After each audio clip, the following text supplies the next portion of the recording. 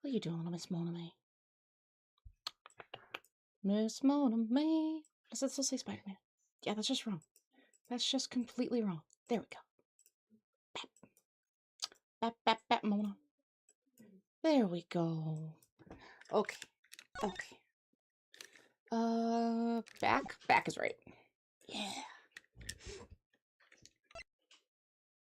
That's gotta be Von Karma, though. I feel like that outline's a little too specific. Right, Mr. Kitty? Oh, ah! You're so rude, Mr. Kitty. Why even sit here if you're gonna be rude? Because now you're just blocking it for Medley and Jaina. That's not nice. It's not nice. The murder that occurred in my office. The return of the great thief, Bird. Thinking back, everything began on that fateful day 2 days ago. I'm always having flashbacks to something that happened over the weekend. Oh!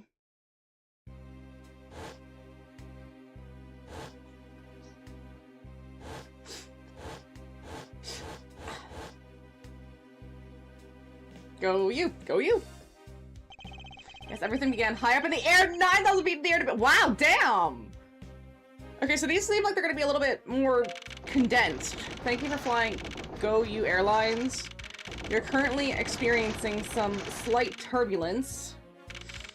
You're asking all passengers to please return to their seats and fasten their seatbelts. Maybe this is just the first game, but so far we've only had 2 or like 1 location per case. Lately it was the prosecutor's office and its hallway, which is still the same location. And then now it's a plane with a few locations, but like so it's all on a plane. Like we're still in the air. You can see the clouds passing. Let's see, March 12. So this is 2 days prior. This is when he was coming. He had this when he was coming home. My man! Can you stay out of trouble for 2 seconds? Oh. Clean animation, though. What I feel like I just woke up from a horrible nightmare. Not the horrible nightmares, Mr. Fenris. 6:30, huh? Guess I was out cold for about 10 minutes? Slight turbulence indeed. Ladies and gentlemen, we are currently experiencing— oh, for your safety, we ask you to return to your seatbelt. I suppose turbulence is to be expected on a flight. Though admittedly, I'm less than comfortable with anything resembling earthquakes. What's this? A travel wallet? But it's not mine. How did someone else's travel wallet wind up in my pocket? Ugh, my head. I want this headache go away. I'll take care of this travel wallet later, or hand it off to the attendant. From earthquake-like turbulence to an elevator? Not the elevator, in a plane? What am I doing hesitating like this? Actually, I know full well why I hesitate. It was when I was still young, but I was still but a child. Oh my gosh, not the actual scene from the original GBA. I was caught up in a murder that happened in an elevator. But how long am I going to let my past haunt me? I don't know, you answer that! Apparently forever. Apparently forever, Miss Jeannie. See, it's just an elevator. I'm a grown man now. I need to behave like one. I mean, but you just experienced an air earthquake. There it is. What the? What in the world happened? Is there something wrong, sir? I must ask that you please return to your seat. Aye! He's dead! Please calm down. We mustn't jump to conclusions without all the facts. What's wrong? Did something happen? You murder! What? No! You have it all wrong. It wasn't me. Why does everyone just like, jump to accusing people of murder immediately with no facts? And he's handcuffed? Oh my gosh. Everyone, I'm sorry to interrupt, but I have an important announcement. I am one of your flight attendants today, Rhoda Tenero. Unfortunately, we have just had a minor accident on this flight. Heyo! How's it going? Hopefully well. An accident? Don't treat us like we're stupid. I caught a glimpse, and it was a murder. What, murder? What's going on with this flight? Everyone, please calm down. There's no reason to panic. I can't believe they let an alcoholic on this flight. The flight will stay on course and make its scheduled landing. We are still currently in the middle of a rough patch of turbulence, so so until we are out of the area of turbulence, I ask that you please remain seated. But someone was killed, right? I mean, what about the killer? Let me off! In, like, 8,000 miles up in the air or something? Or is it 8,000 feet? Either way, how are they gonna let you off without being able to land? Why are these people stupid? Let's see, please, there's no need to feel threatened. We've already apprehended the culprit. I ask that everyone please remain calm. What the heck is he talking about? Why should we remain calm? My name is Miles Edgeworth. I'm a prosecutor, and I assure you I am not the killer. Ha, being a prosecutor doesn't make you incapable of murder, buddy. Now you listen here. I am not the killer. I simply found the body. Yeah, it's kind of crazy to jump to conclusions like this when they don't know. They didn't see him with the murder weapon in his hand, ready to bash him in. So you say, however, I'm sure that you are the perpetrator of this crime. Nah, she did it. She has to have done. I swear by honor as a professional flight attendant. If that somehow is a stronger honor than a prosecutor working for the district. Oh, is that right? I know what I saw.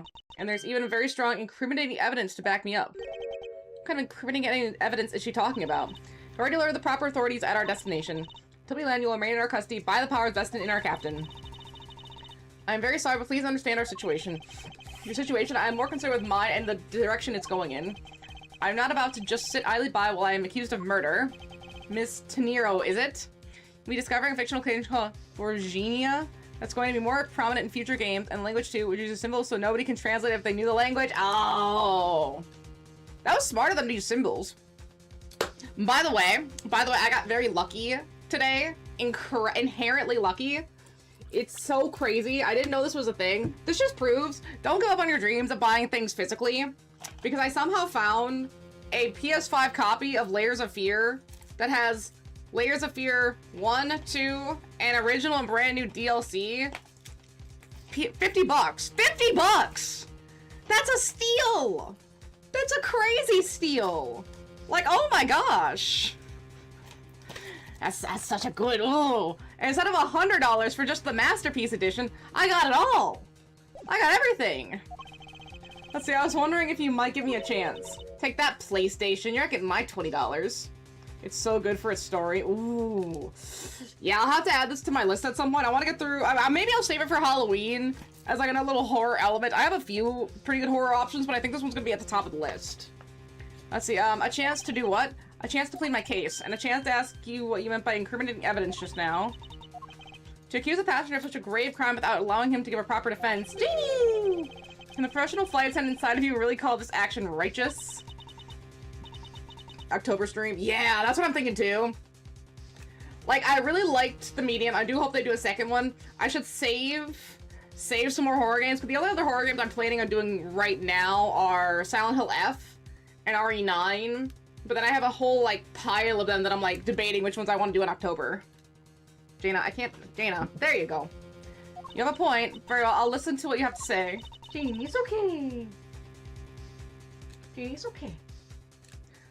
But be wary of what you reveal. I'm afraid you'll only look even more suspicious if your explanation fails to satisfy.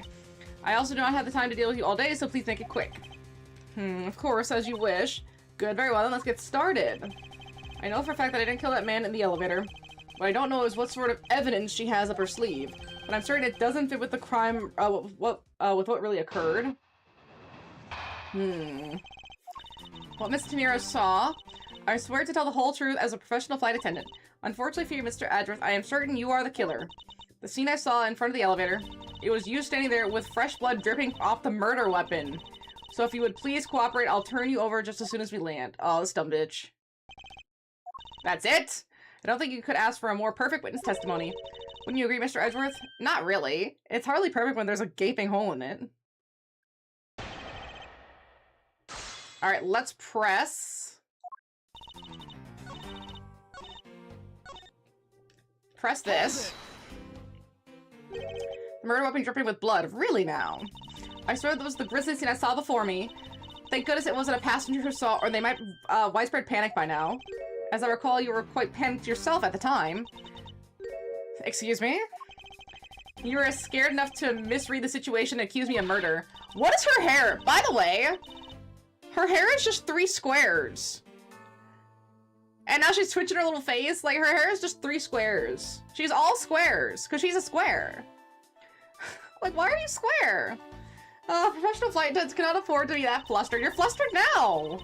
I witnessed the murder scene, and I'm now listening to your defense, all with a smile. Apparently you also lie with a smile on your face. Okay, present. Objection! Shut up, bitch. Miss Tenero, what are you yelling all of a sudden? Ugh, force of habits. Well, it doesn't matter. Miss Tenero, you say you saw the murder weapon dripping with blood, is that correct? Yes, all that blood. Drip, drip, drip. Just recalling that scene sent a chill down my spine. Sorry, but your so-called professional flight attendant training has failed you. What? I heard her bangs flapped up. Just realized the chess game is only in the sequel. This game is mostly cross-examining. Okay. I mean, that makes sense. They were kind of like testing out how they wanted to do a Miles Edgeworth prosecutor thing. You couldn't have him actually prosecuting people, so investigating's a little bit easier. Yeah, I can see it. And this is, yeah, this is just like a tester, essentially. So I'd like to direct your attention to this. Do you know what this is? It's a travel wallet, right? But it looks a little big and bulky. The thing you saw me holding when I discovered the dead body in the elevator was this very travel wallet, Miss Tenero. What? Impossible! Now, did she not try to take the murder weapon off him to see what it was? Is she stupid? She left him with the weapon? See, now then, do you still think I'm the killer, that I killed him with a travel wallet? But I saw blood dripping from the wallet. I know I did. As you can see, this wallet is clearly stained, but if you'd be so kind as to take a whiff, I think you'll agree it is only grape juice. Oh, then... That's right. You mistook grape juice for blood. The murder weapon dripping with blood does not, in fact, exist. No! There, that should clear up that pesky accusation. Wait just a second. That is... I mean, even a wallet could be deadly if it was wrapped around something heavy. I demand that you show me what's inside, please. Is she stupid? I take a leather wallet and I start beating you in the face with it. That's not gonna bash your skull unless you have severe bone density loss. Holy shit. She's trembling and the tacked on please at the end sounds like I've got her. There's no need to look inside, even you can tell from its appearance that it's light. No! I can't be sure of anything until I see the contents of the wallet for myself. She's a persistent one. I suppose we have no choice but to see what's inside. You finally get to play as Majima in Yakuza? It very much is, and it's definitely a lot earlier than when you get to play as Majima traditionally, since it's like, gosh, not even somehow in 4 and 5, when there's a multicast, do you get to play as Majima. Seijima! Not Majima. Oh my gosh. Why are they, like, okay, Akiyama's great. Akiyama's fine. Seijima? Before Majima? Oh my gosh, it's crazy, dude. Crazy work. Let's see. Alright, I usually don't pry into passengers' belongings, but we have no choice here. Oh shit, this is KK Slider's wallet. Look of Borginia passport. There it is. Do you think this passport is all that's in here? As you saw, this is nothing but a passport inside. This renders your wallet as the murder weapon argument moot. Wouldn't you agree? Ah, shut up. Please hear me out, Mr. Edgeworth. What is it now? Well, I was wondering, whose passport is it exactly? Can I take a look? Why not? I'm rather curious myself. Yeah, why not? If it belonged to the person who died, it's, well, evidence. And if it didn't, it's still kind of evidence because Edgeworth had it, but now it's just somebody else's wallet. This is... Yep. Even more incriminating! Okay, let's see. Just as I thought. This travel wallet belonged to Mr. Ackby Hicks? Ackby? His name is Ackby? Or Rob Hicks? What is his name? Which means it's the victim's property. That'd be a Hick. North Europe? That makes sense. Maybe like Northeast Europe. So you stole the victim's wallet, didn't you? How dare you! You said it yourself. You claimed to be holding this wallet in your hands when I found you. Perhaps I didn't misconstrue the wallet for the murder weapon, but it seems that I wasn't wrong about who the culprit is. Let's see, Miss Tenero's logic. As you claim, the murder weapon is not the travel wallet. However, it is something you stole from Mr. Hicks after you were done with the wallet, done with the vile deed, but he was in the elevator. So far, okay, I think. We are currently arrested. That's not lovely. But we're gonna get out of it. Don't worry. I can get us off. I can get us so off. I just find it hard to believe myself, but your motive was very simple. You were out to steal Mr. Hicks' money, weren't you? I'm a big shot prosecutor. Why would I need his chump change? No, seriously. Miles is like one of the most highest paid prosecutors. He's on what looks to be first class in a plane with an elevator, jet setting around the world. The man doesn't need anybody else's money. So even though I didn't have the murder weapon on me, you still suspect me, I see. You showed up at the crime scene with the victim's wallet in your hands. How could I turn a blind eye and not suspect you of foul play?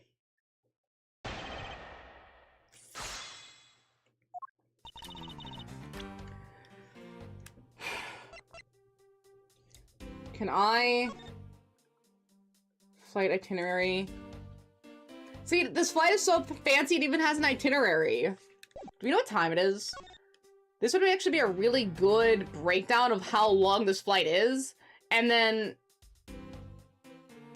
what people were supposed to be doing when and where. Because this happened between 6 and 8 when the movie was playing. 7:28. No, time it is in the game. Because it usually started off with like, oh, it's time and date and location. Oh yeah, see? 6:15! I was right! It's gonna be important. Anytime they give you a time, you know it's gonna be important for timeline. Like, not just like, oh, yeah, so no, it's always gonna matter every single time. Wait! The picture! I didn't take his money. The money was in the elevator. Bam, got her. Got her. Got her. Got her. I got her ass so hard. Objection! I got her ass. I mean, this is the intro. This is like always the easiest one. But damn, lady, did you even see the scene yourself? You were there. Let's see, I wonder if I might get a word in, Miss Tenero. What is it now? Miss Tenero, I was wondering if you noticed the contradiction within your own testimony. Hey, she's saying hold it on a plane. I can object. Let's see, what are you talking about? And it's better than his Eureka. It's simply impossible that the motive for this murder was monetary theft. One glance at the crime scene should have told you that. Let's see, what about the scene that would prove that the motive for murder was not money? Take that! The money was left. Let's see, if I may direct your attention to the things strewn all over the floor. Oh, that's right, the floor is covered in bills and coinage. By your rationale, they were the very things the killer was after. I think we can assume that the wallet fell during the victim's struggle with his killer, and I would think that the killer would have noticed something like money scattered everywhere. Now, why is this little neck clip empty? The killer was after his badge. Let's see, furthermore, as you can see, there is no effort made by the killer to gather the money. But the wallet! I guess the wallet. You will also recall the only thing in it was Mr. Hicks' passport. If you are really insisting that it was a crime based on greed, then you're claiming that it was all for an empty travel wallet. Forgive me! Please! Hey, what the heck? Are you saying that attendant's wrong? The guy isn't the killer? Don't believe it, everyone, it's a trick! Will you all please be quiet? Miss Tenero, yes. You lost your cool when you saw the dead body. Plus, the lounge was dark, and looking into the light from the elevator, it's easy to see how you mistook the wallet in my hand for the murder weapon. I take no offense that you thought that I was the killer, Mr. Edgeworth. However, you must untie me now. Thank you for releasing me. Isn't there an air marshal? Gosh, I didn't know their language had the Kamehameha blast. I really don't think I should be messing with these people. They might have magic nukes. Like, not just regular nukes, but magic nukes. What is it now? See? You know what's gonna be a fun question when I transfer? Ooh, yeah, what's a fun question when you transfer? Because that's coming up. What, like less than a week? Very soon. Miss Tenero, I think less than, no. Gosh, my dates are so messed up. I have no idea what anything is anymore. See, Miss Tenero, if you could please translate, I'd be much obliged. It sounds like Borginian, but I don't understand any of it. There's another attendant on this flight who... I said that he is giving the runabout. The runabout, you say? I don't require an interpreter. I speak English just well, see? You, the attendant. Yes, sir? I want this person to be under the arrest while until we arrive at the airport. And he's just petting a statue. I'm sorry, sir, but what exactly are you hoping for? What is it you want? I am finished talking to the likes of you. Please, I would like to hear what you would like me to be held under arrest until we land. You, how dare you try to waste my time? This is morning 10 p.m. to 6 a.m. If I work a paid holiday, which shift is the paid holiday one? I work 10 p.m. July 3rd to 6 a.m. July 4th. It's the paid shift, or is the one that starts... Ooh. That's definitely a good question to ask. Because it's like the same problem of working overnights during daylight savings. Like, sometimes you have to work an extra hour, or sometimes you lose an hour, even though you were still technically there the whole time. So, just really, I guess, really complicated questions. I guess technically the shift should, if the shift goes into a holiday, it should be labeled the whole thing as holiday, but you know how these places, they try to nickel and dime you. Well, you only worked 3 hours into the first thing, and then it was, well, I worked 5 hours the whole day, or 10 hours the whole day. Yeah, but only 3 of them were on the holiday, so we can only pay you those 3 hours overtime. They're stupid. Let's see, how dare you try to waste my time? You were the one who stuck your nose into my affairs. I want to spend even at least one more second with my precious art. I have no time for other things. I know what you are. I see through you. Insolvent. Yes, I'm pretty sure that's how you say it in English. Well, I should hope I'm not monetarily bankrupt, but I don't think that's what you meant. Insolent? I'm sorry, but I don't think I've caught your name. I am Zinc LeBlanc II. I'm a very wealthy man in Bourginia. So his name is Zinc LeBlanc Jr.? But I am not an ordinary rich man. I am an art dealer. A rich seller of beauty. Mr. LeBlanc? What did you mean just now? Pardon? When you said that Mr. Edgeworth was giving me the runabout, I have to explain? Unbelievable. I'll say it at once and only once. I do not even for a second waste time. I do not even a second to waste. Time is money, as they say. Yes, and you continue to blather on. I saw it. Yes, I did. I saw the victim go into the elevator. Going down to the lounge. It was exactly 6 o'clock. Okay. And what's the significance of that time? At 6, he says. Wait, you saw him at 6? Ah! What's the matter, Mr. Edgeworth? He understands, I see. Miss Attendant, what time did you discover the body? It was a little after that patch of turbulence, so I would say around 6:15. Oh! Hicks was his name, was it? When I say that, man, Hicks was killed in the 15-minute time span. And the only person in the lounge at the time was this prosecutor, yes? Well, we don't know that. Yeah, I was in my seat the whole time. Me too, I was watching the movie and enjoying a fine glass of grape juice. Wait a minute.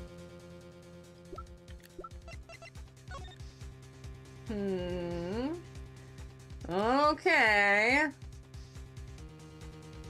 6 p.m. The movie would just have started. Currently, that checks out. I was still eating. Still, I haven't finished, see? Let's see, the other passengers have an alibi, so you have no problem with them, I suppose? No complaint, I see. Not a single word against this, right? I have no way of discounting what you have put forth at this point, but it wasn't me. Oh, so you say.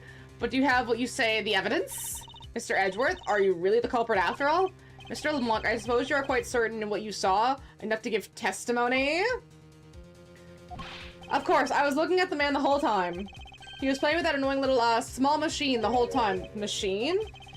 Yes, what do you people call that in English, yes? It was making me crazy with the click, click, click. In the description, it sounded like some sort of small computer. I believe what Mr. LeBlanc is talking about is a cell phone. Dang, yeah, what an obscure and weird piece of technology. I wonder if that's ever gonna catch on. To say that I did see him playing with it quite a bit myself. A simple cell phone, a laptop or an organizer, I can see, but that's kind of low budget. I hate that noisy little machine in his hands. Not a fragment of beauty, all it produces ugly sounds. Anyway, I know what I saw. I think it's the eating guy. Okay, eating guy. Yeah, I don't know, I want to say it's this dude. He's red in the face and he really wants to blame Edgeworth because if they blame Edgeworth, he's off the hook. And then he can just get away. And he's giving us a timeline. So he's like, no, look, I saw him at 6. I saw him the whole time. Even though, A, he's at the back of the plane. The guy from the seat, if he was in the seat with the spilled coffee, would have gone to the elevator. The only person who really would have seen him might have been Edgeworth based on there. But if he's looking forward at the movie, I mean, no, Edgeworth wasn't there. The only person that would have seen him would be this guy. He's trying to give his own alibi. It's probably him. Let's see, yes. I was wondering if I might be granted permission to examine the crime scene. What? You want to examine the crime scene? If you would grant me a little measure of time, I'm sure I can produce the real culprit. Ugh, I don't like the sound of it. Fox in the duck pen. And I think that's how you would say it in English. It's Fox guarding the hen house, and I believe my innocence was proven earlier. Oop. And if I'm given the chance, I can clear up all the remaining doubts. Miss Tenero, if you wait until we arrive, there's a good chance that some evidence will have been destroyed by then. Well, yeah, see, we don't know. This is the first mission. They told us who it was. This one, they haven't, so it could be anybody, but I do think it's this guy. I understand. Ha, this should not be approved. And this guy, Hicks, is from the same location, that Borginia place, as this guy is here. So they're from the same place, they're from the same place, they speak the same language, and they might have had an argument. Let's see, I'll be right back.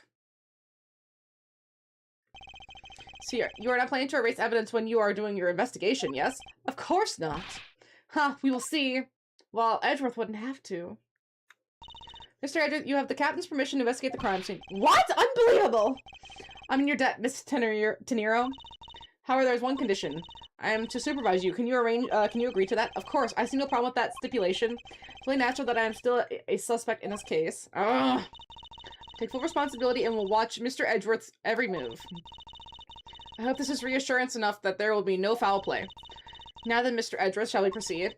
If you should need my help with anything, please feel free to press X to talk. It's time to head to the scene of the crime, the first floor lounge. Well, first we gotta check out this, since we're right here.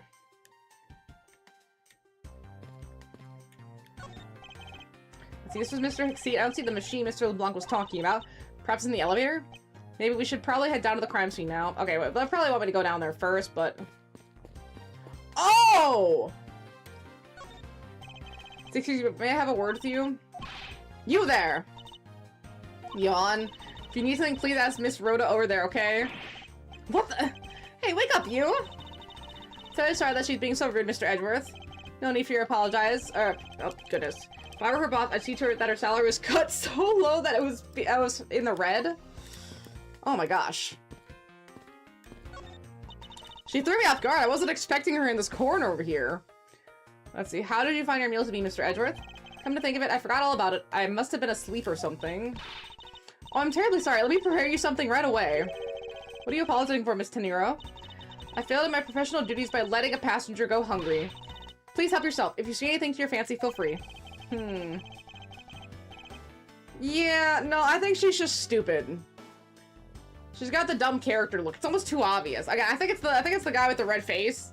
He just seems aggressively pissed off. Let's see. I think I'll take my time. Later after I've solved this case. Thanks. Let's see this. Mr. LeBlanc seems to be protecting this gargantuan vase on the chair rather closely. It's a marvelous vase, though, isn't it? Yes, I dare say so as a professional attendant. I don't think there's any real connection between a piece of art and being an attendant. But I'm not just any old attendant. I'm a professional flight attendant. As though there was such a thing as an amateur flight attendant.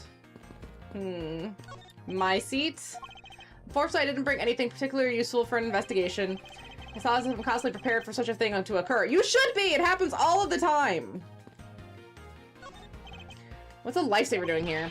I brought it at the flight shop just beyond the lounge. Hear that sleepwalking? She just stepped up from that. She's sleep murder. Have you still twitching? I mean, he still has an appetite, so it's probably not. Although, how are they having food? What time is it? They found the body at 6:15, and it wouldn't have been time for the dinner yet, right? Because if we go back here, dinner was supposed to be at 7. So is it after 7 now? I think this guy would have been better off not taking a plane to begin with. See, if I may have a word with you, this steak is so awesome. That's great to hear. However, I would like to ask you a few questions. I was here a whole time, so wouldn't know. Eat or speak, please pick one. Munch! I think he chose to eat. Yes, I can hear that. Hey, miss, how about another glass? Again, why did they let an alcoholic on the flight? This much liquor would probably blow the whole plane up. Excuse me, I was wondering if you know anything about the murder. How about it? How about a glass together? I'm sorry, but I must decline. I wasn't talking to you. I was acting cute attendant. I'm sorry, but I'm on the clock right now. If you need a refill, I'd be happy to bring you another glass anytime. You got it, toots. That's no way to talk to a lady. Rude. Okay, so it's 7:30, so now we got a timeline going. So it's been an hour 15 since the murder occurred. See, flight G390, first floor lounge. I want to thank you for your help back there, Miss Tenero. It was nothing. You should thank the captain for granting permission. And just so everything is perfectly clear, I still don't trust you. Your standing with me hasn't changed one iota. I see, I'll bear that in mind. I received an order from the captain earlier. He wanted you to know that. We reserve the right to stop your investigation if we feel you are not making any progress. And when we do, he asks you please return to your seat at that time. So my time runs out at his or his crew's discretion, does it? I found a way to discredit Mr. LeBlanc's testimony before time's up. I understand. By the way, is there any place you can think of where the killer might hide on board? I don't think so. After the every first class passenger was accounted for at his or her seat. You made a thorough search of the plane. As for business and economy class, no one can move between those two classes and first class without a staff key card. You found no record of a key card being used at all, which means that I have a first class killer on my hands. At least I know that much for sure. See, Edgeworth is taking first class. This man is doing fine. He doesn't need to take money. She's so dumb. And one other thing, no one else has been allowed near this crime scene since the murder was discovered either.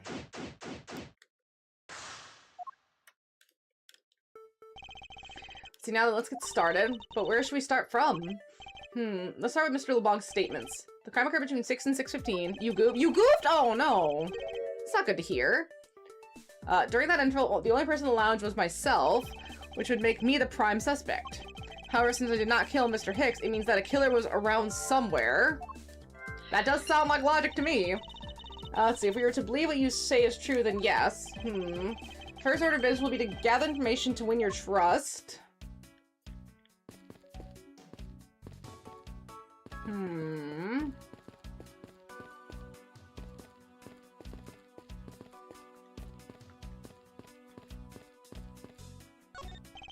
These counter windows offer a glimpse of the sky, but these clouds, they tell me nothing.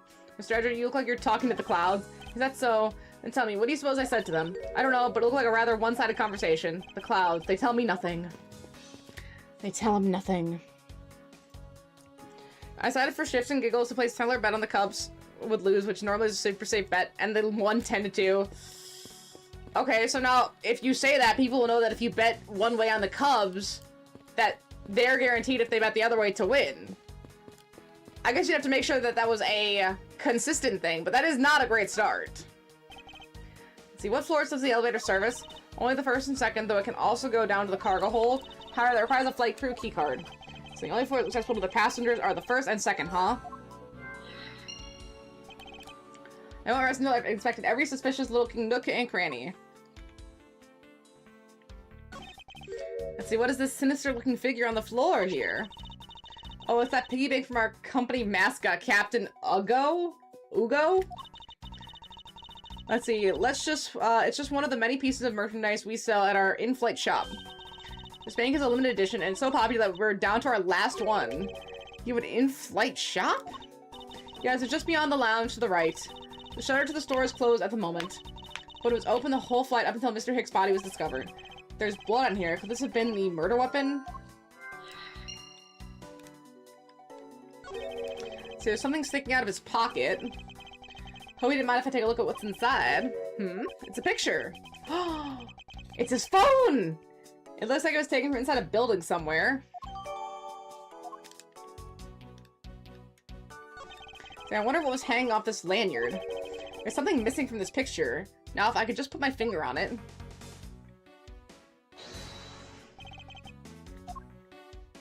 Wait. No, go back. Deduce. And you know what's crazy? Planes like this do exist. Maybe not with the elevator, but like huge-ass planes like this do exist. But someone like you or me is probably never gonna get to be in one because a flight like this probably would cost $10,000. Give or take. Like, this is an expensive flight to be throwing money away on. Like, I don't think I could personally justify it. Like, I would just... you could take a much less nice plane and just get, like, a pretty alright, you know, business class flight or something for an okay price. You don't need to be wasting money on a flight. It's all you need to do is get from A to B. But yeah, this would be an expensive flight. Let's see, Mr. Hicks' machine is nowhere to be found. His machine. His cell phone, Miss De Niro. So I guess because it's not here, yes, I think we can safely deduce the killer took it. Okay. That anyone was expecting to find a dead body in the elevator on this flight. So Mr. Hicks, he's really dead? Yes. She's trembling, although I can't fault her for that when there's a corpse right there. Mr. Hicks, if you really are dead, then please answer yes. She's over the trembling now, although a new symptom seems to have appeared. Anyway, I should focus on the victim's body. Let's see. There's blood on the back of Mr. Hicks' head. Could this be the cause of death? Okay, it appears that he's been struck very hard. Even his glasses are broken. The shoes? There's no grape juice resident on the sole of his shoes, making it highly unlikely that Mr. Hicks entered this elevator after the turbulence. Money is strewn all over the floor of the elevator. I would guess it was on Mr. Hicks' wallet at some point.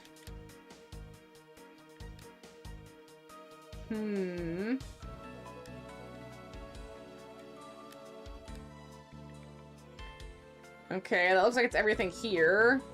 I feel that a bronze statue knows not when a good drink has been spilled at its feet. This statue were found in Mr. Ugo Hughes, who was a big fan of grape juice. I'm sure he would be thrilled if he knew so much grape juice was here at his feet. Is that a hint of her hero worship I detect? Beep! Oh, I assumed it spilled during the turbulence. Well, we must clean this up or someone might get hurt. Ah! Footprints! What is it, Mr. Edgeworth? I found some very important evidence. What is the important piece of evidence in the scene? Bam. Take that! What is it? They're a little smudged, but I think we can both agree that they're a set of footprints. So you think, yes, this belongs to our killer. Oh, then maybe we should check the shoe size of everyone in first class. I don't think that'll be any help to us. Unfortunately, the prints are too smudged, which will make it hard to get a definite match. And they're walking toward the other gate, so that might mean it's someone not in first class, because the gate was closed, right? Oh, I see. Classes and turbulence thrown into disarray by the turbulence. It's been a while since I've seen this big of a mess. It's terribly embarrassing, but I thought it was an earthquake for a second. And I frantically started searching for a gas valve to shut off. I guess the shaking of the plane was bad enough to be mistaken for a real earthquake. Not that I would know, since I wasn't conscious for most of it. This topped-over chair, yet another victim of the turbulence. Ah, no! Look at all the grape juice staying in the back! And we now look at, but this chair was extremely valuable. It was? Yes, it was used when the Rocker Pals came to tour this plane. The Rocker Pals lead sat this very chair. I'm sorry, but what are these Rocker Pals? I can't believe you've never heard of them. They're all the rage. Rocker Pals are an extremely popular international band. They added the Pals part as they've been more popular, especially among teens. Ah, that explains it. I'm not really one for the music of today. Maybe I should ask Detective Gumshoe about them later. On second thought, I can already see how confusing the conversation would get. Yeah, I don't think Gumshoe would know. He didn't even know who the Steel Samurai was. We had to explain it. And if he doesn't know, he's not gonna know about Rocker Pals. These bottles and glasses must have been broken by the turbulence. There's quite a bit of broken glass here. Please be careful in passing through the area. Thank you very much for your warning, Mr. Edgeworth. However, no matter how kind you are towards me, know that it does not clear up any suspicions I have about you. I wasn't warning you for the sake of clearing my name. The story leads to the flight attendant's room, but please understand that it's off limits to unauthorized personnel. Everyone's giving off the scent of women's perfume. One thing the perfume would smell great, however, it simply smells. Not that I have any interest in what lies behind this door. So, you could almost argue that what Edgeworth is saying here is that he has no interest in what lies in a flight attendant's room, and if it smells like women's perfume, meaning it's mostly women, meaning Edgeworth doesn't have interest in women, meaning it's confirmed that he is very much into Phoenix. Got it. Let's see, perhaps we should return to the investigation, Mr. Edgeworth. Mr. Edgeworth? Sorry, I spaced out for a second there. Thinking about him. See, this grand piano is the pride of this plane. You can play the music of whatever CD we insert into a CD controller.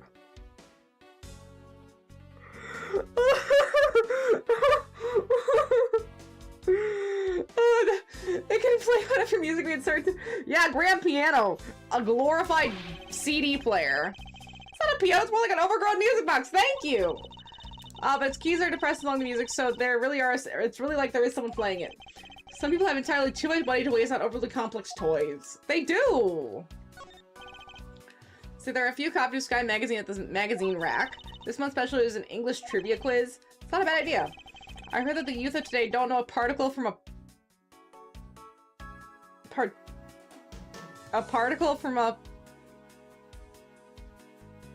participle? Participle.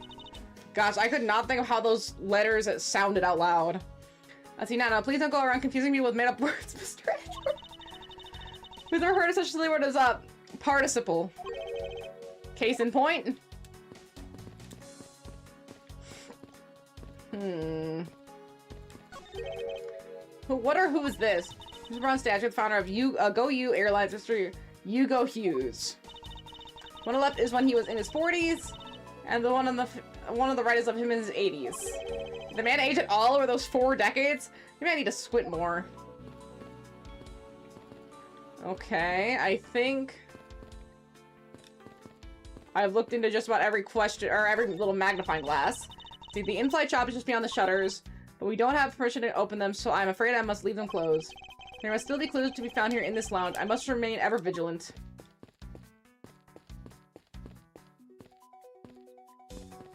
Okay, that must mean we gotta glue some puzzle pieces. Oh shoot, we got a lot.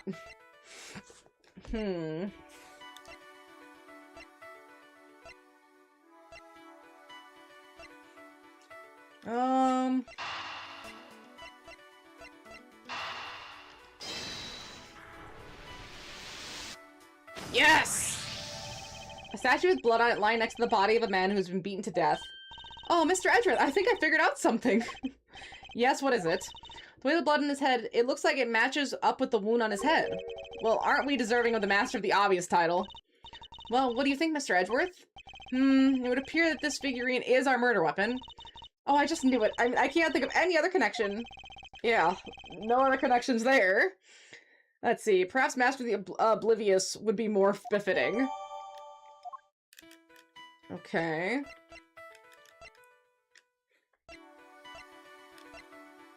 There is some spilled grape juice on the floor in front of the elevator. The victim's glasses are broken. Were they broken during his murder? The victim's body was found inside the elevator that connects 1F and 2F.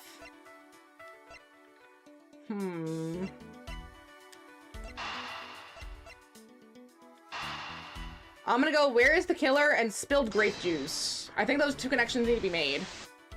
Ah, damn it.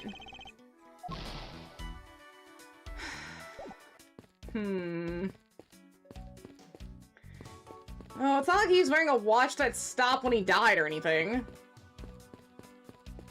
Now that'd be way too convenient. You can't go back up, so there must be some connection I still need to make.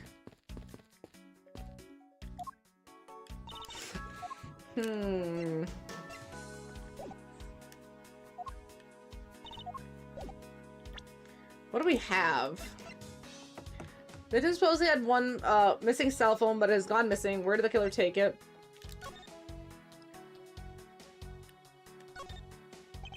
There's some blood on one of the corners. Could this be piggy? Could this piggy bank be the murder weapon? We knew that. Can we open it all? I suppose this is where you insert your coins. I have to say, for a piggy bank, it's rather well made. So well, in fact, I'm not sure there is a way to take your money out. Right, is there a way to open it? It says, Go You Airlines. You know, I've seen it occur a lot recently. It has been bothering me greatly. Why does somebody think it's acceptable to put simply mash 2 words together and call it a day? Can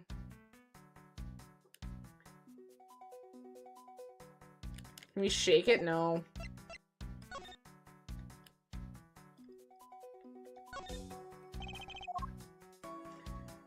Can we open the wallet again?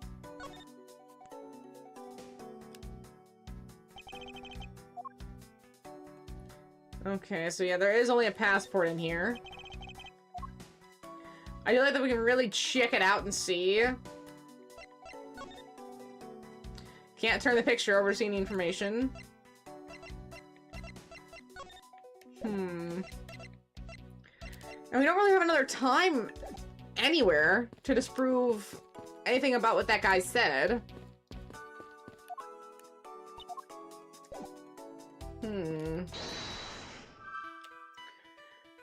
What clues point to where the killer could have been? Maybe he was in the elevator?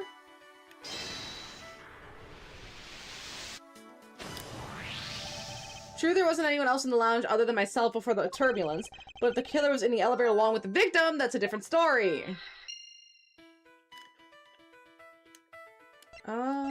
If only I could prove that the killer rode the elevator with Hicks.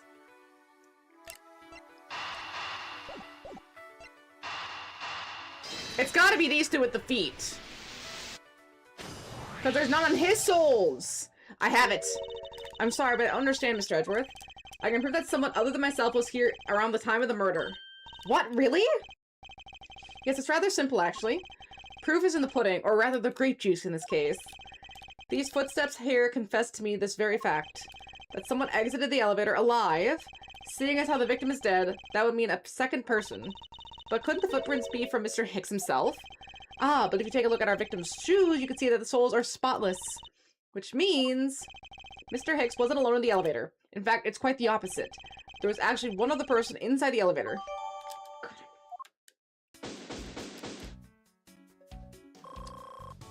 Alright, back up to this count to 4, man.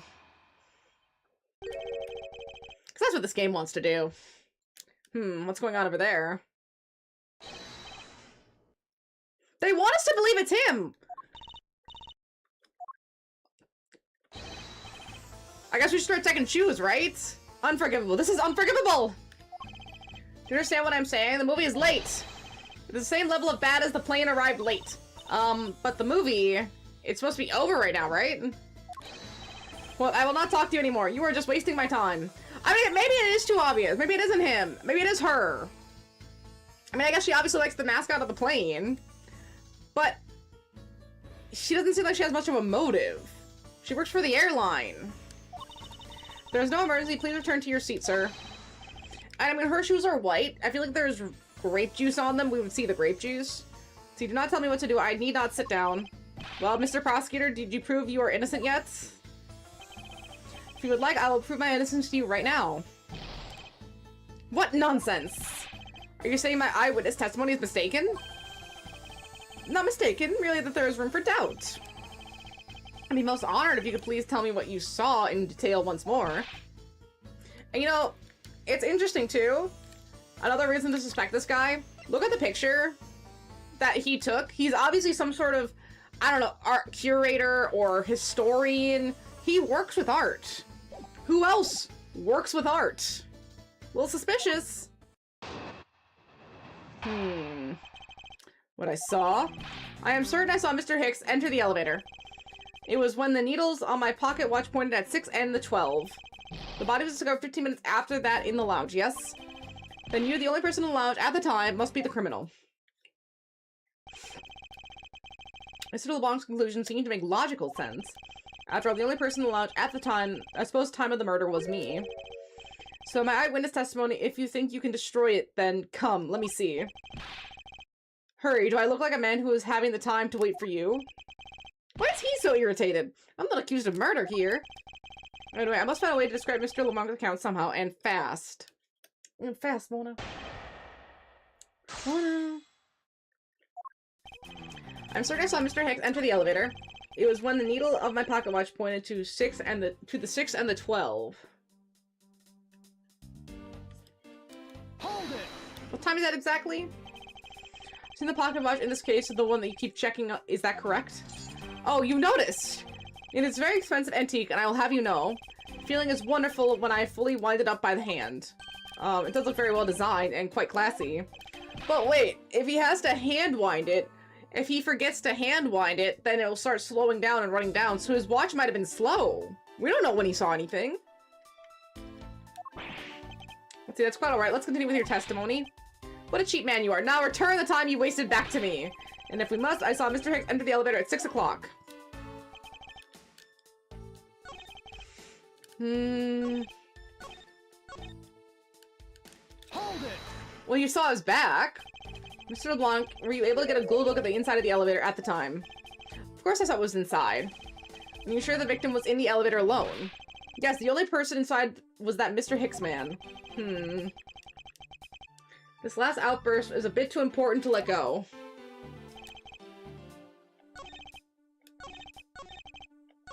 The only person inside was the Mr. Hicks man.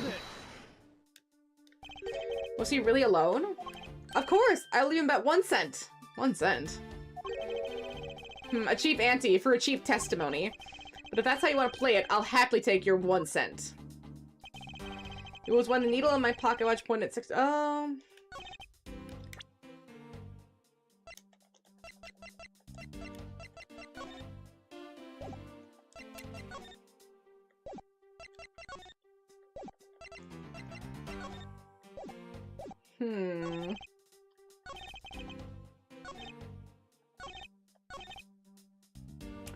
Let's see. The body was discovered 15 minutes after that in the lounge. Yes. It's true that I found the victim's body at 6:15, and that's when I found the two of them as well. You see, it all matches my testimony. Hold it! That is the most mistaken way of thinking I've ever heard of. No. Your silly opinion is what is mistaken. Please come down, the both of you. In a sense, you are both mistaken. Well, if that isn't the pot calling the kettle black, then I don't know what is. I spent a little hole in his words. As you wish, Mr. LeBlanc. I will now show you proof of my innocence.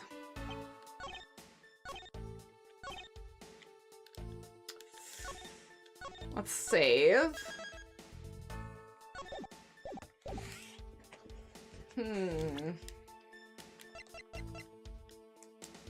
Spilled during the turbulence. Looks like footprints and something being dragged. Do we present the footprints? That's the only real evidence we have. Objection! Yeah! That's all we got. Mr. LeBlanc, what is it? There is a very glaring contradiction in your testimony. What do you mean? Please take a look at the area in front of the elevator. There at the spilled grape juice. Yes, and? We admit you are also spilled it with the blood? Will you admit you are also spilled it with the... Wait, will you admit you also spilled it with the blood? Okay. No, it spilled itself during the turbulence. But the interesting thing here is a set of grape juice footprints. Footprints? Yes, the ones that lead from within the elevator out into the lounge itself. I still maintain that some of the writing and dialogue is really hard to wrap your head around. Like, they just say stuff kind of... Maybe it's a translation of it, but it just doesn't flow when you're reading it. It could flow a little bit better. So yes, the ones that lead from within the elevator out into the lounge itself. You wouldn't say out into the lounge itself, you'd say out into the lounge. The footprints leading out into the lounge. I don't know, they're adding too many words. Let's see, it's evidence that proves that someone other than Mr. Hicks exited the elevator alive. Oof. There must have been another person in the elevator with Mr. Hicks. Now then, I'm done playing games. Why don't you tell us the truth? One of the symbols was a little bug. Can you please translate for us? Oh my gosh, she looks high out of her fucking mind. No way, that's totally impossible. I guess that's what he said. No, it's totally impossible. I know there was no other person in there. I saw with my own eyes. Do you want to know what I think, Mr. Edgeworth? I don't think Mr. LeBlanc is lying to us. I suppose she's right. She doesn't seem to be lying. But then, what does it mean? What about this contradiction? Mr. LeBlanc? Please, just once more, will you recall the details of what you witnessed for me? When I saw part 2, I was very upset when Mr. Hicks passed by my seat. I was always checking the time over and over again. I happened to follow that man with my eyes when he passed me, and I saw clearly into the elevator he was entering. But I swear there was no one else inside. No one. Wait. He said he was in a seat? But he has a giant vase in his seat. He can't sit down. Mr. LeBlanc, if you would please calm down. What? Dare you two have an issue with my eyewitness testimony? No, not at all. Please forget anything I said. Get it, he doesn't appear to be lying. But I can't let this testimony stand as the truth. Can he sit? Why is he sweating so hard? You were upset. Why were you upset? Hold it. So you are still upset now? I'm always upset. The only time I am not is when I have a piece of art in my hands. It's surprisingly easy to believe that about him. But I was even more upset when Mr. Hicks walked by me. Hold it. He sounds obsessive. Why are you so attentive to the time? Because something unforgivable was happening. Come to think of it, you were yelling about something unforgivable earlier. I was giving a complaint to the attendant about the movie starting time. Return back to my time in money. You understand the point. Oh, we got him. It's gotta be the alcoholic. Because he's the one that said he was in his seat waiting for the movie to start. Oh, it's gotta be the alcoholic. Wait. If we didn't have this information before, if the movie hadn't started yet, it can't be this guy. Because he was waiting for the movie to start. If we can corroborate that the movie hadn't started directly at 6, like the pamphlet says, we got him. Let's see, movie. Is he talking about the in-flight one that's mentioned in the magazine? Let's go. A summary of the plot and its start time. Interesting. They're supposed to show License to Love, Laugh, Maim, and Murder. I cannot see that movie in my country. You can only see it on international flights. I look forward greatly to that movie. I checked my pocket watch whenever possible so I wouldn't miss it. I even set my pocket watch to the destined time when I came on board. So my watch is not wrong, it matched the schedule. Oh, okay, so his watch was perfect. But the movie was still late, very, very late. Your pocket watch. I'd like to ask you a little bit more about it, that's alright. Hold it. So this movie you mentioned, is it the one listed on the Sky magazine? Yes. I was so looking forward to watching License to Laugh, Love, Maim, and Murder. Gosh, I need to see this movie now. This sounds great. Mr. Tenero, was this movie shown on this flight? Yes, it was shown at the scheduled time. Isn't it possible to simply slept through it by accident? Nonsense, you doubt me? No, now stop pointing at me like that.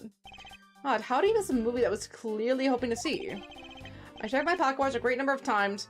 That much I know for sure. Well, especially if it didn't leave the seat, wouldn't the movie have played? See, my watch is set to my destination's time. I always set it when I board the plane. Shh. Hold it. You're sure about what you just testified, Mr. LeBlanc? Yes, of course. I'm a very busy man. I'm immediately busy when I land.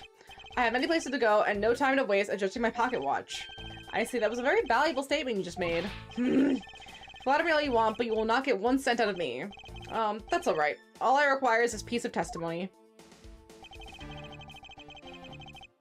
And you happen to follow the man with his eyes. When he passed him. And you only happen to see him. It's possible that you missed something in the glance. Even if I only happened, I did not miss a thing. How can you be so sure? Just because! Would appreciate if you didn't take my life so lightly with a simple just because. Well, then I was only making a joke. I saw Mr. Hicks, alright? That's not enough! And I saw clearly into the elevator when he was entering. Is it possible that someone was hiding inside? What, you dare insult me? I have belief in my eyesight. When I look for art to sell, I am told often I have great sight for the arts. I think the phrase you are looking for was a great sense, though that's debatable. But isn't it possible someone was just outside of your line of sight? You are persistent! I will tell you, I looked clearly. I swear there was no one else inside. No one. Why do you insist that you're absolutely not mistaken? Because when I say I am not wrong, I am not wrong. Mr. LeBlanc, if I may, I think being beyond misconceptions and mistakes lies the truth. Funny, that suspiciously mirrors something I told her only a little while ago. I honestly don't think Mr. LeBlanc is lying. I don't think he's lying either. But I think he might be mistaken on something. Mistaken? Yes, I'm going to correct his mistaken recollection with evidence. Okay, let's see. What could he be mistaken about? The movie I wanted to see would not start, so I checked my pocket watch many times. My watch is set to my destination's time. I always set it when I board the plane.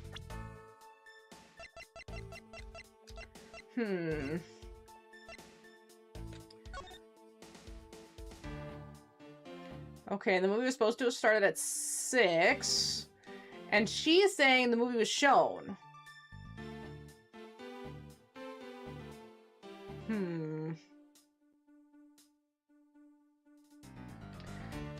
Oh, interesting. It says the runtime on the movie is 1 hour and 20. I don't know if that's going to be important, but why would they put it in if it wasn't going to be 2 hours? Yeah, that looks about right. Although, why does meal service from 7 to 8 to 9?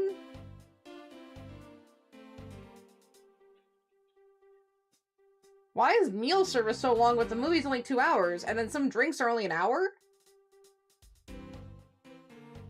I'm trying to read anything I can on this page just to see if there's any other information I can glean. Clues I feel are right here, which is no sign of what we should be signaling out. Yeah, that's the problem. That's how these kind of get to sometimes. Is there's just like one piece of information that you have to present in a really specific way, and then that's what gets you, but you don't know how. Okay. I happened to follow that man with my eyes when he passed me.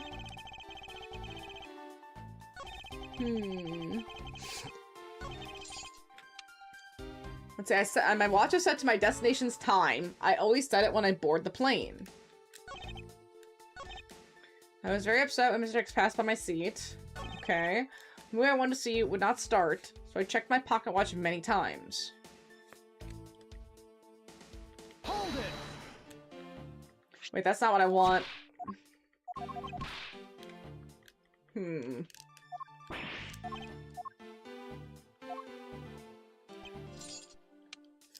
Because a pocket watch like this wouldn't really matter hour, right? Like, you couldn't have set this to 6 a.m. on accident. That's not how it works. No, my current thought is that it's the alcoholic, but that's if the movie was shown, it's the alcoholic. If the movie wasn't shown, I'm not sure. And I feel like it has something to do with this.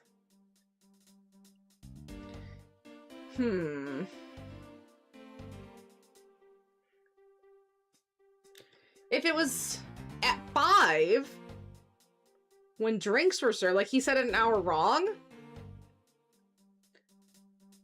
I feel like he was wrong. Cause, well, no, the other guy said he was settling in for the movie. And she said the movie played. The text under is very important. Text under it. Think we should go early. Wish prior to anytime, please. All time show correspond to our departure time zone. Oh, I got you. I got you. He was wrong. He was wrong. I was so, oh yeah, there we go. I was so right to think that it was something to do with the magazine. I wasn't reading it enough. I was paying attention to the movie, not the actual words. Thank you. That's what it was. Oh, that was so close. I just wasn't making that connection. Let's see, Mr. LeBlanc, you said this just now in your testimony. I even set my pocket watch to the destination time, not to the departure time. Now, if your watch has been set to our destination's time zone, it would mean that your watch is displaying the time of our destination. Yes, and the correct time is 6 cents. I'd like you to take a look at this. Has you ever flown on this airline before? If you believe the Sky magazine, clocks on this flight run in accordance with the time of our departure time zone. Of course, the movie schedule was also created with this in mind. Mr. Teniro, for confirmation's sake, what time zone is this flight aligned for right now? Well, we made a short stop at a transfer point. That's right. It was in that small Asian country, the Republic of Zhangfa. But we didn't readjust our onboard clock at that time. So right now, we are still running on Borginian time. What? The time difference between Borginia and our destination is 9 hours. In that case, only natural that your watch would be out of sync with the schedule. What? So it's probably him then, because the alcoholic said he was watching the movie. So if the movie was playing, then this guy was wrong. The eating dude said it happened when he got food and was still eating. Food was served between 3 and it was 7. That could be! I definitely don't think it's the Life Vest guy. Although he did have a letter, which was interesting. There was like some sort of, like, I don't know, envelope next to him. That is suspicious. But the kid also had so much food. And they said they had just gotten done serving dinner. Right? Because by the time we woke up, the meal was underway. Because if you see, if it was actually 6 o'clock, then there's the movie and then the meal. So, it's possible that he was still eating. No, the food thing is possible. The food thing is very possible. Because he might have had extra food. I don't know. Drinks. This schedule is very suspicious. I am looking at it very hard. It could be the food, but I don't know. The guy looked like a child. Why would a child want to kill an adult like that? Although maybe it's just someone who looks like a child. So you would appear to be running 3 hours fast when compared to our flight's onboard clocks. It also changes everything about your testimony, and you can bet 1,000,000 cents on that. In light of this information, it means that you saw Mr. Hicks 3 hours prior at 3 a.m. Wait, 3 a.m.? They're watching a movie at 6 a.m.? My 1,000,000 cents! Oh, I'm sorry. See, this should clear up all of the remaining accusations, at least against him. So this was basically why it's the time frame for the time of the death, right? Yes, because Mr. LeBlanc saw the victim enter the elevator at 3 a.m. It means that the time of the death should be anywhere between 3 and 6:15. The question now is where Mr. Hicks was during that span of time and what was he doing? I've got something to say. And you are? Oh, yeah, I'm Cammy Mel? Meal? Chamomile! It's Chamomile! Cammy Meal! Oh my gosh, I'm a flight attendant. Is that why she's so dazed out? And what do you wish to say? Well, I think your story's a little bit different from how I remember it. What do you mean, Cammy? I saw Mr. X sitting in the seat at 5 a.m., you know. What? How can you be so sure of the time? Oh, that's right. He pushed his call button while we were parked at the transfer point. Yeah, it might be another translation thing. Let's see, wait. Now I gotta read everything. See, this flight will be making a brief stop to refuel and transfer cargo to the Republic of Zhangfa between 4 and 5 a.m. We ask that all passengers remain on board at that time. Thank you for your cooperation. Okay. Then they're talking about the grape juice from the Mediterranean. I didn't know the receptionist from AS Omni was this. Yeah, she does a lot of stuff. She makes her way around. Let's see, it was from 4 to 5 a.m. according to our clocks. During that time, did any of the passengers leave or did any of the new ones board this flight? No. Not a single person got off or on at Zhangfa. What about flight crew? The few who were handling the cargo transfer might have temporarily gotten off or on, but eventually everyone, including Cammy and myself, came back on the plane. Cammy left too. The devs of this game made a very deliberate choice deciding Miss Mayle's outfit. Yes, they did. Everything is literally the opposite of what our girl's outfit is here. Taniro's? Rhoda? Imagine Date getting cross-examined by Miles or Phoenix. Right, so somehow he gets into court and he has to explain being an AI detective as like a pro witness and they have to cross-examine him like Gumshoe. And all 3 of them are just going at it. Let's see, interesting, I should keep that in mind. Yeah, and I answered his call. I can tell you Mr. Ackley Hicks was here in his seat when we took off again at 5 a.m. Alright, that puts the time of the murder between 5 and 6:15. Why is her music so stupid, too? So, okay, now that time did you come down to the lounge, Mr. Edgeworth? I remember coming down here almost as soon as we left from the Republic of Zhangfa. Ah! Oh, Miles, in an effort to be so helpful, you just shoot yourself in the dick constantly, don't you, bro? You were here the whole time from 5, yes? Then you are the only one who could be the killer. Mr. Edgeworth, were you really here in this lounge the entire time from 5 a.m. onwards? Unfortunately, yes. But then how would you explain the footprints? Is that not obvious? This man waited for Mr. Hicks here in this lounge and waited to kill him. Then he put the corpse in the elevator. That is when the turbulence happened, and eyewitness testimony may have been mistaken. No, because he passes out during earthquakes! He passes out during, he can't do it! That's such a good alibi. I pass out during earthquakes, dude. Enough for AS Omnium Ace Attorney crossover. That'd be so good.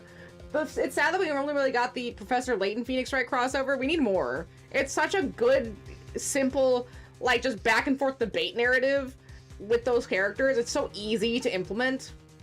You know, the cross-examination Dottie was just talking to Iva, so they think he's crazy, talking to himself. And then somehow, from the heavens, one fluttering, shining porno mag lands in front of Date's desk, and he's able to rapid fire handle all of the accusations and come up with the almost perfect testimony for the court. It's a thing of beauty, truly. I know, Mona. Let's see, but when, what time I saw Mr. Hicks enter the elevator on the second floor does not matter. The entire incident concluded here in this lounge. Everything happened in this lounge. Is that what you really believe, Mr. LeBlanc? What? You have another idea? I simply feel that there's something out of place in the scenario presented. Is there something that can tie this crime to a location other than this lounge?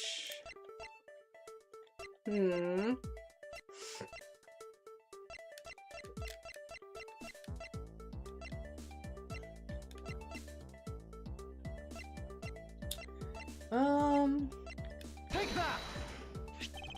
The murder weapon. This little piggy bank is sold at the in-flight shop. It is sold there and only there, and is not displayed here in the lounge. However, then did it find its way here? Don't you find that a tiny bit suspicious? Such a trivial point. It only means that you prepared it, taking it from the shop first before coming here. It doesn't prove you are innocent at all. Is there no way to win with this man? If I may. What is it?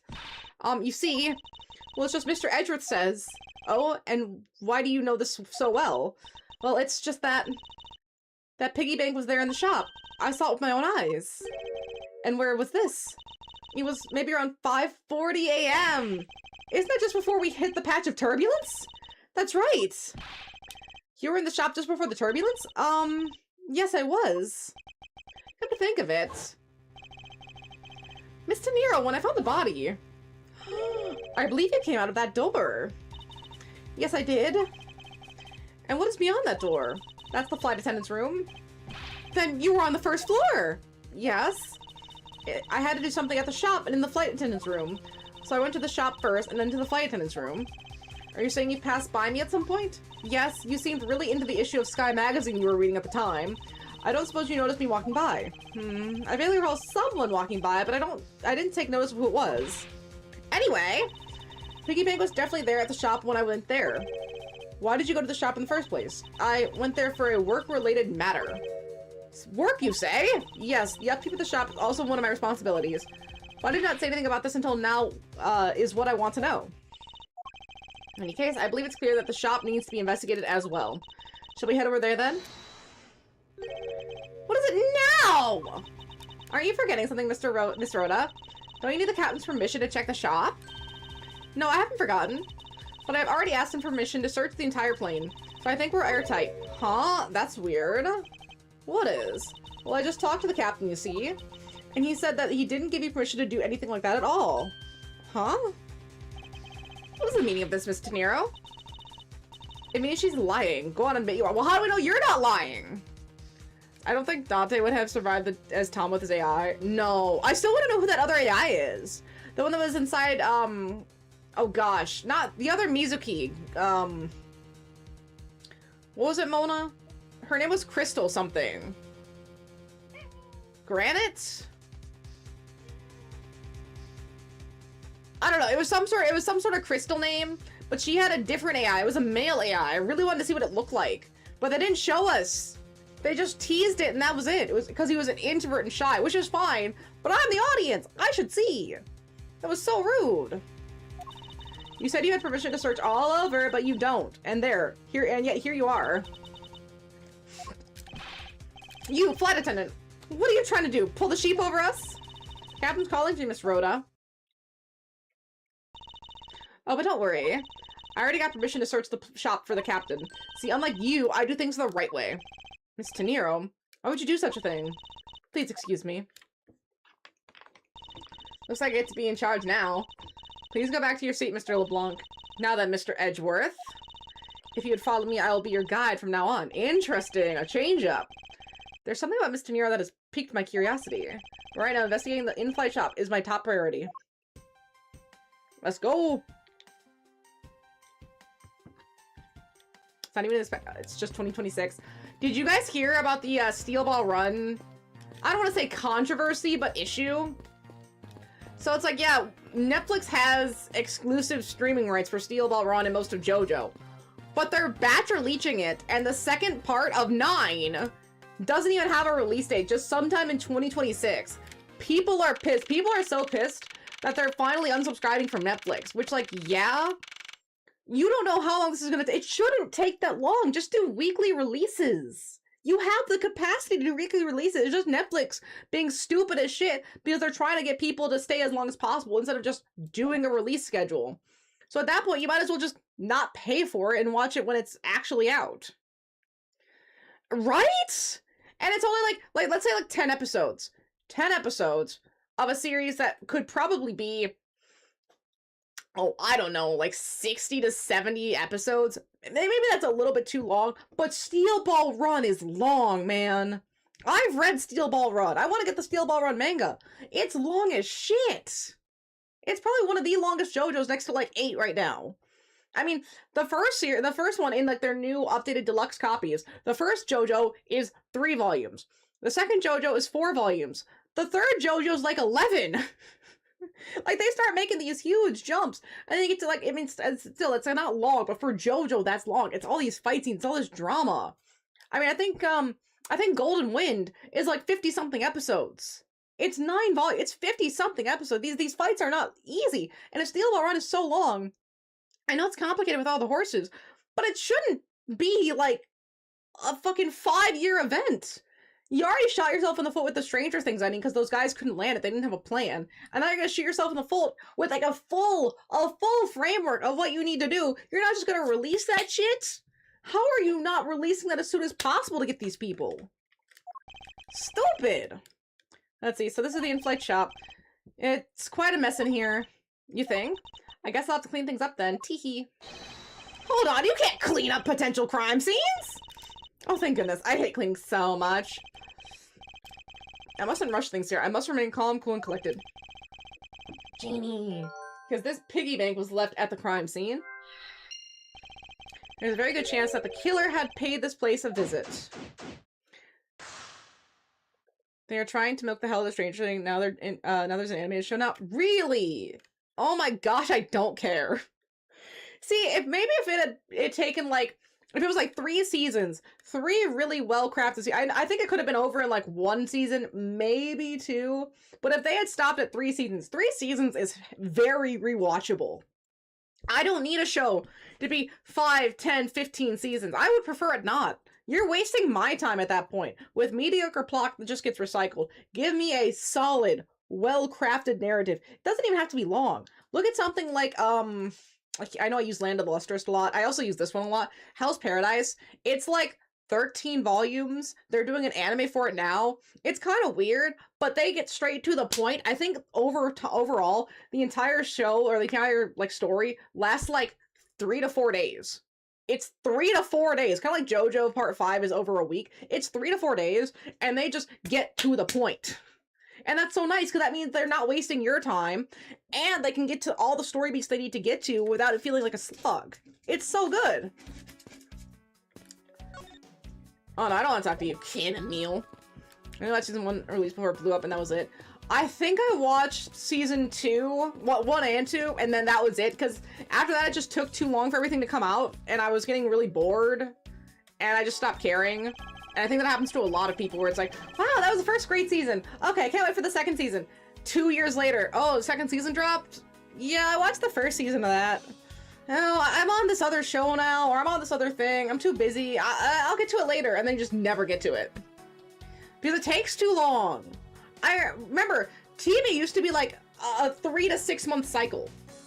Where you would have like the first season, and it would be like let's say August to November, right, of a show. And it'd be like, okay, if it was August to November, that's about 24 episodes if you're doing 1 a week. Give or take. Maybe up to December. And then you'd have like a season finale, or maybe even like a mid-season finale if it was like 2 parts. So you do a season finale, then it would like restart in like February, and then you go from like February to May, and then there was 2 seasons. You'd get 2 seasons in a year, give or take. Or maybe like one whole season is like the first half and then the second half. But in a cycle, you'd get 2 segments a show. Now we're barely even getting 1/2 of a season a year. And that's like if we're lucky. And I'm still waiting for Mindhunter season 3. Exactly!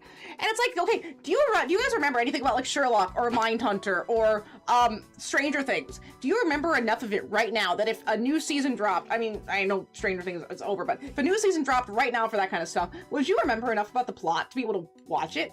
Probably not. You'd have to like look up a synopsis, you have to rewatch the series, and it's like, well, I've already watched it once.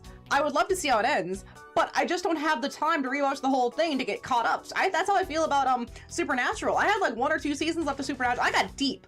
I was like season 12 or 13. It's like 15 seasons! I'm not watching 45 minutes of an episode over 12 seasons just to watch 2 seasons. It's not worth it. Supernatural just forever remain unended for me, because it's not worth my time anymore. I got other stuff I gotta do. And it's the same thing for all these like minor shows, like, oh, this would have been great to watch if it had just been a concise 3 seasons, but you waited 6 years and now I don't care. It did, right before all this streaming stuff kicked off, is like when a lot of these shows were like, they knew how to handle those show making process. I feel like people, kind of like driving, have forgotten how to run a show and structure a show. Did you guys see anything about, there was like this, a farmer finds a wife reality show, kind of like those Love Island sort of thing. And the showrunners, the producers, like a producer's job on these reality shows is to cause drama, is to set up situations for drama to happen. I don't know how much I agree with all that, but it's a show, people agree to be on it, they're adults, whatever.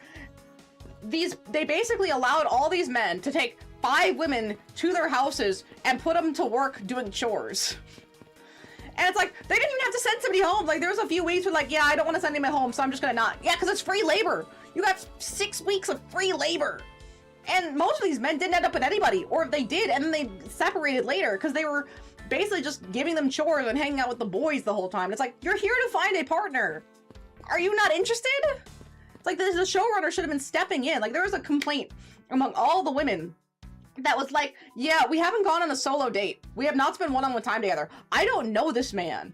And they're expecting them to just like ride off into the sunset together. The showrunners must have known that this was not going to go well, because they didn't set up any challenges. They didn't set up any dates. Like, they should have been forcing these guys every other day to go on at least an hour or 2 date solo with one of these chicks just to get that connection going.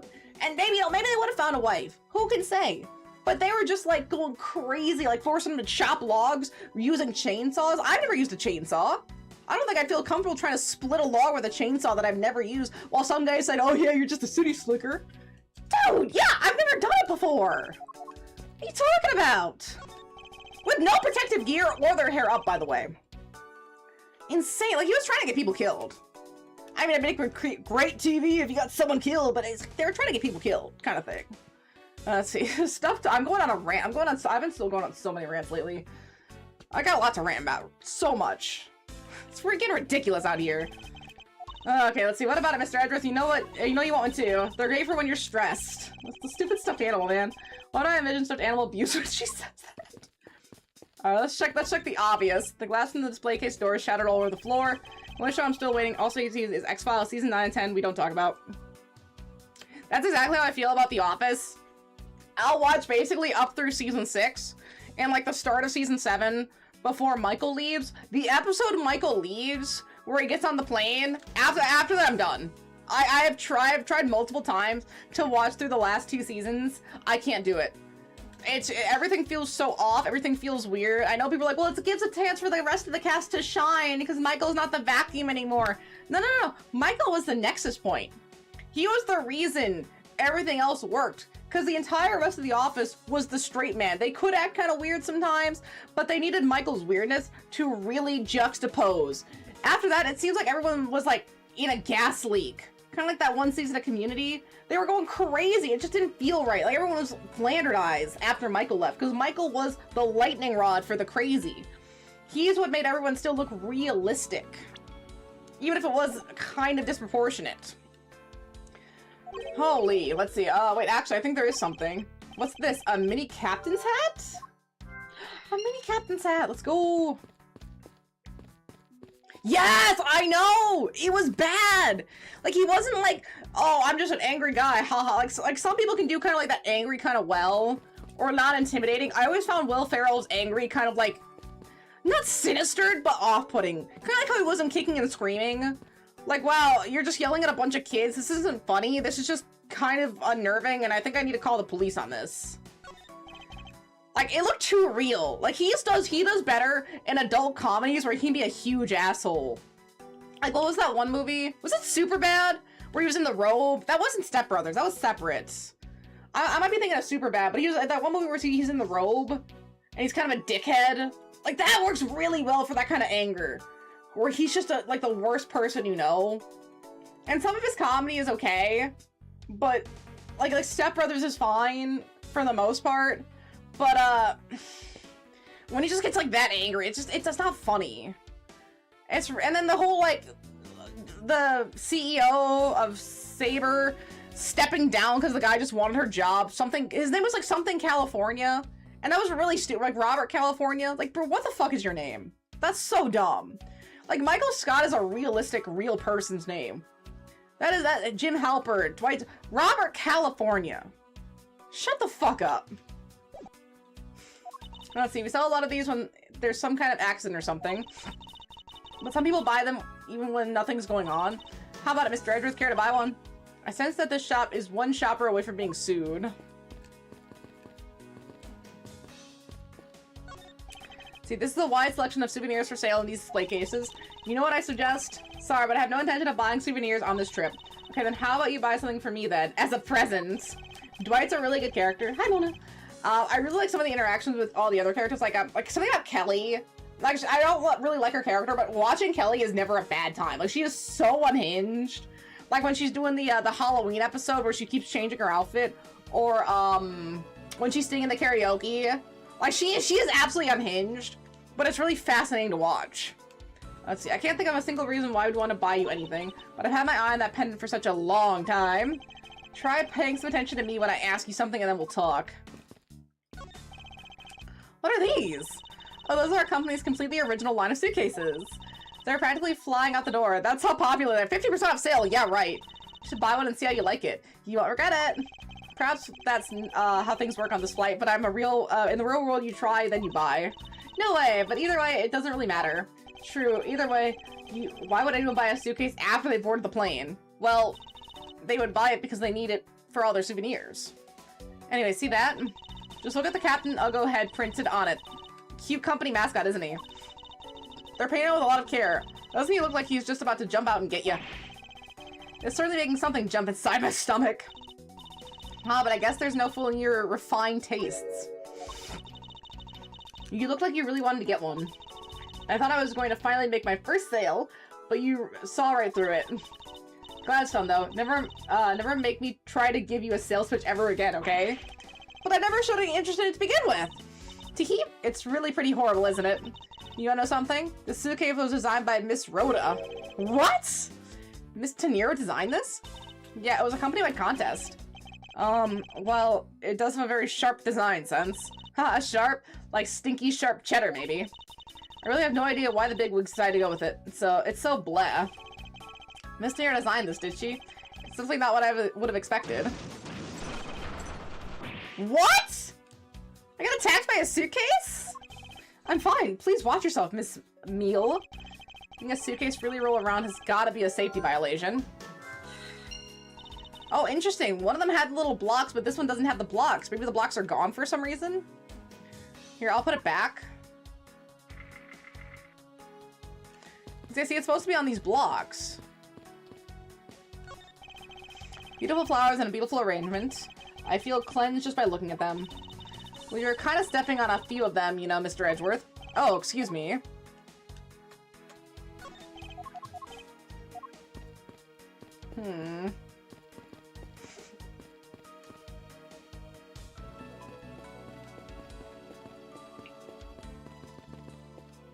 Okay.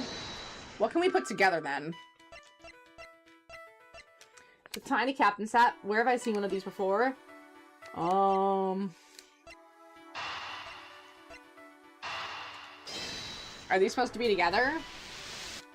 Hey! That probably used to be on the piggy bank's head. Let's give it a go and see.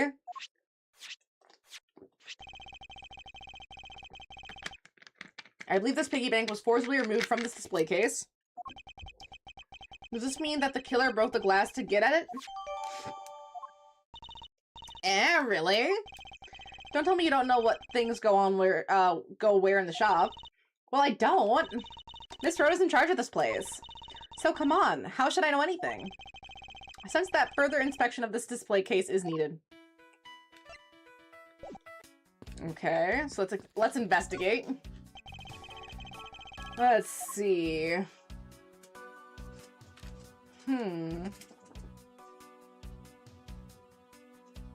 Ooh. This is the same as one portrayed by the statues around the elevator. Yeah, that's a paperweight of the founder of Go You Airlines, Mr. Hugo Hughes. On the bottom shelf, we have the cute one. The middle shelf is the realistic one. And the top shelf, that's the floral version? Floral? Are you sure about that? Let me guess. You just said the first thing that came to your mind, right? Looks like I hit the bullseye.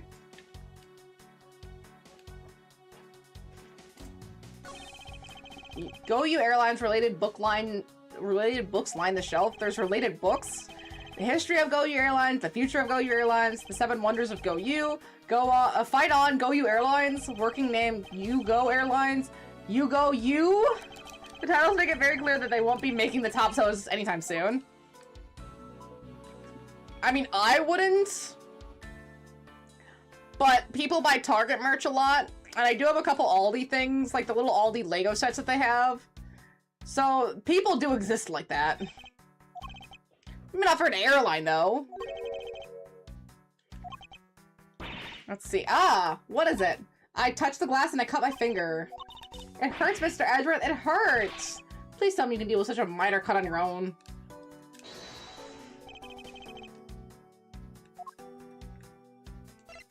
Eureka!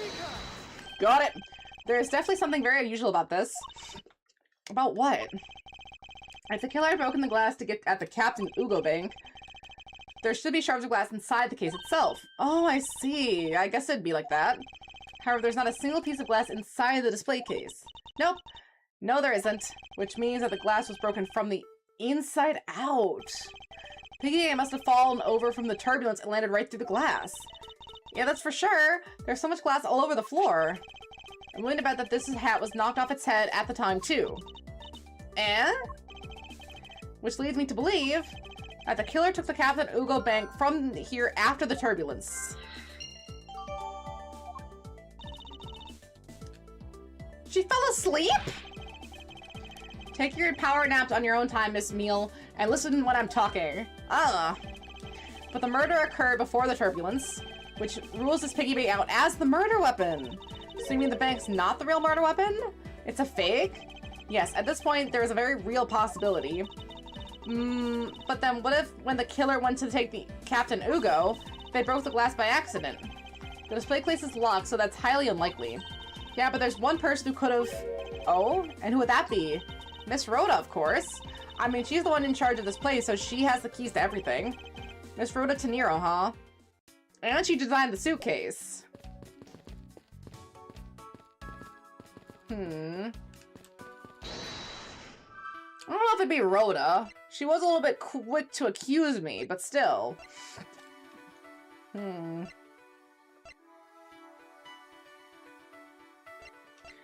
plane shook so much during it that it made a huge mess of the shop.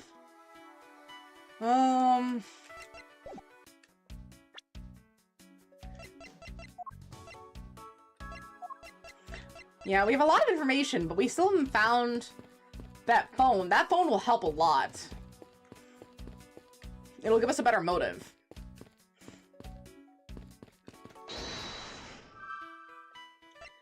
Plane shaking caused it to roll. In-flight suitcase displays can be hazardous.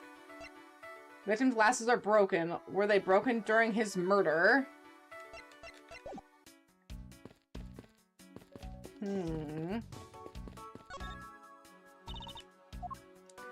Let's see, about the shop.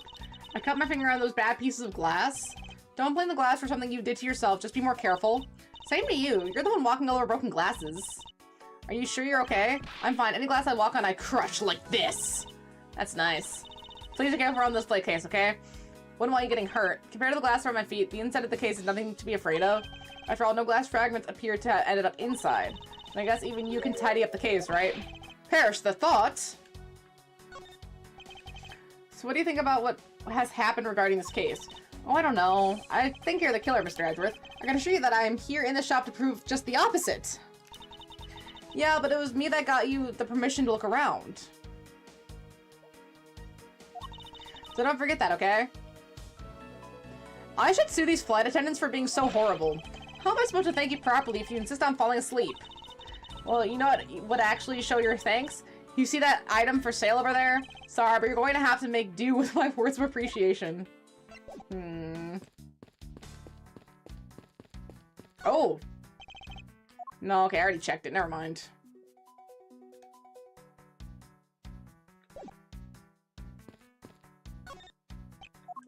See, now it's saying it seems like I haven't checked something here.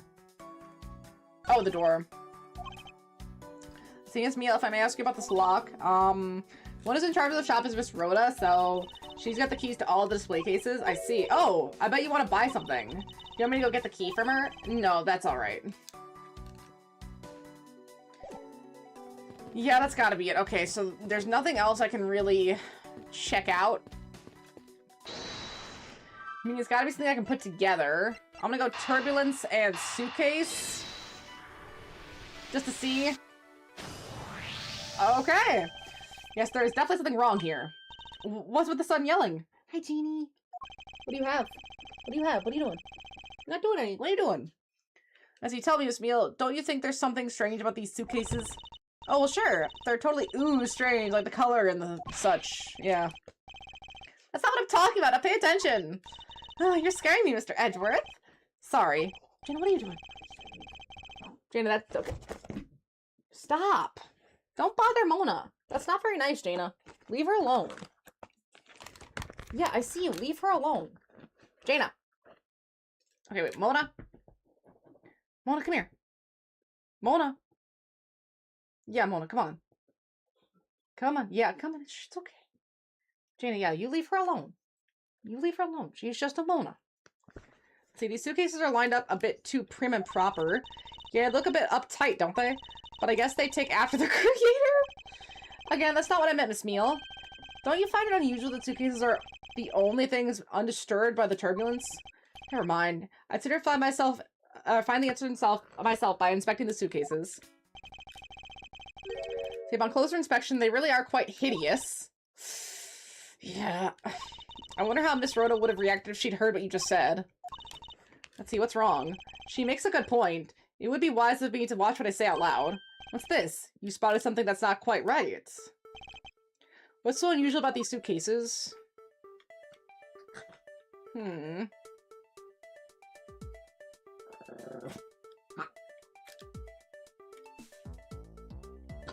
Take that! Oh, wait, no! Oh, okay, I see. You're supposed to present this part. Take that! There's something very peculiar about these wheels. Huh? As in, there are no stoppers in place on these. Without stoppers, one would think that the turbulence would have sent it flying. And so it is very likely that the suitcase was placed here after we hit turbulence. Let's take a closer look at it, shall we?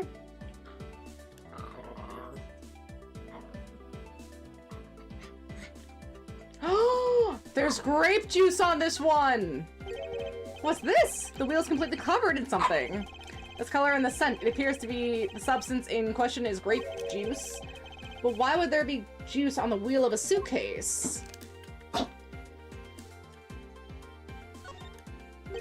It would appear to be unlocked. Let's take a look at what's inside. A piece of cloth. And it's soaked with blood! You got it, Jaina! It's blood!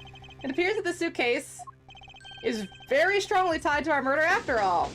We got it, Mona! Can you believe it? Yeah, she's got it. So explain this to me. What does this suitcase have to do with the murder? I believe it's pretty safe to say that the killer used this suitcase in some manner. Just to move something, perhaps. But aren't you just talking about the cloth then? That alone is too small. A larger item would be needed to move what I'm thinking of. The thing I believe the killer used the suitcase to transport is...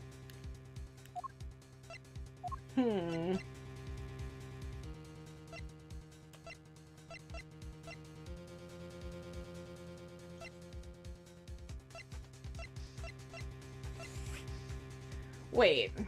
Can we look at history? There it is. But aren't you just talking about the cloth inside then? Wait. Is it the body? Take that! Something that would fit inside a suitcase that is also covered in blood. Sounds like a dead body, doesn't it? Yes, the body!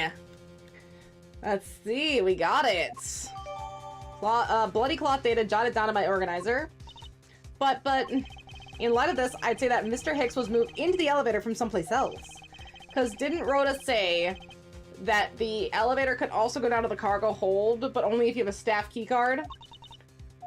So you're saying that after moving the body onto the elevator, the killer brought the suitcase in here and just left it? Exactly. What is it?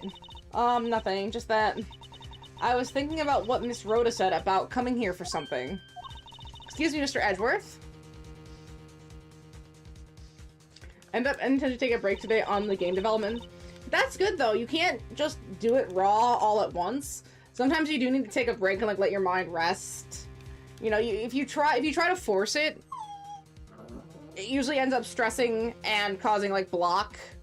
I think when it's like you can try to work through it kind of thing, but just getting some rest and letting your brain readjust is always a good move, especially when you've been working on something for a long time.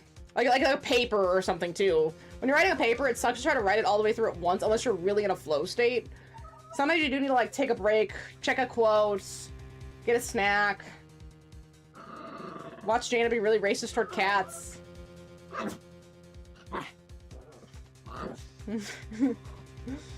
Jana, you're so mean. Don't bark at Mona. Okay, I'm gonna ignore her because she keeps looking at me for confirmation. See, I wanted to give you a bit more time, but I'm afraid I wasn't able to convince the captain. I'm very sorry, Mr. Edgeworth, but the captain feels that he has allowed you ample time. He said he'd appreciate it if you could wrap it up here and return to your seat. I understand his sentiments, however, if I'm not allowed to complete my investigation, the crime scene may become contaminated by the time we land.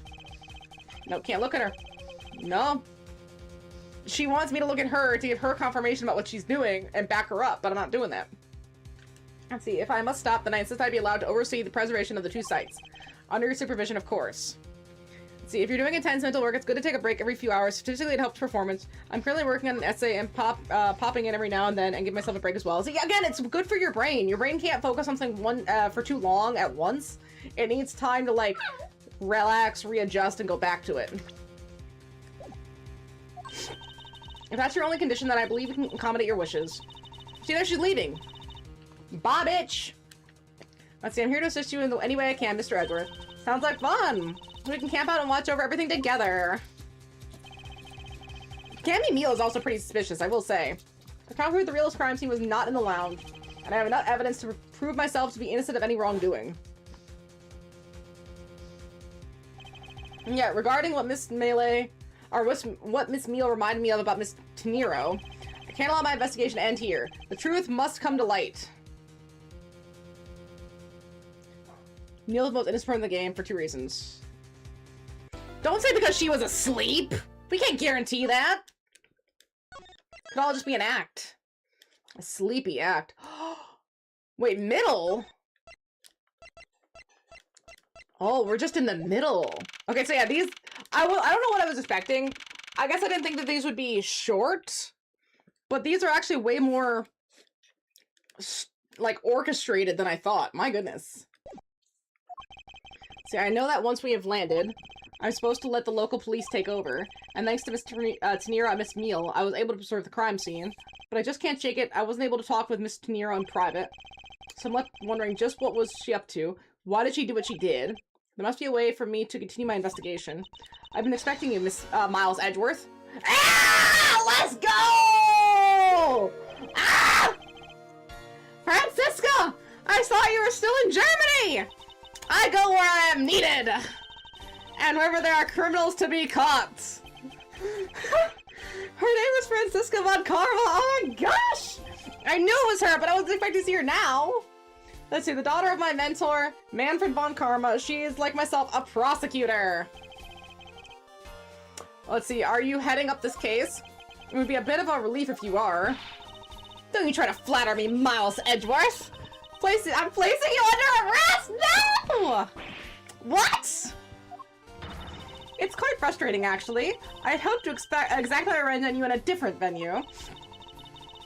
But I'll have to take what I can get. I never thought I'd see the day. What is... Oh, when a disciple of the House of Von Karma would become a criminal. Have you no shame? He definitely has the authority now. Dang. Poor Edgeworth. Let's see. Wait, it was all been a big misunderstanding. I didn't kill the victim. A misunderstanding? I heard all about it from the murder over the police radio from the captain himself. You waited for the victim on the first floor and then beat him to death. Francisca, do you honestly believe that I killed a man? That's a long silence, Francisca. I suppose I should reserve judgment until after I've investigated this for myself. I could put your arrest on hold until then. That's as it should be. Huh, I don't need a lecture on how to perform my duties from you, of all people. To be perfect in every way, the fulfillment of a creed alone is all I strive for. Well, I have my own creed, which I must fulfill, so why don't we solve this together? I have to get going. The crime scene awaits. Don't you dare leave town. Trust me, I had no intention to. Detective Gumshoe! Yes, sir! Gumshoe? Too slow. Oh, watching him get abused is hard, man. Listen up. I'm leaving in charge of watching this man. Don't mess up, understand? Mr. Edgeworth? I'm supposed to guard him? A simple yes or no, detective. Yes, understood, sir. Just leave it to me. Miles Edgeworth? If you interfere with my investigation, I'll arrest you on the spot. Are we clear? Now that if you'll excuse me. Seeing all these movements in real time instead of it being a visual novel is so disconcerting. See, good to see you again, Mr. Edgeworth, sir. Boy, am I glad to see you're okay. Thank you, detective. I believe in you, sir. You can lean on me. Let's see, I have to admit, I'm a bit curious as to what Francisca is up to. Maybe I should ask the good detective. Very well. In that case, I have a few questions for you. I like how, for the most part, Miles is more confident when he's in trouble compared to Phoenix. Do you see the Steel Samurai right over... Oh, wait, there! Right? It's gotta be this guy. It's gotta be this guy. Yeah! He's got the headpiece! Oh, wait, this is a kid. No. Looking from behind, I think I've seen this man somewhere before. Let's see, in Soviet Russia, world flags lunchboxes eat Joe? Found it, lol. Oh. I forgot. I forgot about this man. I feel a wave of creative powers coming on. It's over 9,000, lol. For my next Leap movie, it's going to be the Steel Samurai Warrior of Neo Tokyo versus the World Samurai Champion of Earth. It's going to rock. It's going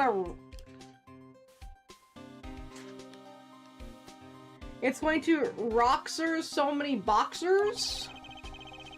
I'm really trying. I'm so sorry. I'm really trying. So the Steel Samurai is finally getting a movie. Hey, Edgeworth, that's insider information. You be careful now. You can get shot for that. He says, I understand perfectly. Yeah, some of it's a little bit too easy to translate, like that whole leap thing. That one hurts. I don't need to be able to translate that. Let's see, initial investigation. So how is the initial investigation going? We just shipped the body off to the coroner's office, and we're taking the statements now, sir. That sounds like Francisca. She was always good at quick responses to a case. I'd say she was a little too quick, sir. Oh, how so? I rushed on over as soon as I got word of the affair, sir. But somehow when I got here, Miss Von Karma was already here barking out orders at everyone. It was kind of creepy. As though she knew there had been a murder or something. and had come in advance to await your flight's arrival. This sort of odd. She did show up rather quickly and out of the blue, but I still don't know how she was here in America. Oh, wait. Wait. How? Oh, wait. I forgot this is in America. I was like, wait, why is Gumshoe here? But no, this is America. I totally forget this is set in, like, California. Let's see, Miss Von Karma just kind of popped up at the prosecutor's office about a week ago, sir. Something about chasing down leads related to the certain incident. No details? It's kind of top secret, so she can't talk about it even with me, sir. And the initial prologue murder hasn't happened. That doesn't happen for about 2 days. Knowing her, the only type of talking she likes to do is with her whip. Plus, I doubt the top secret part was what stopped her from talking to you, detective. Although I wonder if her case has anything to do with mine. Anyway, that's about all the info I have, sir. Let's see, we should find out more as we investigate. Yes, it is high time to resume my investigation, starting with talking to the people involved in this case afresh. Let's see, this man was the first class with me. He was quite shaken up by the whole affair. I'd be pretty scared if I got caught up in a murder investigation, sir. Quiver. I did it. I made it through the flight. I'm not scared of turbulence anymore. This life vest is proof I made it alive. It's not now my prized possession. How could you just take that from the plane? It's okay, Mr. Edgeworth. It's got nothing to do with the murder, at least. Lunchland. Not Lunchland! Not bad, I guess it's gotten big enough to warrant its own brand shop. Oh, I've always wanted to give their steak lunch a try. No, you don't. No, you don't. No, you don't. I wonder which one I should go with. I recommend our airport special World Flags lunchbox is only available for a limited time. A variety of lunchboxes made up to look like different countries' flags. If you really wanted that one that badly, detective, why don't you go ahead and try one? Is that okay, sir? Thanks. All right, then I'm really gonna get one. Here I go. Excuse me, miss. I'll take a Star-Spangled Banner lunchbox, please. Is it gonna have enough money? I hope he's aware that the most expensive one on the menu. I don't think he's aware. I mean, that's like a year's salary for Gumshoe. Yeah, with what money? Again, that's probably like a year's salary for the guy. This is nothing. Just more about Gumshoe being incredibly broke. My poor man. Let's see. So it's 1:30, March 12th. Oh, it's the captain! So you must be the captain. Well, yes, I am. And who might you be? I'm the prodigy prosecutor, Franziska von Karma, with her little bow, her little curtsy. I have a few questions for you. Go away. Don't you dare, Captain. Getting friendly with another woman? I'll never forgive you if you do. What are you talking about? I only have eyes for you, my dear Cam. Oh, they're together. I wouldn't bet money on our dear Captain to be much of a reputable person.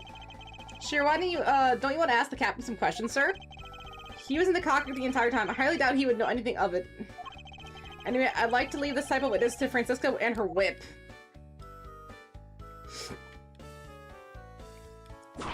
Ah! Poor Gumshoe, he has so much PTSD. Now stay here! Ah! Sorry, sir, sorry. I'm so sorry. How long do you intend to hold me? It's impossible for me to beat the criminal. I told you. Mr. LeBlanc. Oh, it's you. Tell this man to stop stopping me from going. Time is money. I don't even have a second of wasteful time to spend. Okay, so we can't go this way. Looks like we can't go beyond here, sir. Plus, the body has been sent off for the medical examiner's office for an autopsy. See, also, those seats are massive and have plenty of space for a plane. Right, that's so valuable. I mean, seriously, look at all this real estate. This was an expensive flight. Oh, okay, I thought this was somewhere else. Never mind. I wanted to see... Victim seat. His jacket is just lying there and his spilled leftover coffee still there, too. I don't suppose anyone else expects to die. That's a really big floaty, but isn't it a bit too early in the year for swimming? Detective, that's not for swimming. It's a lifesaver. So you can't swim with one of these? No, I mean, I suppose you could, but that's not what they're intended for. Well then, see, it's the same as a floaty. You shouldn't go around confusing people, sir. But I feel like I've just been kicked. I just kicked a puppy. No, the message! Grab- okay. Man in the seat was the one we saw outside in the airport lobby hyperventilating. If he's so scared to fly, then why take an airplane to begin with? Yeah, if he's that scared, he should have caught a ferry or a cruise ship or something. There's a 9-hour difference from where he went! That would have been impossible! See, it was not- oh, he's lying about the turbulence, because it was almost like an earthquake. See, I should have figured, right? As if you get on a plane if you were scared of them? Indeed, He's scared of him too! What a liar. Oh, I guess we have to talk to this guy. Y'all see the picture of the president? Wait. Really quick. The picture of the president is basically just that picture of George Washington with the sword. Look at it! But it's the president in his little suit! So you can't go in there? I'm Miles Edgeworth. I'm one of the prosecutors on this case, so please let me through. Very well, sir. Sorry. No one is allowed to enter without Miss Von Karma's express permission, but I'm on the case! Yes, I understand that, but I also have explicit instructions not to let you go through from Miss Von Karma. Ugh. Why do you do this to me, Francisca? I'm gonna talk to her again. Because, she needs to answer my questions here. Maybe I gotta talk to the guy first, but I want to talk to him. Hey, Mr. Edgeworth, this urn's got a seatbelt strapped around it. It must be of great value to Mr. LeBlanc, then. Hi, Miss Smedley. Come here. Can I get a kiss? Can I get a kiss? No. She's so mean. I wouldn't feel confident having Camille as my flight attendant, by the way. She doesn't look like she'd be very good in an emergency situation. I guess if you don't want to churn your urn, then it's always best to buckle up. Obviously, but did that have anything to do with the case detective? Nobody gets my jokes. Oh my gosh. I wanted to check out this little gold statue, but I guess we can only look at the urn, so it's not important. Francisca? See, Francisca, I'd like to ask you about the investigation. Miles Edgeworth, can you see that I'm in the middle of talking to this, taking his statements?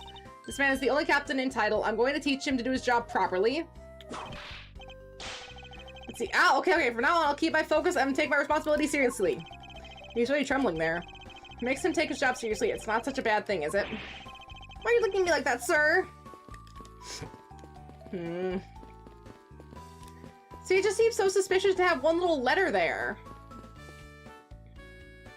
Right, Medley? Like, why would they put that there? Wait, talk to you. Did you finish taking a statement yet? Yep, all done, sir. I do not concern if you're not done examining the cargo hold. I do not concern if you're not done examining the cargo hold. I want my cargo back. If you make a single scratch on my art, you will pay. Art? What sort of art? Mr. LeBlanc is an art dealer, so he's got a bunch of artwork down in the cargo hold, sir. There's practically a mountain of them, large and small. From folk costumes to stone statues, I sell all kinds of arts. Folk costumes? Speaking of which, Mr. LeBlanc's hat looks kind of like the other piece of cloth.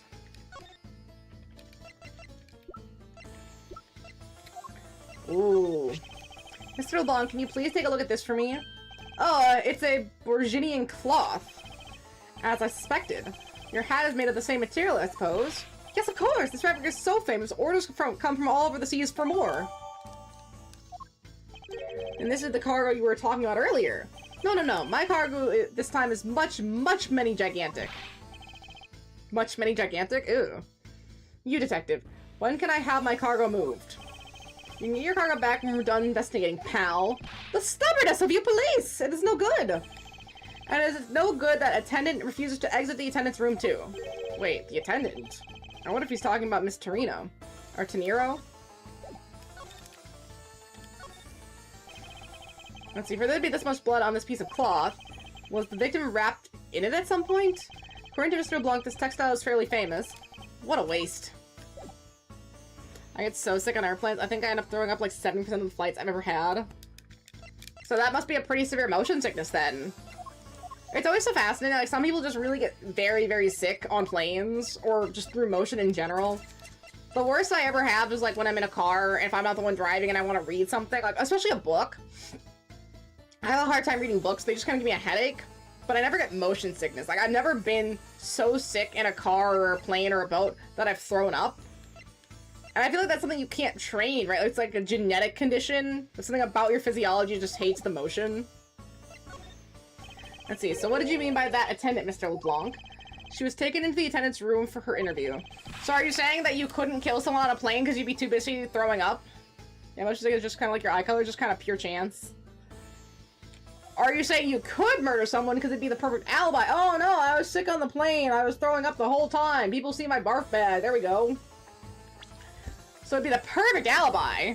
My mom gets really, really bad motion sickness, so I almost surely got it from her. That's just an L there, dog. That's just a raw L. just like raw out of being motion sick, I guess. Just like stop being sick. It's like so easy, obviously. That's it. I finished with my own interview much earlier, quicker than her. Why is Miss Tanira's interview the only one that's taking up so much time? Francisca, let's go. Miles Edgeworth? You were given free reign to examine the plane, weren't you? Yes, I was able to obtain the cooperation of the flight attendants. Speaking of attendants, I'd like to speak with Miss Taniro. I wonder if you might grant me permission to enter the flight attendant's room. Before I do, you'll have to clear up a few issues surrounding your own circumstances. I understand. You may have tricked those attendants with your sophisticated talking, but you can't pull the wool over my eyes, Miles Edgeworth. Medleyworth, come here. Come on, Medleyworth. Let's not complicate things and go with the most obvious conclusion. The scene of the crime was here, and this very lounge the body was discovered. From the time the victim was seen calling for an attendant until this body was found, the only person in this lounge the entire time was you, Miles Edgeworth. Medleyworth? Hi, Medleyworth. Are you so pretty? Oh, yeah, you with the neck scritches, don't you? Let's see. This unmistakably makes you the likeliest suspect. That's it? The likeliest suspect, Francisca? Do you have a problem with that? No, but it's not like you to use such vague wording. You're usually a bit more absolute. I'm simply trying to watch out for you. Janie? No, you don't need to lick her eye. Come here. Come here. 1, 2, 3. There you go. You're so big. There you go. Good girl.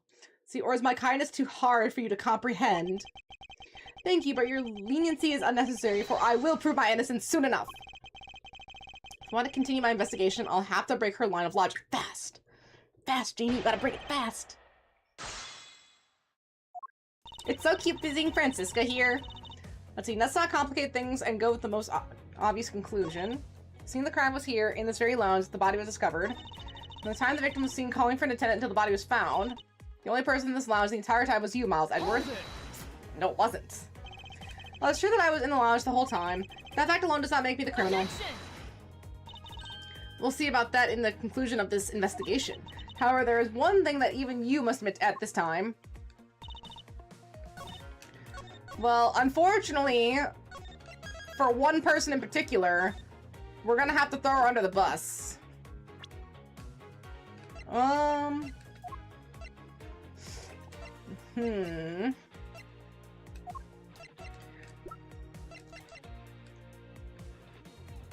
Oh, can we not present profiles? Ah, damn it. I want to present her profile. The one time I remember that we can present profiles in some of the other games, oh, we can't present it here. The one profile I need to present, it's like, no, she would have been here, dog.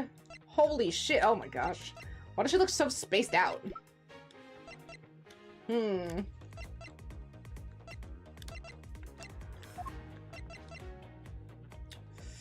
only person in this lounge the entire time was you, Miles Edgeworth. No, that's not true.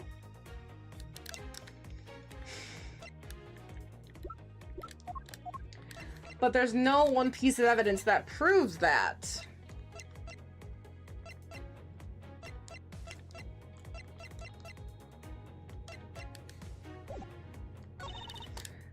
Hold it. Under the circumstances, I suppose I can agree that I am the most likely suspect. But I believe in you, sir. I don't think you did it. Miss Von Karma's gotta believe that too, right? I mean, you two are like siblings. Ow! Quiet, Scruffy. Even if we were related by blood, that's no guarantee that he's not a criminal.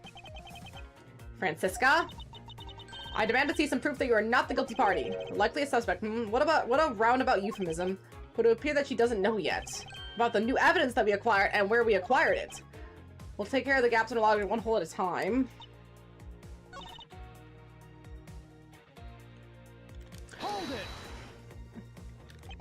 tell me, Francisca, do you know where do you know all there is to know about the crime scene? I know all that I need to know in order to arrest you, and nothing more? Are you saying there's more I need to know? Wait, the crime scene isn't here. It was probably in the cargo hold. He was shoved into the suitcase and brought up. See, my hand must have slipped. It would appear that Francisca doesn't have all the facts of this case yet.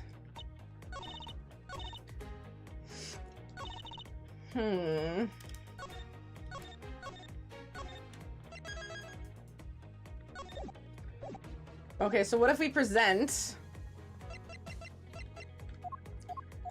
the Borgian cloth?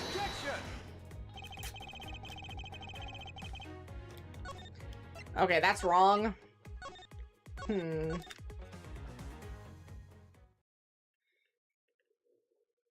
I guess we don't have enough information to prove that this wasn't the crime. So maybe it's the footprints. Well, maybe it's the suitcase.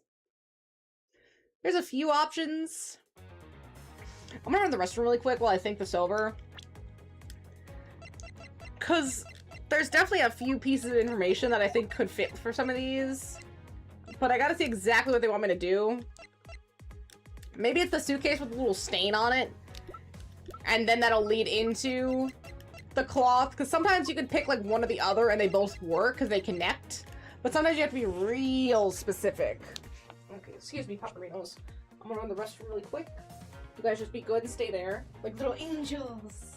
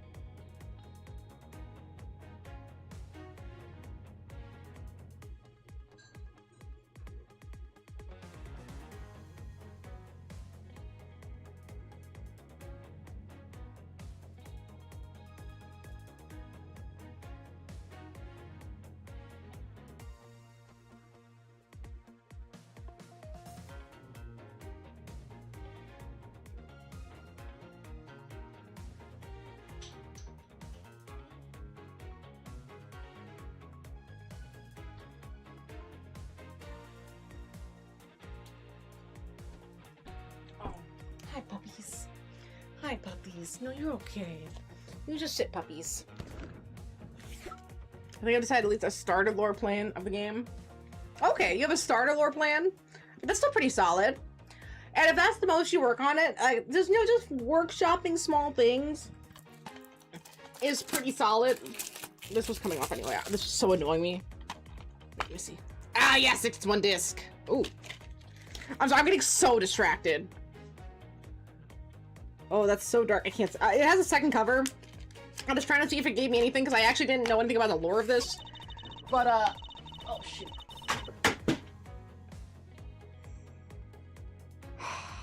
I need to clean up this room. There we go. There. Everything just stay. Please. Please just stay. Please just stay. I need to figure out this puzzle. It's only the second case. Francisca shouldn't be this difficult. Hi. Hi. Can I help you? Mr. Kitty, I'm getting very confused. I need to think. Let's see. From the time the victim was seen calling for an attendant until the body was found, the only person in this lounge the entire time was you, Miles Edgeworth. But we've proven that's not true. Because we need Talarico's testimony.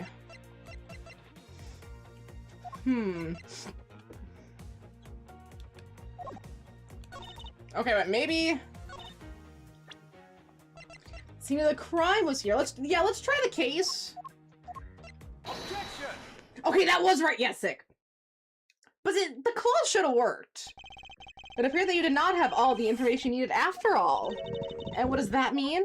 I found a nice piece of evidence just before I was forced to stop investigating. A piece that proves the body was moved from a different location! Ooh. I like how the action music kicks in because we're on a hot streak now. The killer used this suitcase to move the victim's body, meaning that the real scene of the crime is not this lounge at all. Now who's the one rashly jumping to conclusions? Excuse me? All you do is find this piece of cloth inside the suitcase. That doesn't prove that the body was moved. Yes, it does, because we have the grape juice! Could be that the killer simply chose that suitcase as a good place to hide the cloth. I expected you to come to that conclusion, but it seems I can't escape that easily. You should know better than that. Avant Karma is perfect in every way. Ah, but did you know that the killer is definitely wheeled the suitcase around at some point? Medley moved because Fenris got too close. Because his big booty's right here. And now she's sitting up there on top of the Eevee. Right, no, you're okay. Shh. Look, Medley. Wait, look. Despite everything, it's still you. Shh. Okay, there you go. Let's see. There is proof of that. We got it. We got the proof.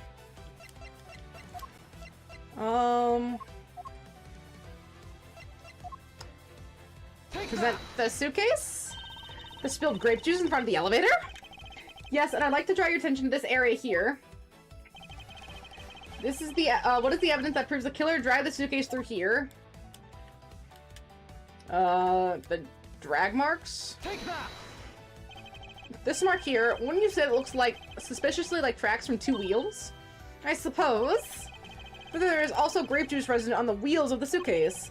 This means that the suitcase containing the victim's body definitely passed through here. I suppose this means that the killer did move the victim's body from somewhere else. I'm glad you've come to your senses. Not that quick. Not so fast. This still doesn't put you in the clear, not by a long shot.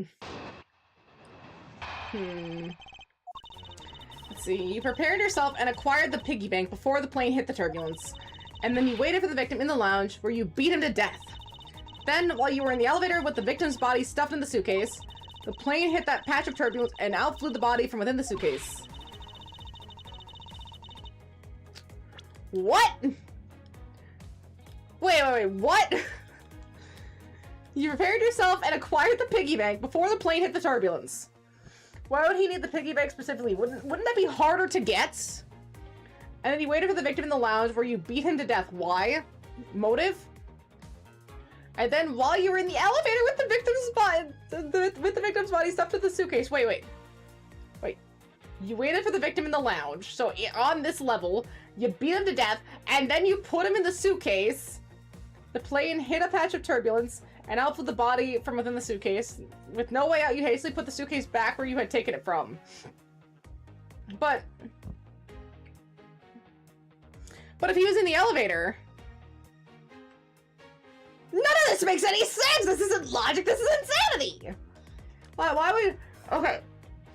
In the lounge, he takes the cat statue, bashes the guy's head in, takes the time to stuff the body into a suitcase during turbulence, during a earthquake-like event, put the body in the elevator with him in the suitcase. Were they going to ride the elevator to the second floor? Anyway, the turbulence. Where was I going with the suitcase? There's so many stupid ass holes in this. And pretend to discover the body.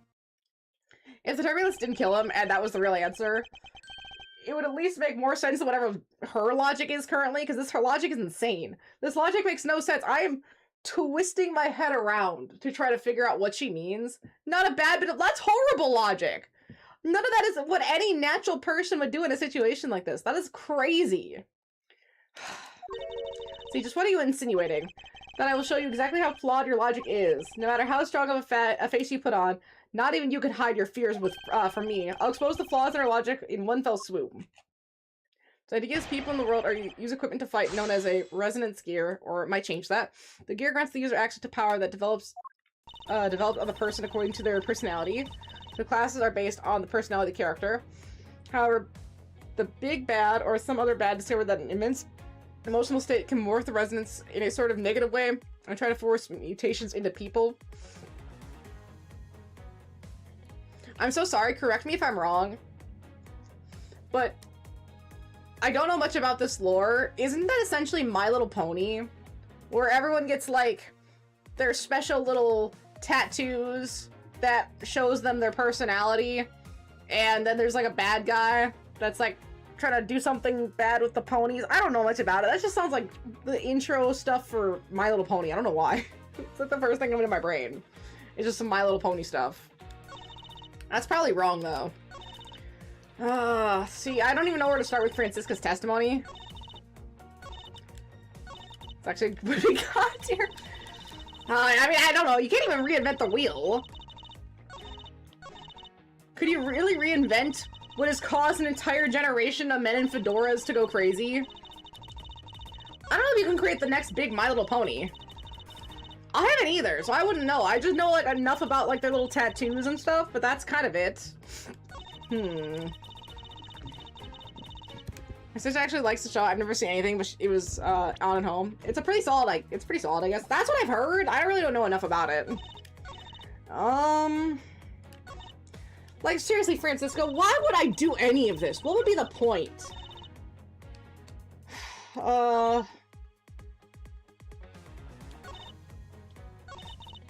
it! You experienced turbulence in a flight before? Of course, many times. You get used to it after a while. Catching it was especially rough, and I passed out briefly, but only for a second. Good thing it was only for a sec, sir. It'd been bad if you had really blacked out. Yes, indeed. Unfortunately, blanking out is exactly what got me into this mess in the first place. That's enough of your idle chatter. I'm not through with you yet, Miles Edgeworth. With no way, you usually put the suitcase back where you had taken it from. Hold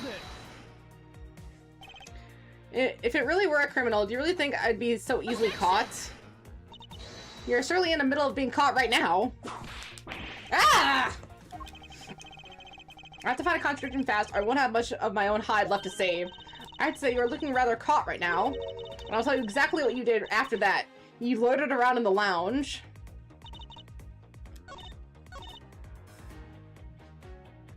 Same with the Yu-Gi-Oh! On 4K. It's a horrible show and an adaptation for the game and manga, but if you watched as a kid, like I did, it's the bee's knees. Yeah, isn't it so crazy to think that, like,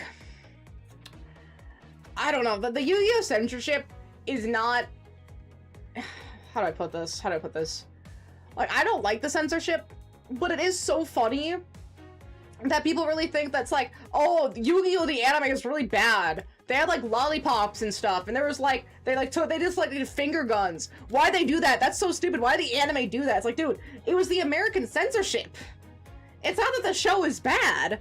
It's that it got horribly mangled because we're so scared about violence, even though we're, like, all violence. All of our media is violent. Like, the whole thing is, everything we do is violent. They just didn't want to show guns to kids, but it's like, dude, the kids are getting fooled with lead anyway. You might as well show them on TV.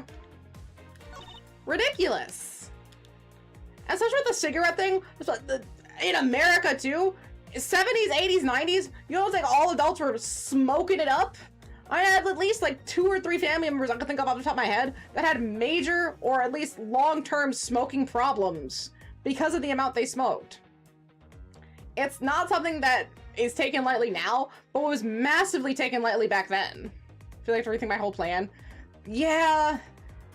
I'm telling you, it's really hard to get that foundation going. I think the foundation would make all the superfluous stuff a lot easier, but it's really hard to settle on a foundation. Let's see, why would I wait for him? Francisca! Prevent. Hey! I'm just pointing out the holes! I'm pointing out the logic! The contradictions! Ah, shit. I have not thrown any victim's blood found in the lounge. I thought you'd say that. What? Did you think I haven't noticed? I think you just found a way to cleverly hide the blood splatter in the lounge. And by accidentally spilling grape juice on top of it. Ugh! Are you accusing me of tampering with a crime scene now? We'll see, won't we? The forensic scientists are hard at work on that as we speak. And? What do you propose I did after that? Hold it! Now, how do you suppose I was able to take the piggy bank out of the display case? Now, recall the case was locked. That's easy. If the case was locked, you simply had to hit the glass like this. Yo! You've shattered my heart of glass! She wants to talk about the in-flight shop and the Captain Ugo Bank, does she? That takes care of how you obtain the murder weapon. I think it's the murder weapon. Hold it! Oh wait, no, not this.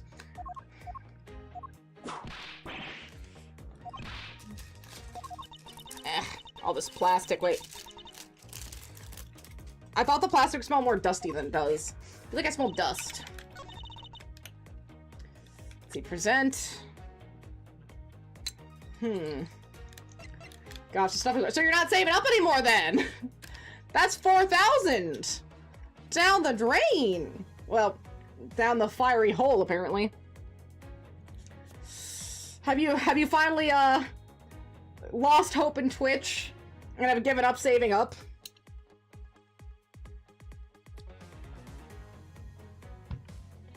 Oh, it's more than I wanted. I know, especially if you don't comment a lot, which I guess they really need you to do to get points. If you're just loitering, it's like not enough, which is stupid. You're only at 55. That's really not a lot for what you need to save up to.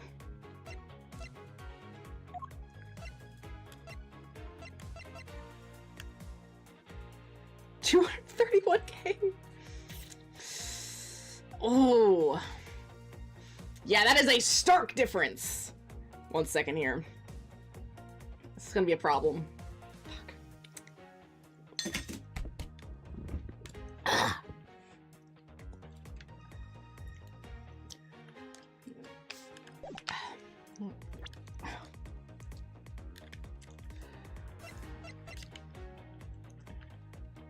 Objection!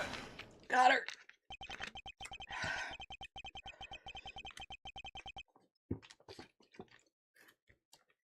The fact that you took this piece of evidence into account on your testimony is to be commended.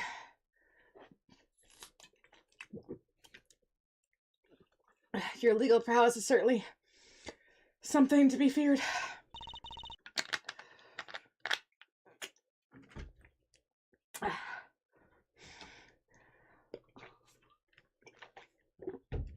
Evidence and logic.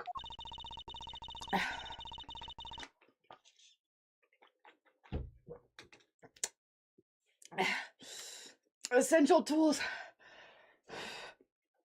that those who stand in the courtroom must learn to master.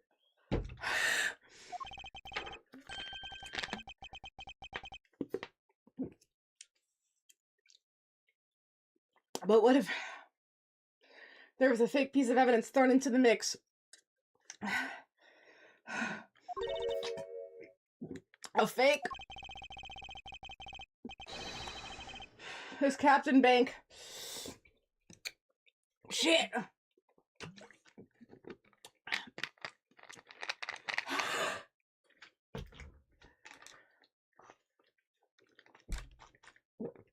This stuff is so condensed and rancid that I think all the flavors have concentrated into a hot, fiery sauce. Because I truly don't remember it being this hot. Holy shit. It's still burning my mouth. Oh, I thought I had a better sour thing. I only have the sour sriracha left.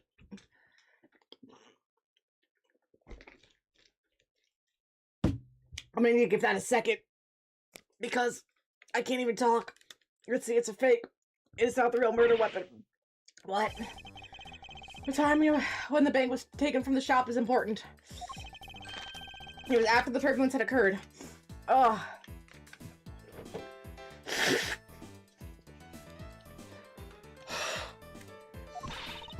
But then what about the plot on the bank?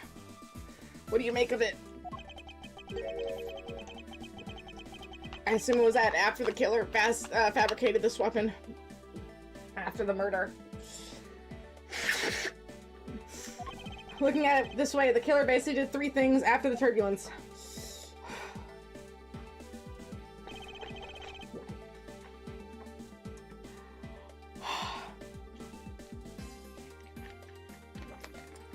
After exiting the elevator,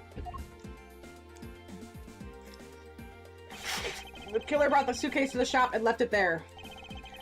Holy fuck!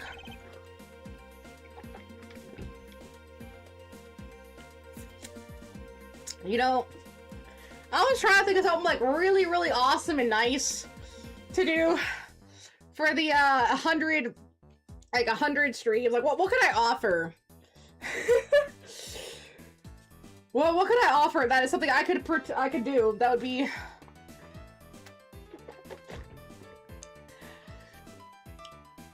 something I could follow through with, and something that would be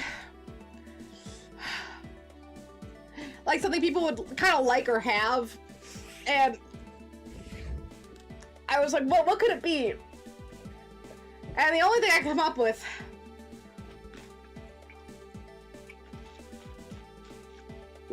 was just a raw, free game. And I was gonna open up to basically anything too. And it was like, oh, any game that you either want to have played or have moved up to play would absolutely be next in line. Free, no points, no questions asked. I see the 100 stream streak. Bam, whatever you want, right then and there. I could say they were Elder again. And you know what? I would at least do it. That's the thing. It could be basically anything. There'd be like 1 or 2 stipulations, but that, like, I wouldn't want to do Minecraft just because it's like, I really just wouldn't want to play it. I would, again, if that's what was requested, I would do it. I would throw it in there and be like, let's go. We'll do the 3D worlds again. It could have been a replay, or it could be a replay, a free game, a game that you're like, oh, well, that's really down on the list. I want that moved right here. I want it up. I want it really high. Make that next. I was totally open to basically anything. Am I gonna do the whole thing drunk? Again, Back 4 Blood DLC.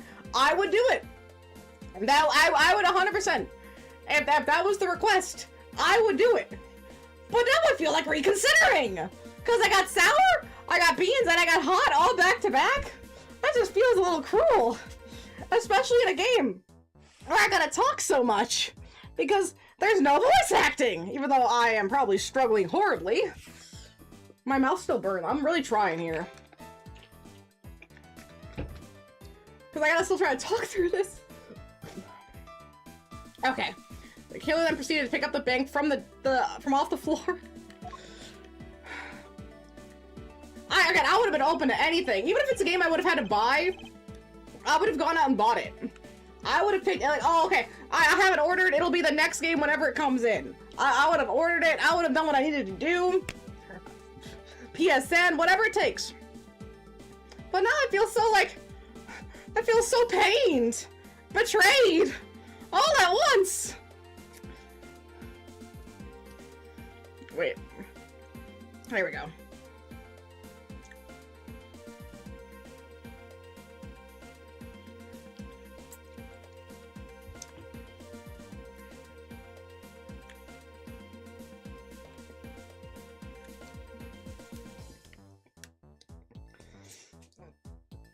I'll do a second hit too.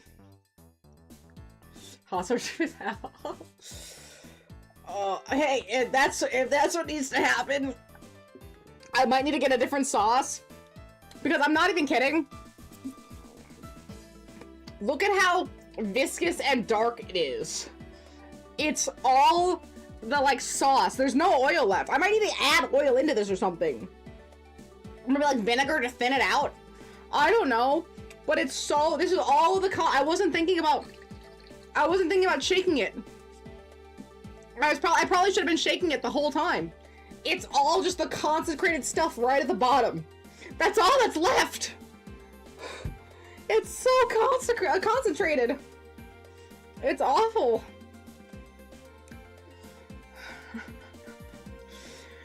What did I do to deserve that level of pain?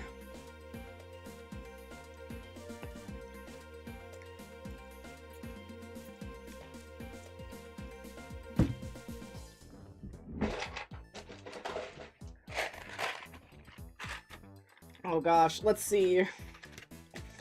Instead of doing the hot one beans, I'm gonna try these ones. We'll see what it wants me to do. It says liver and onions or cappuccino.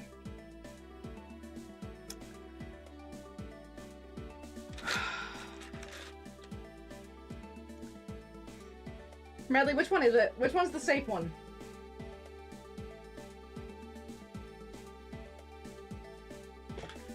She can't tell! Can you tell, Jaina? Oh, she's gonna try to eat it.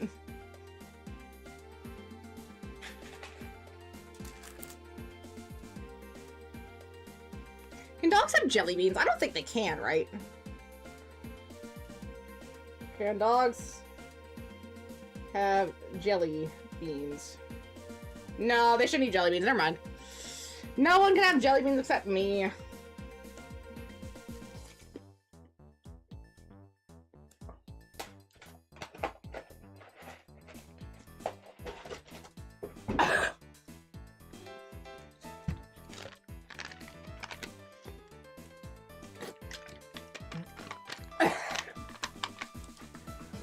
That was definitely liver and onions.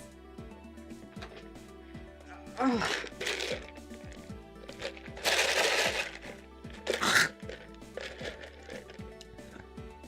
Oh, whatever flavoring they use in this stuff is so strong. It lasts in your mouth like a perfume for several minutes. It's a strong aftertaste. Whew. Okay. And no Mona. Here you go. At least everyone else gets a nice sweet treat. I truly didn't see Redley until she sniffed the bean. She was like a stuffed animal, right? And she's sitting among all the other stuffed animals. She was asleep, and someone new popped in. And they're like, "Wow, you have so many cute stuffed animals." It's like, what's that? What's that brown and mottled one? Oh, you mean my dog? Yeah, you mean my good girl? Look at all the treat dust off my fingers, like a little Cheeto girl. You mean a little Cheeto girl? Here you go, Cheeto girl. Here you go. Here you go. Okay. Here you go. Here you go. And look, she's next to her previous evolution. You got the Fido and you got the dog spawn. It's perfect. Let's see. I got so sidetracked by all of that I've probably been sitting on this page for a minute now. Ugh. Let's see. Finally, the victim's wallet was planted on my personage, in my pocket to be precise. Everything was done so that I would be framed for the murder of Mr. Acme Hicks. You there! Yes, ma'am. Other than this piggy bank, was there anything else resembling a murder weapon found? We didn't find anything in this lounge or in the shop that could be used as one, ma'am. Medley, where you going? Oh, she's sniffing for more dust. Let's see, most of the items that could have been used were broken during the turbulence. And the remaining items all tested negative for any trace of blood. I see. Well, Miles Edgeworth, it appears your stall tactics are at an end. But it's possible that it's just a hidden somewhere, sir. Ah, no, not Gumshoe! The criminal had wanted to hide the weapon in a safer place. I think the weapon would have been hidden in the same place as the bloody cloth.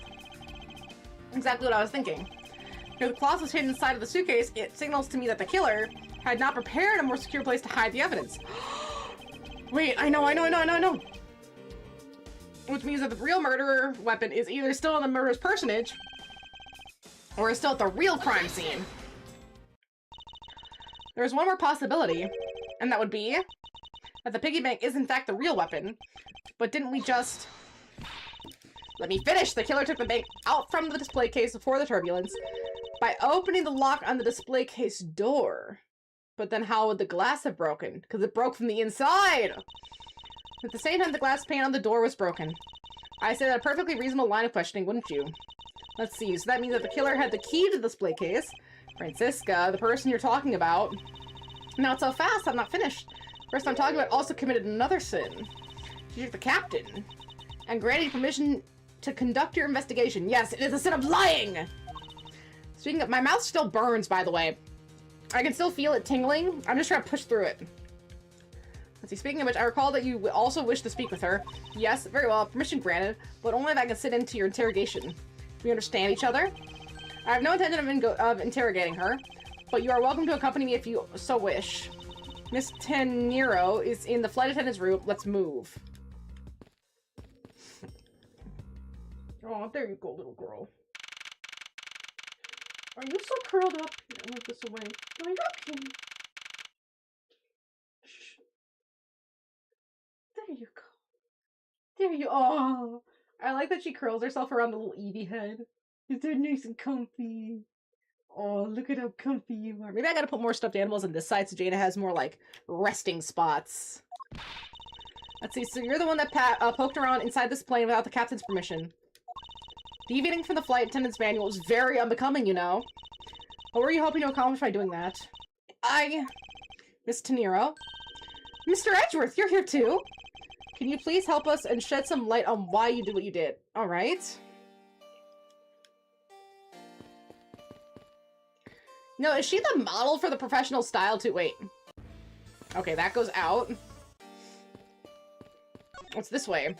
This door leads to the cargo hold! But I can't get through without Miss Von Karma's express permission. That's not a bad way to handle the situation if it was any old case, but this isn't. So it's between you and Miss Von Karma. Who's better at their job? Oh, there's no comparison to be made, Detective. None. I think we can tell whose room is which. Oops. Yeah, go back. You can go quickly to other locations on accident. Fabulous? What is all this junk inside these boxes? There's no rhyme or reason to any of it. That's our lost and found, Mr. Edgeworth. Gold crowns and swords and necklaces? It's like a treasure trove in here, sir. The fact that these were left in the plane implies they were carried onto it to begin with. Something tells me it's time for Goyi to send the metal detectors out for repairs. And what are inside these boxes? Oh, those are some souvenirs I brought in Borginia. There's so many! There's even a second box! Well, yes, I found the folk art from around the world does great things to my creativity. Those suitcases certainly could have done with a whole lot less of your creativity. It's one of those suitcases designed by Miss Tenero. You can tell it's hardly ever been used by the lack of even a single scratch on it. Let's see, so these are the attendants' lockers, huh? Let's hurry up and examine them, sir. Why must men always be so rude? Besides, who exactly gave you permission to search through the attendants' lockers? Wait, detective? It would be uncouth of us to look into a woman's locker without her permission. Yeah, I guess so. Plus, I feel this murder's draft, and I can sense a whip not far behind. I think it's pretty easy to tell who sleeps in which bunk just by looking. I'm almost certain that the well-kept one up top belongs to Miss Tenero. Ew, this bottom is a giant mess. You slobbering, squalid scoundrel of a man. You dare to scrutinize a woman's bed and invade her privacy? Yo! Oh, there are some things in life best kept to yourself, detective. Captain's permission? Why did you lie about receiving the captain's permission like that? Because I didn't think I would be able to get his permission. What do you mean? The captain, he only has ears for Cammy. Okay. Let's see, I spoke with the captain a little earlier myself. He definitely seemed to be rather taken with this meal. Yes, and on top of that, I had mistakenly accused Mr. Edgeworth of being the killer. I wanted to make amends. In that case, please allow me to thank you for what you did. Thanks to you, I was able to clear myself of all charges. Really? You were able to prove your innocence? Oh, thank goodness. Miss Tenero, is it? There's one more thing I'd like to ask you. You were in the in-flight shop just before the turbulence, weren't you? Please answer honestly. Yes, I was. And why were you in there? Well, why this sudden hesitation? Francisca seems to have struck a nerve. In-flight shop? All I did was go check up on the shop like I always do. You're saying it was for work, then? Yes, I'm in charge of the shop, so I have to keep an eye on it. I don't have any reason to go in there otherwise. After your visit to the shop, you paid a visit to this room, correct? Yes, I came back to freshen up and adjust my makeup. I'm sorry, but there isn't much else to tell. Miss Tenero claims to have no reason other than duty to go to the shop. But is that all there is to it? Maybe I should ask her about that thing. Ask her about that thing.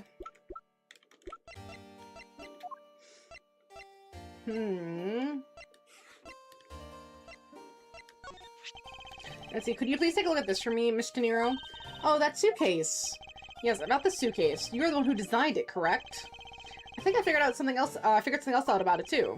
The suitcase is the reason you went to the shop, isn't it? There's nothing you wouldn't find out eventually, is there? Won't you please tell me more about the suitcase?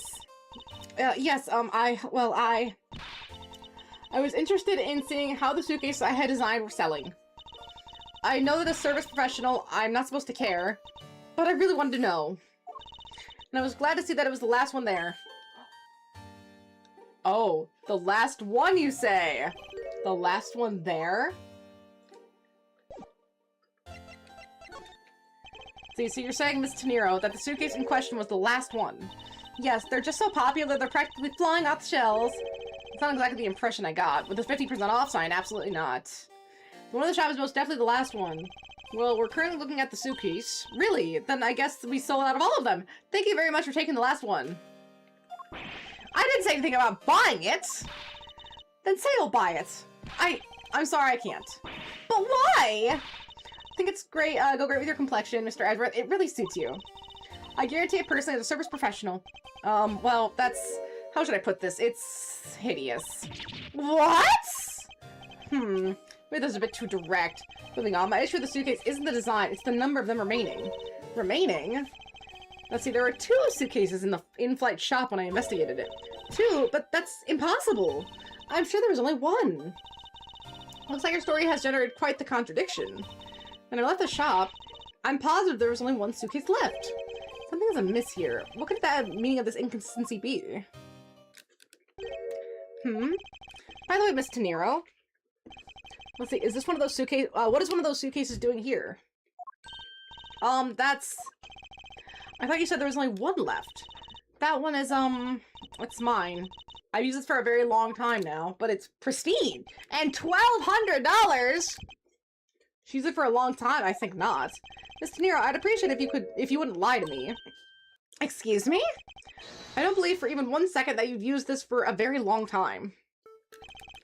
What proves that this hasn't been used for nearly as long as Mr. Nero says? The fucking $1,200 price tag? Hey, Mr. Nero. Is it also your habit to keep the price tag pristine on your suitcase? Ah! What is the meaning of this? Why would you lie about a suitcase? Despite this faith in her design sense, the salesman made her cry bitter tears. So wait, if it's 50% off, that means it's still $600! No wonder they're not selling, they're expensive! The truth is becoming increasingly clear to me. Miss Tenero, I think I understand. I know what you're trying to hide. Now then, the suitcase was originally in... the in-flight shop. Seeing as how the price tag is still in the suitcase, one can only assume it was out on the floor for sale in the shop. The person who brought the suitcase was... Take that! It was you, wasn't it, Miss Tenero? I hate to say this, but this suitcase that you designed... It hasn't sold very well, has it? Maybe it's because it's a company-branded suitcase? You saw how poorly this designed that you poured your heart into was selling, and you were deeply hurt.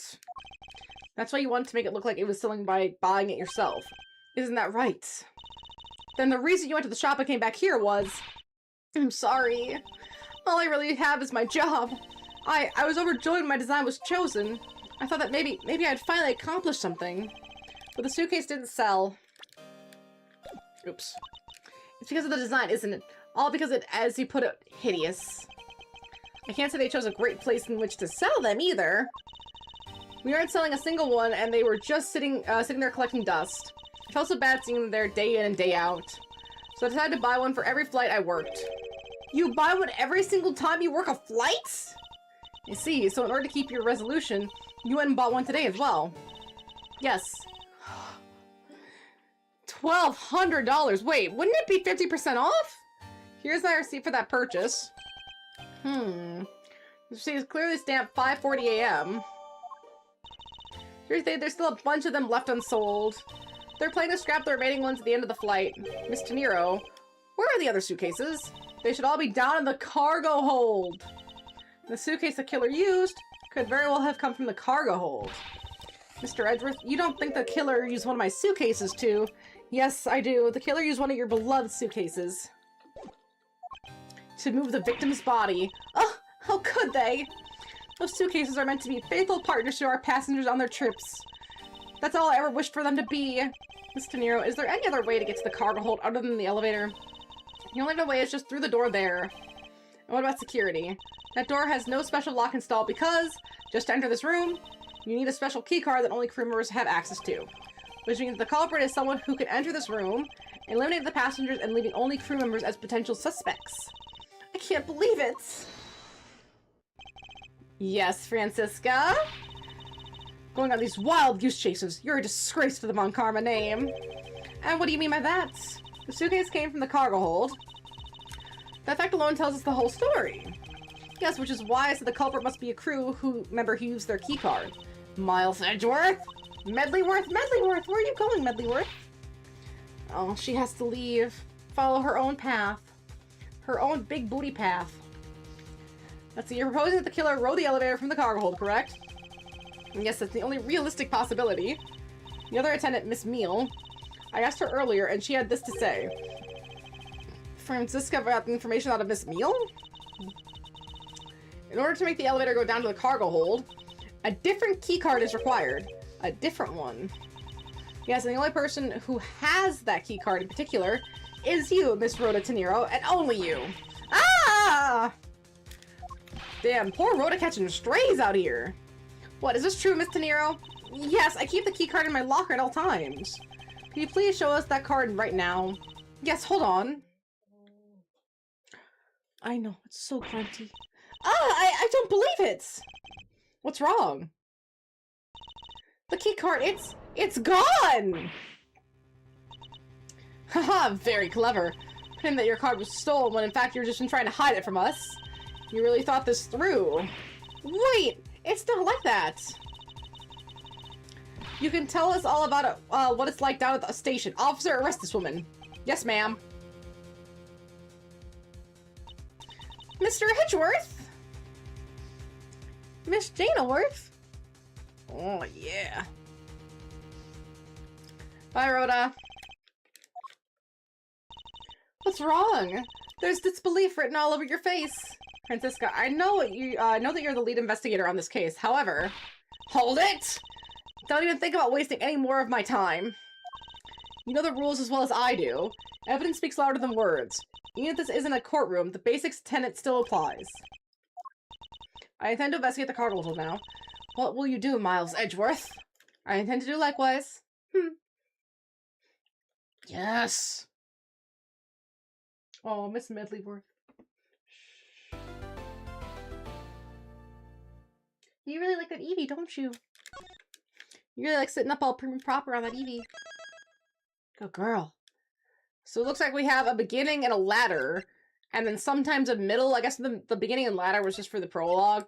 So each case looks like it has a beginning, a middle, and a ladder. See, so wow, this is the cargo hold, huh? It's so big! Oh, and look at that, a missing spot. So this plane is a special model. How is this plane so big? Holy shit! It's both a super large cargo hold and an ultra luxurious first class seating. So this is the real scene of the murder. There is certainly a high probability of that, which is why we're here, correct? Okay, let's get investigating, sir.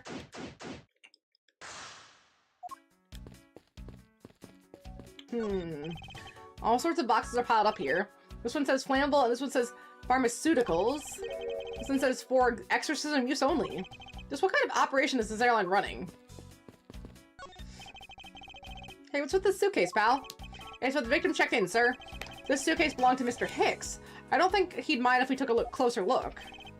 There's nothing out of the ordinary in here, sir. Wait, a file? There's a photo of Miss Karma in it, sir. Looks like a profile of Aunt Francisca. Really? Why would Mr. Hicks have a file on her? Holy suitcases, Mr. Edgeworth! It's like an all-you-can-use suitcase fair. There must be leftover ones that couldn't sell. Ones the company is planning to dispose of after this flight is over. This paint job is really cool, don't you think? It practically screams artsy! Oh, why not purchase one then? I'm sure it will bring you much happiness. You think so? Then maybe I will. Let's see here. $1,200! I think I'll pass. And Miss Nero wonders why they don't sell. You need 2 jobs just to buy one. Although, definitely looks like one is missing. What's this brittle substance I'm stepping on? A bunch of glass fragments. Like, eyeglass fragments. I mean, if they're going to destroy them anyway, couldn't they just give Gumshoe one? Theoretically, like, I don't know if they could make, like, one last sale, but you're going to destroy them anyway, so what's the point? Because you know what's crazy? I'm sure that they would destroy them, you know, or they, like, break it, or, like, they tear it apart, or they just make it inusable for someone dumpster diving, just so that they don't have anyone who wants to take it after the fact.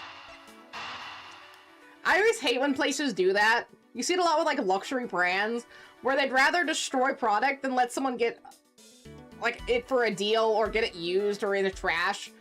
And I hate the waste. The waste makes me so irrationally angry.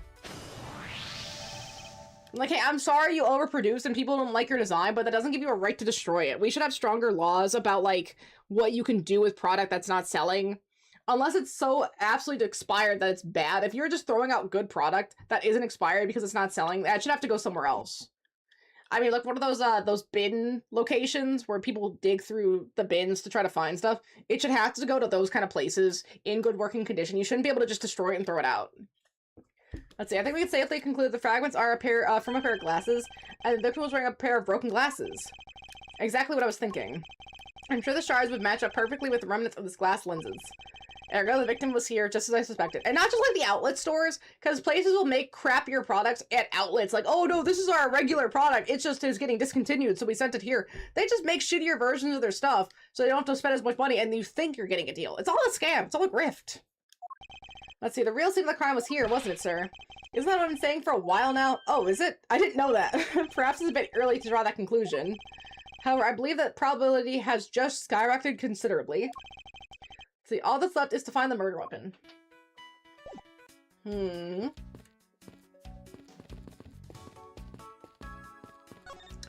See, keeping track of this many pieces of cargo must be very taxing on the crew, the cargo crew. This sure brings back memories when I worked as a part-time mover, sir. By looking in his eyes, he's waiting for me to ask about the rest of the story. But no matter how he pours into those puppy eyes, I have no intention of doing so. I didn't know that this plane was capable of carrying such large pieces of cargo. This thing's as tall as 2 of you on top of each other, sir. It would probably take 20 of you to cover the entire surface of this monstrosity. What, really? I guess that sounds about right.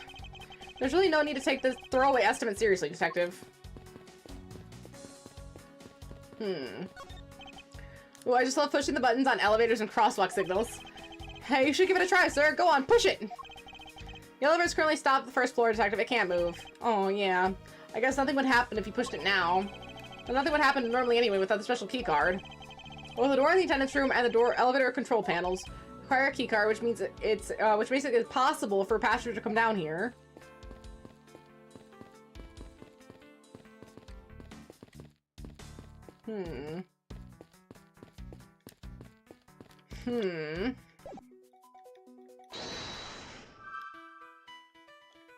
I only have the profile on Francisca.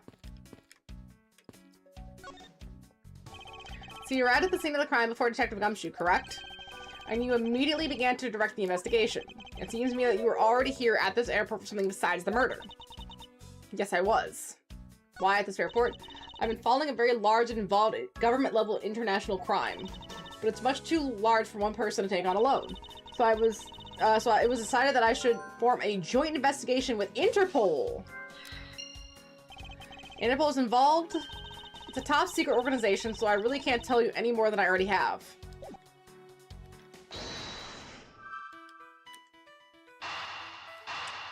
I feel like these two have got to be related.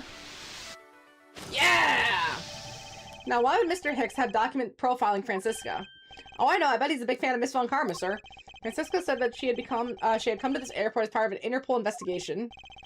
Oh, maybe Mr. Hicks had heard she was coming here and he followed her? That's creepy. Detective, I think it's more likely Mr. Hicks was in actuality an Interpol agent. I think Francisca has some explaining to do. Oh, not this. Truth behind Hicks. So you came to this airport to rendezvous with the victim, didn't you? Nonsense! What are you talking about? We found a profile detailing information about you in the victim's luggage. I suppose it was prepared for him so that he could recognize you when he landed. Which makes him not Mr. Hicks, but rather Interpol Agent Hicks. Isn't that correct? I should have known you figured out Miles. Why are you keeping that from me? But it looks like they got to him first. So really did come here to receive an Interpol agent then. Yes, Agent Hicks was on the trail for a very large international smuggling ring. He went undercover to investigate this crime, and it was I who put him on the case. I was supposed to receive a call from him on his cell phone once he had landed. I never expected to receive a call about his murder instead. I think we have pretty definitive evidence that Agent Hicks came down here to the cargo hold. But what was he doing down here, sir? There's nothing but luggage. Oh, I get it. Maybe he forgot something in his suitcase and came to get it. No, you can't! Don't be stupid, gumshoe. Agent Hicks came here for a work-related reason, of that I'm sure. Yes, I'm sure he was here to investigate the smuggling operation he was observing. Francisca, do you know exactly how he intended to pursue this investigation? No, unfortunately, I was going to find out from him after he landed. I see. But this raises another question. The normal passenger can't access the cargo hold on their own. Agent Hicks must have identified himself as a member of the crew and entered the cargo hold with the person who let him in. Yes, and then he was murdered here.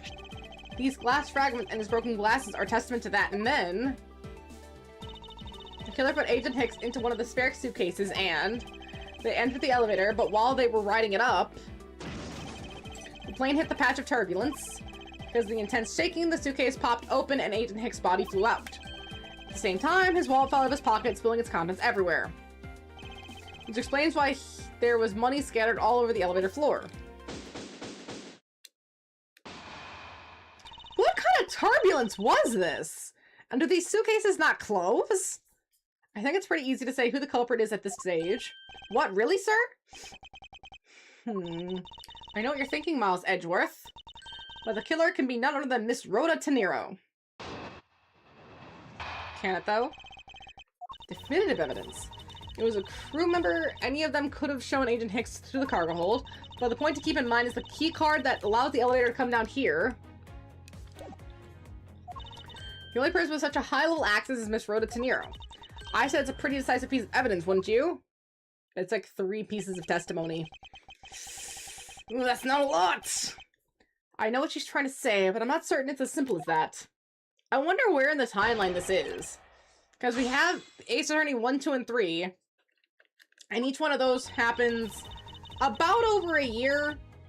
Like, case-wise. But then some of them kind of go back and forth in the plot. Like, with Phoenix in college, or with Miles as a child. That kind of stuff. So we have a pretty long... a pretty long timeline overall of all the history that we've learned. And I think this is supposed to be when he is traveling. Hold it! But when was that in the games? Was that... Because he was traveling in the first and the second game. Because we kind of saw him mostly in the first game.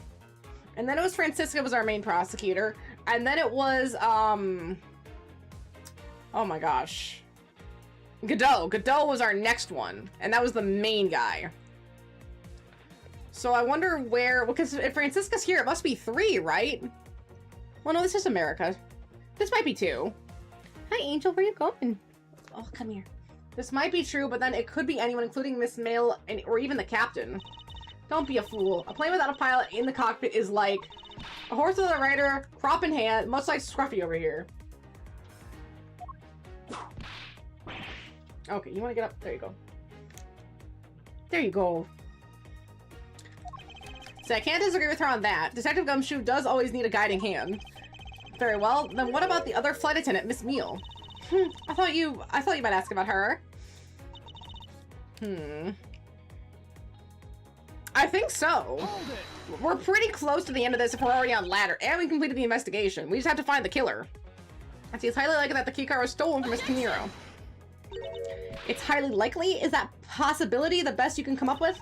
And you call yourself a disciple of my father? My father will hear about this. No, isn't he dead? Maybe executed in prison. Although this universe is kind of rough, anyone convicted of murder seems to be executed? A life for a life is a hard place to be in. No wonder it's so dire that we saved Maya even in manslaughter. She probably would still get the noose. Holy shit. Oh my gosh, that's, yes, well, while I don't have any evidence, Be quiet, you're a disgrace! There's more evidence pointing to Miss Rhoda Tenero than you know. It's not just the key card that gives her away. Are you talking about the murder weapon? The Captain Uggo piggy bank? Yeah, she is also the only person with a key to open that display case. Further, there's the matter of the key in the display case that held the murderous bank. Gonna watch your stream, and I realized I paused in Sam's shower. You was running. Oh, so you had a nice little screenshot moment for the new background on your PC. I hope you didn't waste it. Do you have any proof that this isn't just a red herring? If you must keep on insisting that this is a fake, then what is the real murder weapon and where did it go? Ooh. Speechless, I see. That's not a surprise. After all, you know that we've searched the entire cargo hold and came up empty-handed. There must be a way. It's whoever has the cell phone. We haven't found the cell phone yet. There must be something that can help me rule out the piggy bank as the murder weapon. What should be examined further to help us ascertain the authenticity of the weapon?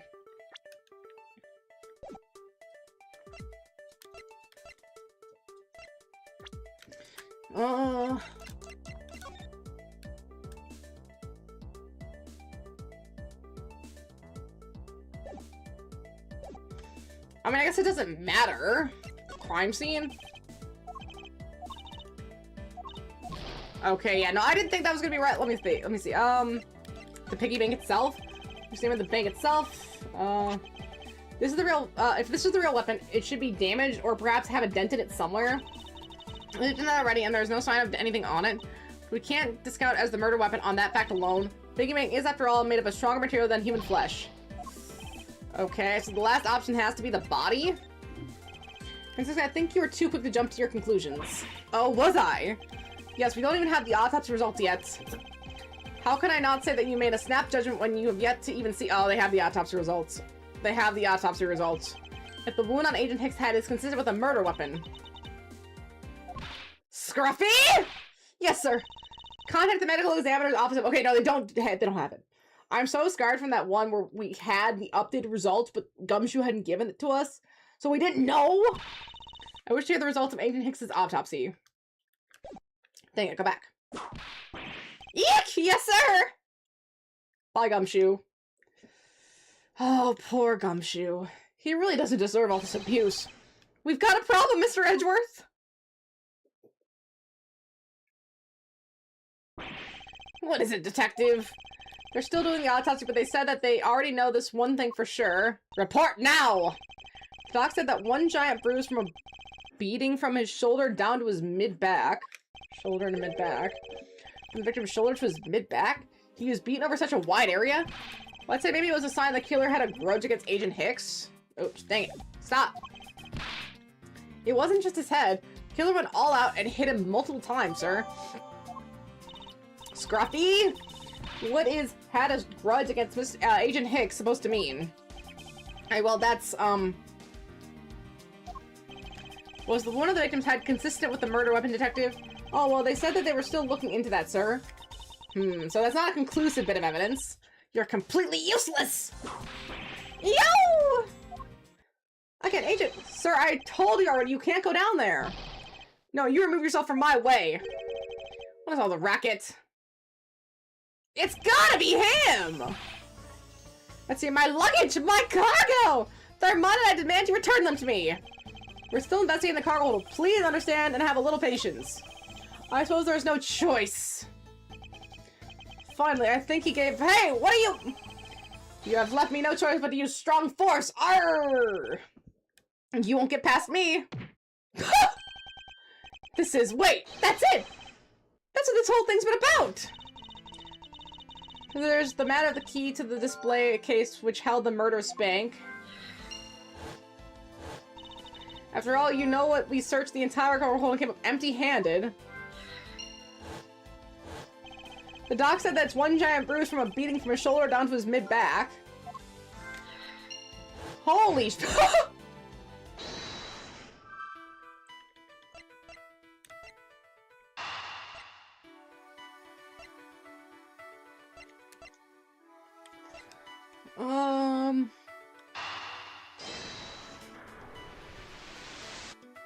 Oh, dang it.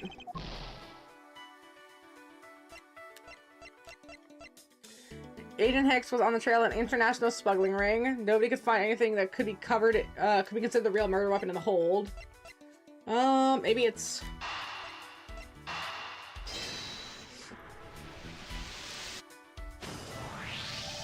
Allegedly, the killer struck the victim many times over, which is why there is an extensive bruising over such a wide area. But is that really the correct conclusion to draw from the evidence? The bruise from his shoulder to the middle of his back is one continuous mark, which is more suggestive of a single blow to the back. If that's the case, then the piggy bank is much too small to have caused that. Therefore, the murder weapon must be something far bigger!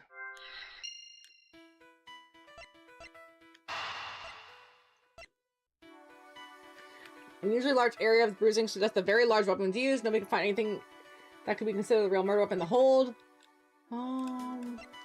Okay, so there's like two options. I'm gonna go with the weapon couldn't be found. It's either that or smuggling. We only have so many options. Ooh, yeah! If we're looking for a rather large weapon, you'd think it would stick out. But so far, we haven't found anything that resembles a weapon of any sort. Perhaps, just perhaps, it's something we all overlooked from the very beginning. Because normally it's too impossibly big to be taken into consideration. What's that all about? Was he trying to jump his way down here? Francisca! What? What do you want? I found it, Francisca. I found the real murder weapon. You did?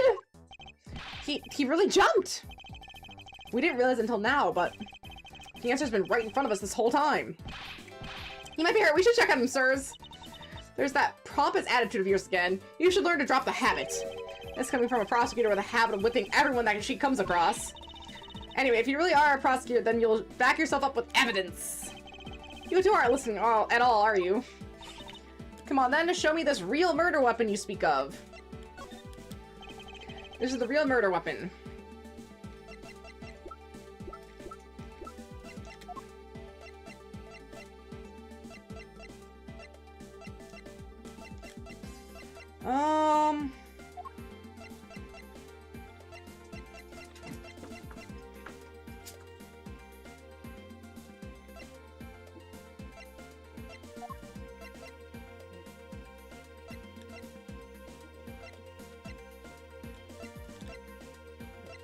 Okay, there's either no murder weapon or... Take that! Let's see, of course, Agent Hicks was placed in the suitcase log. No, nah, yeah, no, that's not it.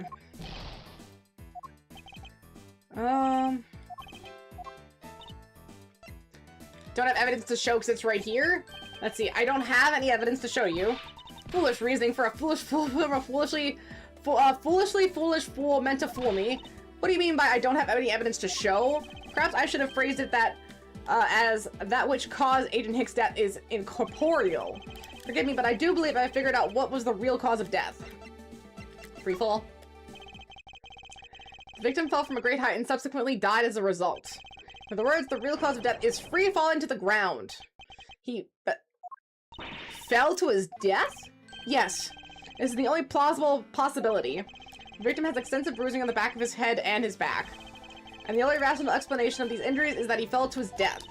But the murder happened inside this plane. I know. Are you claiming that there is someplace else in this plane from which he could have fallen from?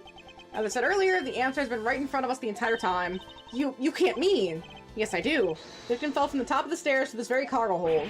What? Then we're in trouble. We may have a second death on our hands, sir. I mean, he only fell from like a foot. Hey, you, tell me you aren't dead, pal. Quiet, why are you screaming? He's alive! It was during the turbulence. It must have been. There you have it, Miles Edgeworth. It's not possible that Agent Hicks fell over the railing to his death. That man is living proof of that. I suppose it's true that it's not possible, given the current circumstances.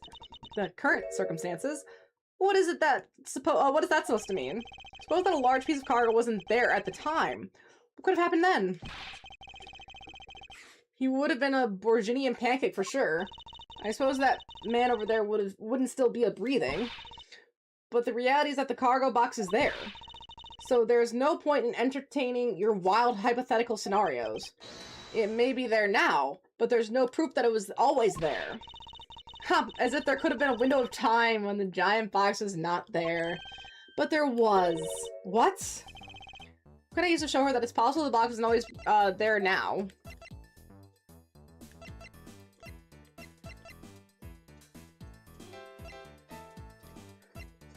It's gotta be the refueling. We had a brief stop from 4 to 5 to transfer cargo and refuel.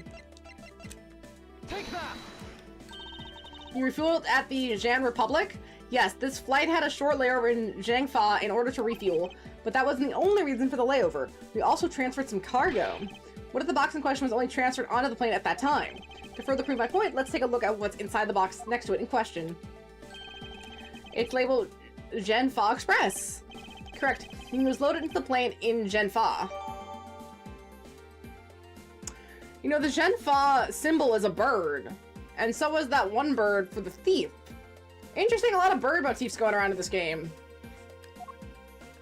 Now, what if the box in question was also loaded on at the same time? It would mean that the box was not there in the cargo hold during the Europe-Zhangfa leg of the flight. Making a clear drop point from which an Agent Hicks could have fallen to his death entirely possible. Ah, but your theory is still very far-fetched. And allow me a chance to prove how likely my scenario is. My first order of business will be to examine that piece of cargo in more detail. A second investigation? Let's go check her out. It's a rather large piece of cargo. There's a tag on it, sir. Let's see. Aleph Red Statue? I've never heard of it. Nor I, but all I care about is if we can prove it wasn't here at the time of the crime. Now let's get investigating, sir. Aww.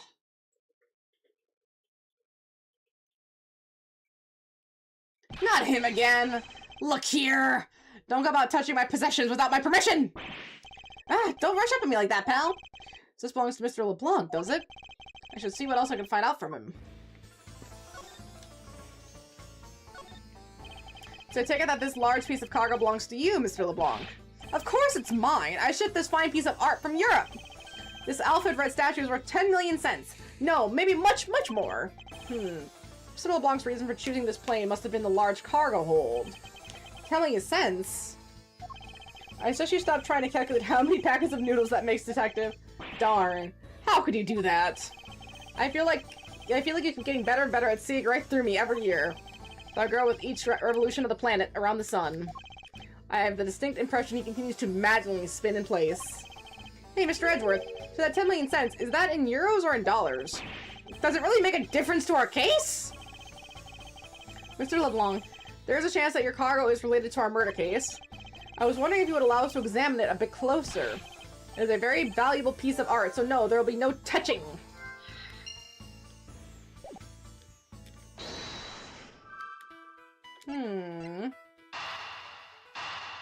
I mean, that's gotta be it.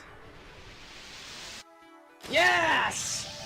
Yeah, if Mr. LeBlanc has something to do with the smuggling ring, and it's possible this fake statue was brought aboard to Zhangfa. I think I need to question him a bit further. Like your statue, Mr. LeBlanc. I wonder if it might be a fake. What? How dare you say my art is fake? I suspect that your statue might be the target of an international smuggling ring. Though you say such fantastical things, those thieves would not dare. I have the certification of my cargo right here. You mean the cargo certification document? Mr. Zinc LeBlanc, why didn't you say so earlier? Please show it to us at once. You can't read this! What does it say? It says, as plain as day, the cargo was put onto the plane in Europe. There you have it, Miles Edgeworth. Too bad for you. The statue was brought on board in Europe, just as it states on the certificate. No, that's... Which means that there was never was a window of time in which the statue wasn't sitting there. Ugh. I respectfully disagree. We can't discount the theory until I see the statue for myself. Then you can have your wish. Look at it yourself and see I am right. Now, this, I know I've seen this somewhere before. This is the elf red? Gives us such a feeling of art! I can practically smell it! The statue has a high amount of historical value. After it was unveiled at a museum in Europe, I brought it to this country to exhibit it. I believe a closer look is warranted here. Wait a second.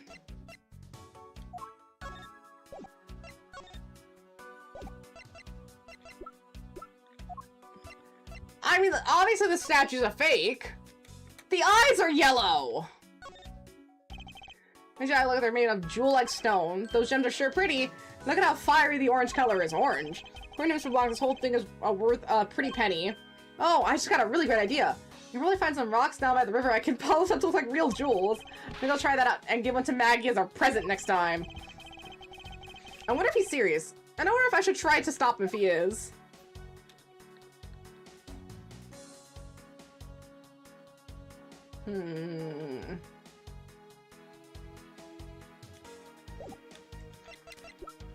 I mean, again, the jewels are different. We can't piece anything together.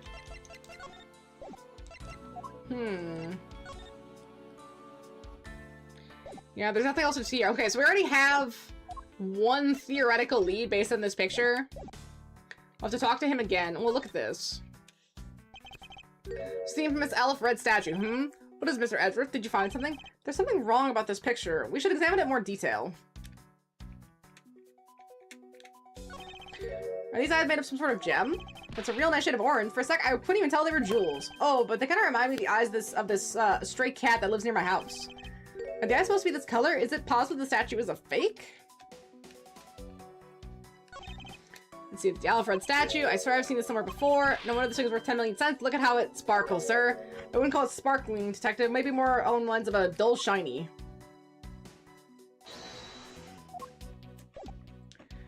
Oh, we have to deduce? Okay, we got you.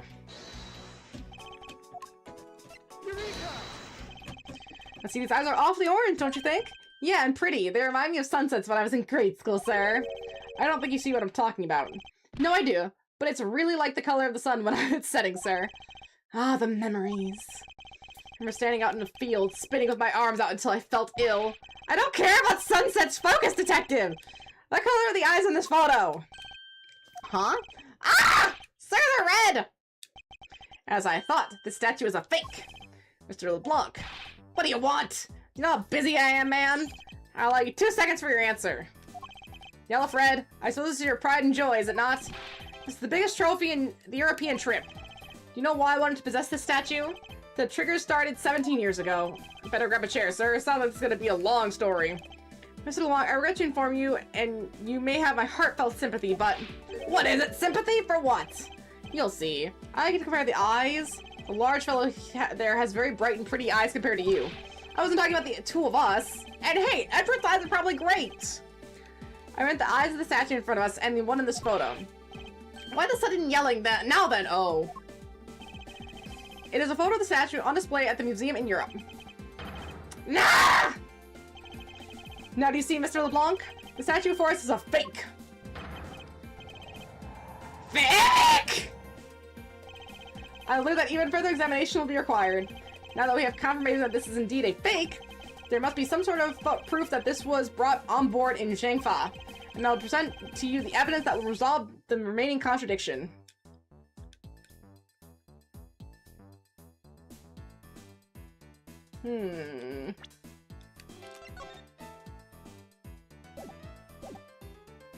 Oh, wait, is it the mouth?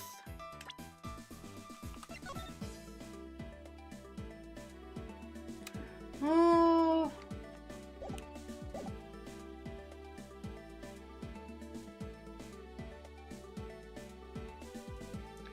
Well, I don't think we can get down to the mouth. Is it this spot here?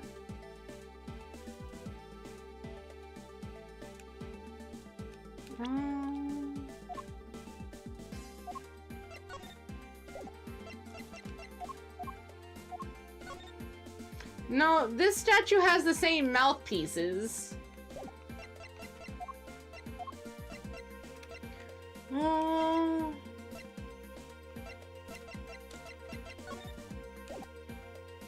Who's loaded onboard? Oh! Was it the placement of this? Because of when it was put on the ship? Oh, okay, wait. I mean, when it was put on the plane? Hmm.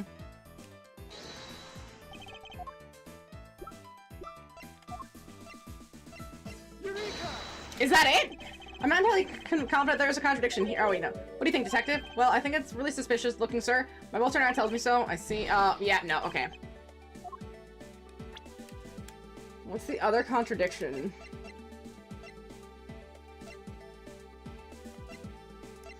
I don't think it'd be the phone.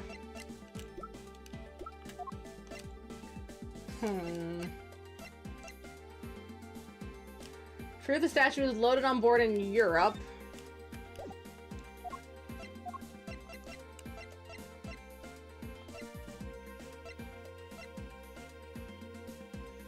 And see, this is her testimony, which she could be lying.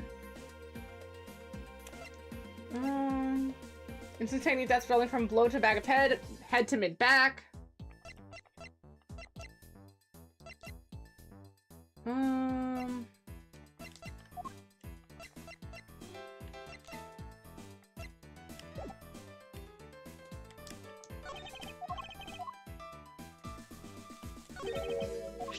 Let's see.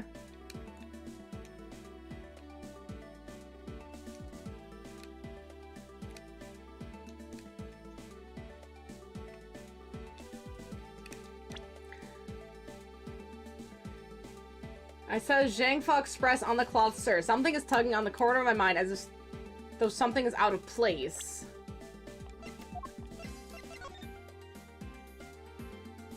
Alright, I'll have to think about that. I'm gonna run to the restroom really quick. I'm not sure exactly what they want me to pick, but it's obviously something with the Express and maybe the placement of some of these items. I'm not sure.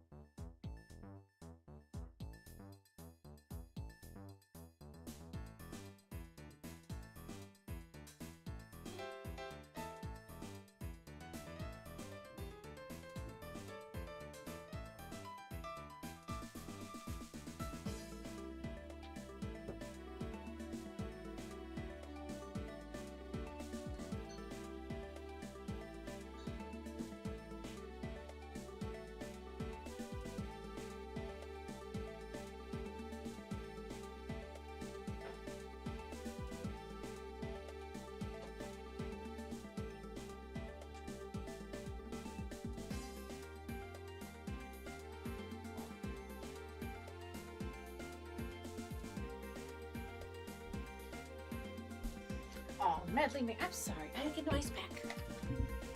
See, it's like the second I stop micromanaging my back, the pain comes back, and it's so frustrating. I have another doctor's appointment set up now. I was like, oh, I had one, then I was like, I'll then cancel it and see. But I'm like, nah, it's gotta be. I gotta do something about it. It's getting ridiculous. I can't keep every day having to like micromanage how much pain I'm in. It's exhausting. Let's see.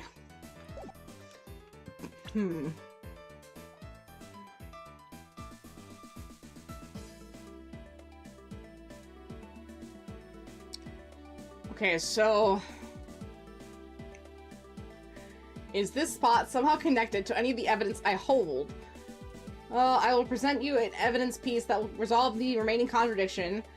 There must be some proof, some sort of proof, that this was brought on board in Zhengfa. Okay, so we basically have to prove that they were switched.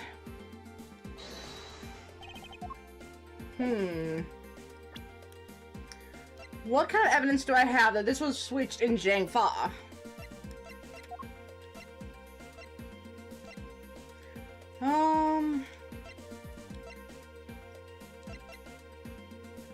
Let's see, document written in Borginian, proof that the statue was loaded on board in Europe.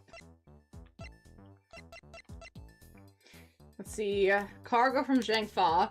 It was loaded on board during the refueling between 4 and 5 at the transfer point.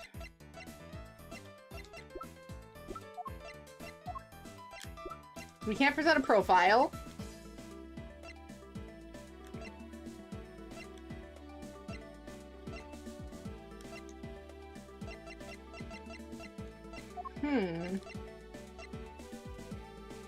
See, the bloody cloth was found inside. Highly likely the killer got this from the cargo hold. Instantaneous maybe it's the death?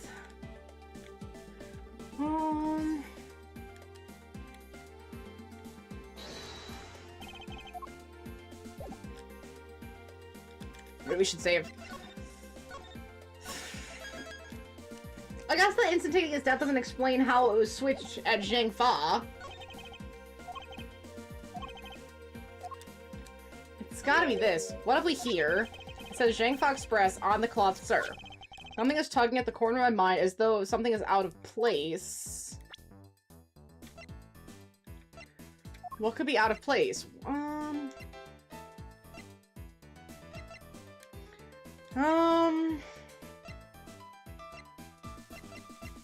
Mr. Hicks was there in his seat when we took off again at 5 a.m.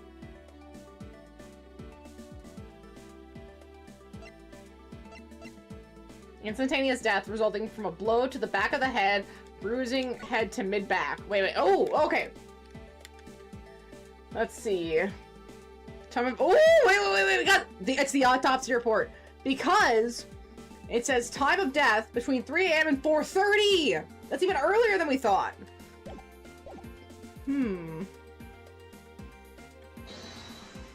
Let's see, we'll try this one, and I'm gonna try the autopsy report.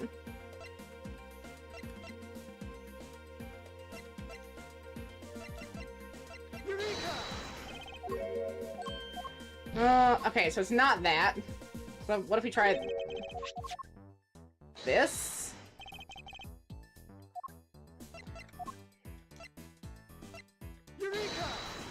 Dang it!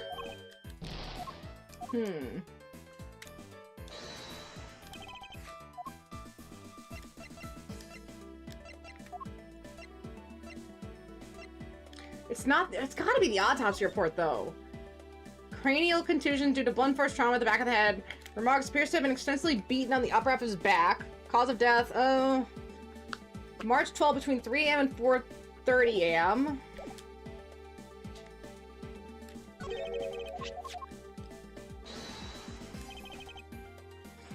Is this spot somehow connected to any of the evidence I hold? It's none of this. None of this makes any sense. It can't be the photo, or the cell phone right now, or the piggy bank, or the footsteps. We tried the cargo. That didn't work. Like her test, it's probably chamomile. Because her testimony makes no sense. Hi, Jeannie, come here. Oh, okay. Oh, that's a big Genie. Do you see the contradiction? Because I sure as shit don't. Fake piece being shipped by Mr. LeBlanc. Not worth a cent, let alone 10 million.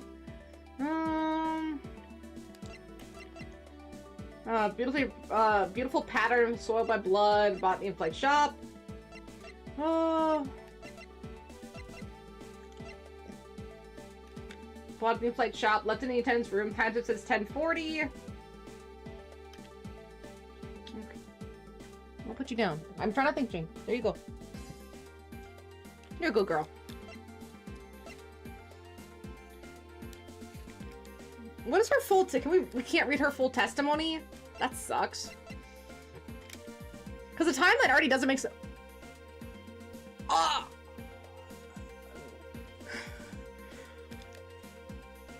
How did you realize you could walk into a kitty bed? She's just in the tower now. How did you notice that? You know, she can open gates if they're not locked. If she can, like, use her nose or her foot to, like, open a gate now. She's getting too smart. Hey, if that's where you want to be, I'm not gonna stop you. You have to get yourself out of there, though. Okay, do we have any reference to the Zhang Fa?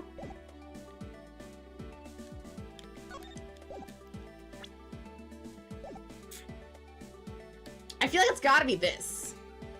What's the thing we're really trying to specifically prove again?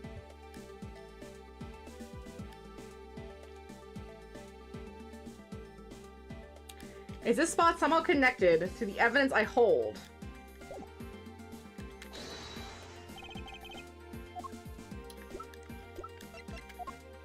You already tried his autopsy report.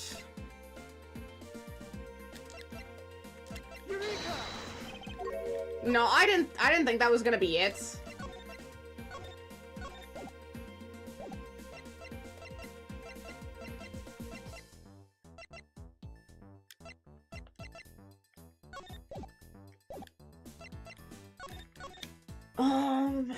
I have an idea, right? Like, you have it in your head.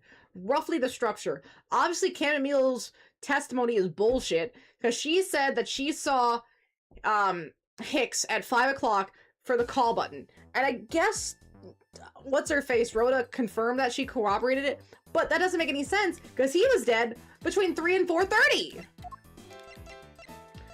If he was dead between 3 and 4:30, like the autopsy report said, there's no way he could have been at the scene at 5 a.m. And it also means that between the transfer point and when the refueling happened was when he died.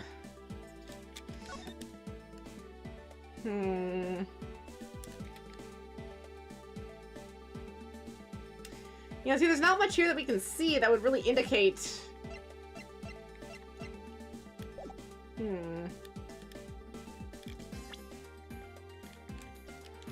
Let's see. There must be some proof that this was brought aboard on Zhang Fa. What proof do I have that it was brought aboard on Zhang Fa, besides the fact that it wouldn't have been there during the time of the murder?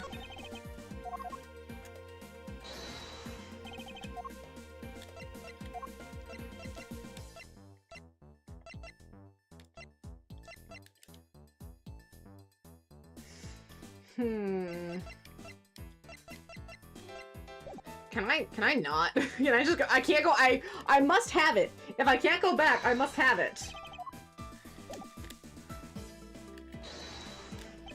This is a spot somehow connected to any of the evidence I hold. Is it? Found was hit on the back of the head. That doesn't help. This doesn't help. One of the victim's pocket was taken to a museum in Europe.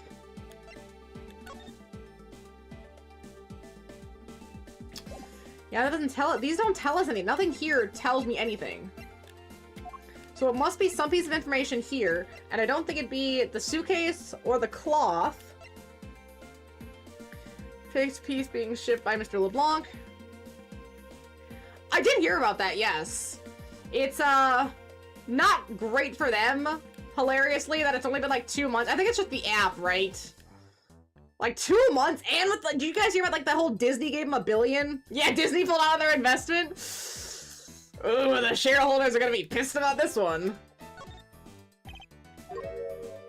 Real, oh.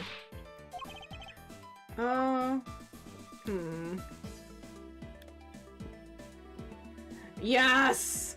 I mean, seriously, if NVIDIA keeps this up, especially with how, like, dismissive they've been of their, like, their customers. I was actually just at Best Buy today because I was looking for a couple games, which they didn't have, sad. And I was looking at hard drives. They only had like 2. One was a 5 terabyte, one was an 8 terabyte. But the 8 terabyte was like a little bit more expensive than I wanted to spend. So I was like, oh, let's try going somewhere else and see about that. But I was like looking at the RAM and I was looking at the graphics card. NVIDIA, they only had 2 5090s, I think? 5070s? And they were, gosh, 1600, which, you know, not terrible if you have 1600 to spend, but the RAM was crazy. Seeing it in real life, 32 gigabytes, I mean, it wasn't a lot, but it was still pricey at like, what, almost 400? It was almost 400 for the two, or maybe it was just for one. I don't know. It was crazier prices than I was anticipating. And you know, not even like 2 years ago, these things were, gosh, 150 for all of it in for like two RAM and a bunch of other stuff.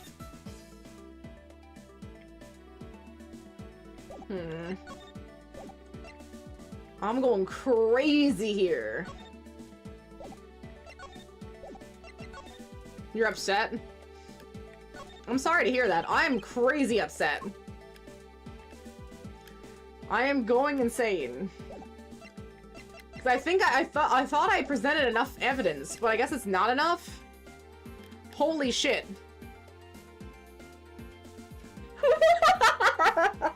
I'm so sorry to burst your bubble. I didn't mean to. I don't even know that much about My Little Pony. It was a guess. I'm so sorry. But hey, if it makes you feel any better, everyone basically copies everyone all of the time. Because that's kind of the nature of media, is everyone takes inspiration. Because no one can have an original thought because there's just too many works out there. That's not a negative or anything, it's just how it happens. Dude, I have no proof of anything. Something is tugging on the corner of my mind as though this something is out of place. What could be out of place? I wasn't down here, I don't know!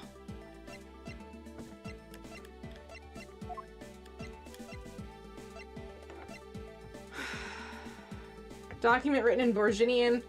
Proof that this was loaded aboard in Europe. Maybe the original was, and then they got switched out.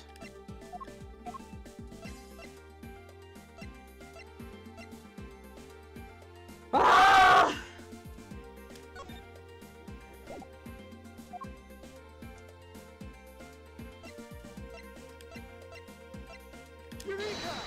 That's not it. I'm so mistaken. Yes. By a lot.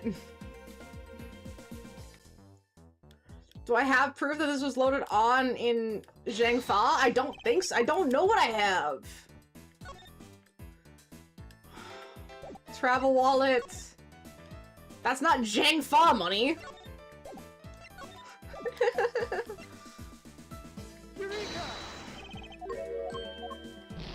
I'm gonna guess. I'm gonna guess so hard. I feel like it's gotta be something to do with this. But what? Ah!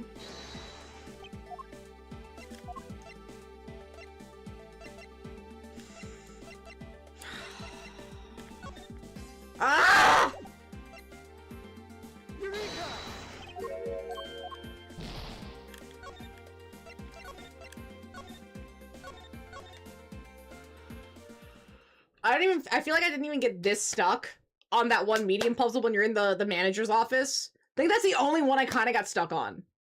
I don't know what proof they're asking for. I can't think of it. What have we here? The Zhangfa Express on the clock. Okay, we know that they stopped in Zhangfa for a layover to transfer cargo onto the plane. Now, that could have mean they also transfer cargo off.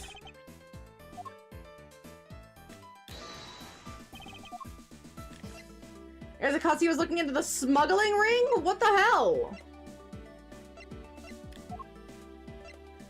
Because we can't present a profile!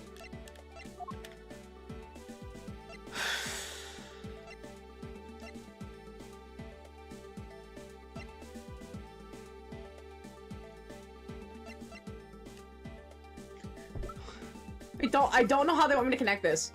I don't get it. It wouldn't be affected by the turbulence.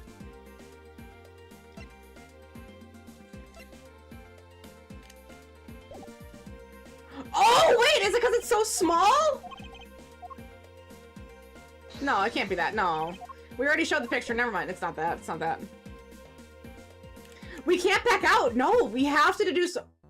Are you fucking kidding me?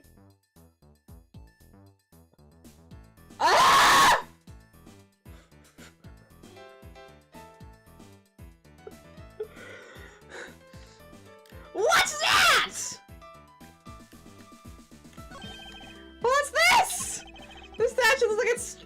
stepping all over the neighbor's cloth. They resembled its owner's attitude and descent. Ew, what did you say just now? Further, my clothing has not being stepped on by anyone. It's too expensive for me to allow that to happen. Please forgive the trespasses of my subordinate. Why should I forgive the trespasses unless it's an expensive dress you can keep? Ah!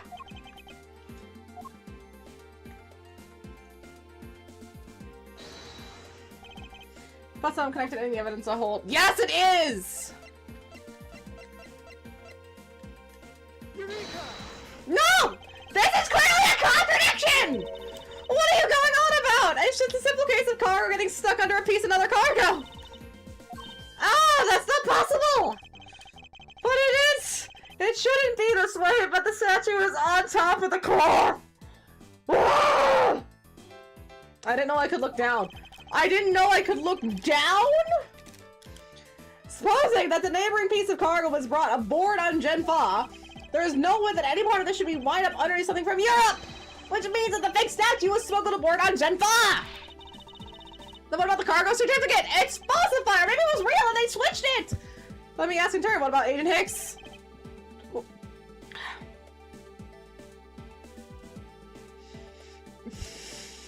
I know what a neck could do. I didn't know what this game could do! It's cool. We got it. It's all that matters is we got it. Ah! Why did he come down here in the middle of the flight? There's only one reason why, to secure proof of smuggling activity aboard this flight. So you say, but I don't believe he had to do that mid-flight. We could have just infected all the cargo after the plane landed. But that may be true, however, you have it backwards, Francisca. Sure, Agent Hicks could have waited until after the plane had landed, but he had a reason for coming down to the cargo hold. Suppose he had found the fake at the airport. It would have been after the swap had occurred. At that time, the suspicion would naturally fall onto the statue's owner, who would have no way to prove that the statue was switched without his knowledge. Which means there is one other, so there's someone involved who is forging or modifying cargo certificates.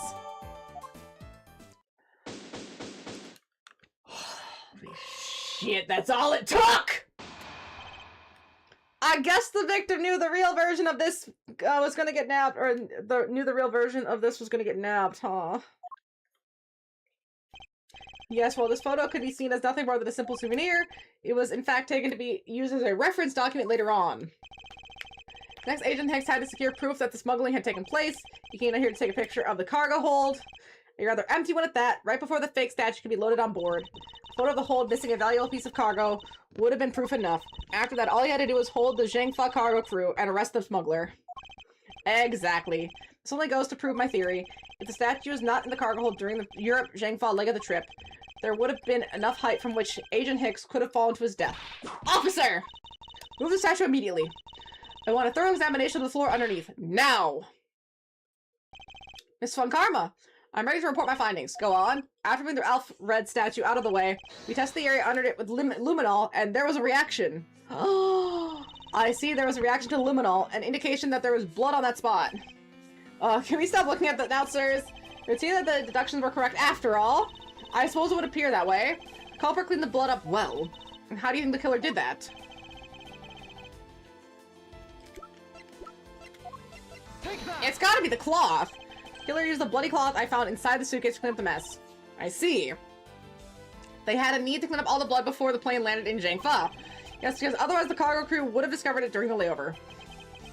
So you guys are saying that the murder happened before the plane landed in Zhangfa. It's gotta be Cammy Neal, because she's the only other person who can speak Borgian. Let's see, but if that's true, then it throws a certain person's testimony into doubt. If the murder occurred before we landed in Zhangfa, then this person becomes highly suspect. Her testimony, because she says she held him at 5. How Miss Meal's testimony about Agent Hicks in regard to when he departed Zhangfa. I saw Mr. Hicks sitting in the seat at 5 AM, you know. She claimed Agent Hicks was alive at the time of the service calls, but that totally contradicts the facts, sir. But why would she lie about something like that? Because she's part of the smuggling ring. I think the only person who can answer that is Miss Meal herself. Holy shit, dude. That one section held me up. Fuck. I didn't realize you could look down. I gotta try that now. Sometimes this game, especially these older games, don't know when to tell you something. Right? Like, I didn't realize I could look down. Certain games let you slide, certain sections let you slide in these Ace Attorney games, but it's so rare or it's so inconsistent about when they let you do it that sometimes you're not going to think about it until it's happening. Let's see, Miss Meal? Miss Meal? See, do you recall what you said earlier? When you answered service calls as we were departing from Jingfa? Huh? You said that Mr. Hicks was sitting in a seat at that time. However, that simply is not possible, because Mr. Hicks was dead long before we ever touched down in Jingfa. Oh? Miss Cammy Meal? Maybe I didn't see what I thought I did. No one could have made a mistake so large, Miss Meal. But I make that kind of boo-hoo all the time.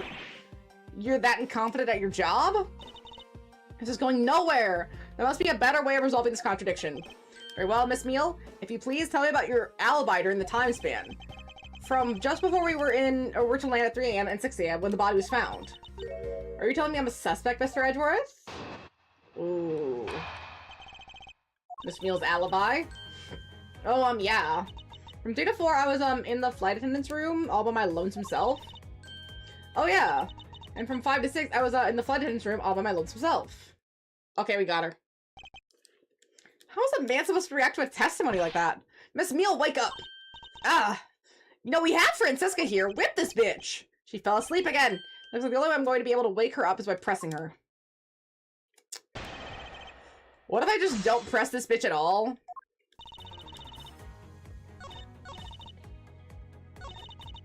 What if I just go present and then hit her with this? Got it. See, I have it. If I have the points, if I can look fucking down, I got it. Why don't you be so kind as to take a look at this receipt, Miss Meal? Huh? A receipt for what? It's for the suitcase Miss Teniro bought. Now, if I may direct your attention to the timestamp, as you can see, it clearly says 5:40 AM, Miss Teniro. Yes. Huh? Why is the killer here? I thought you'd have her locked up by now. I request that she be present as a witness so that we may straighten out your complex lie. I can't wait to see her crack. I want to see her crack so bad. Now, the Miss Teniro, between the hours of 5 and 6 AM, you took a trip from first class down to the first floor in-flight shop, correct? Yes, I went to the shop to buy a suitcase. Oh, goodness. I have, like, hot sauce and beans and sour stuff and Sprite in my stomach. I might burn a hole through my stomach lining today. We'll see. I went straight to the attendant's room to drop it off. And did you see Miss Meal there at the time? No. So, Miss Meal, where were you really between the hours of 5 and 6 AM?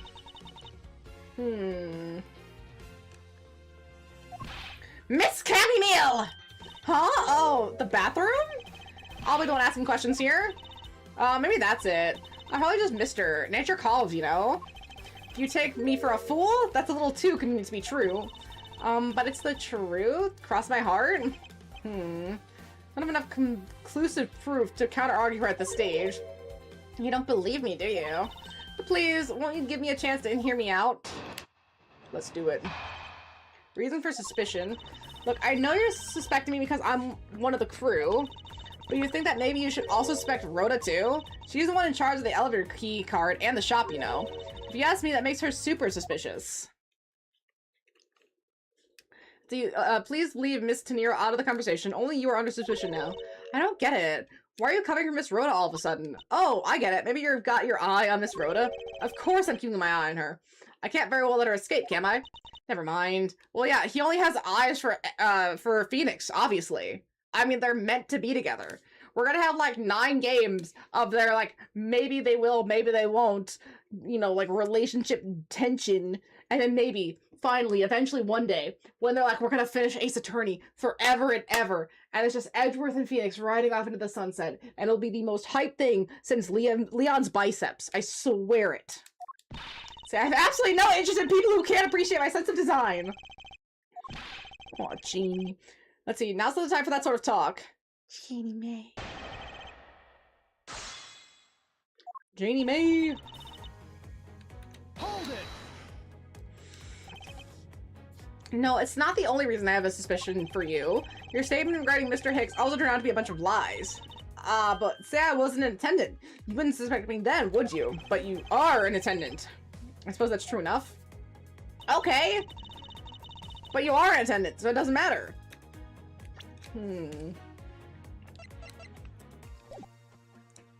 Let's see, but you think that maybe you should also suspect Rhoda too?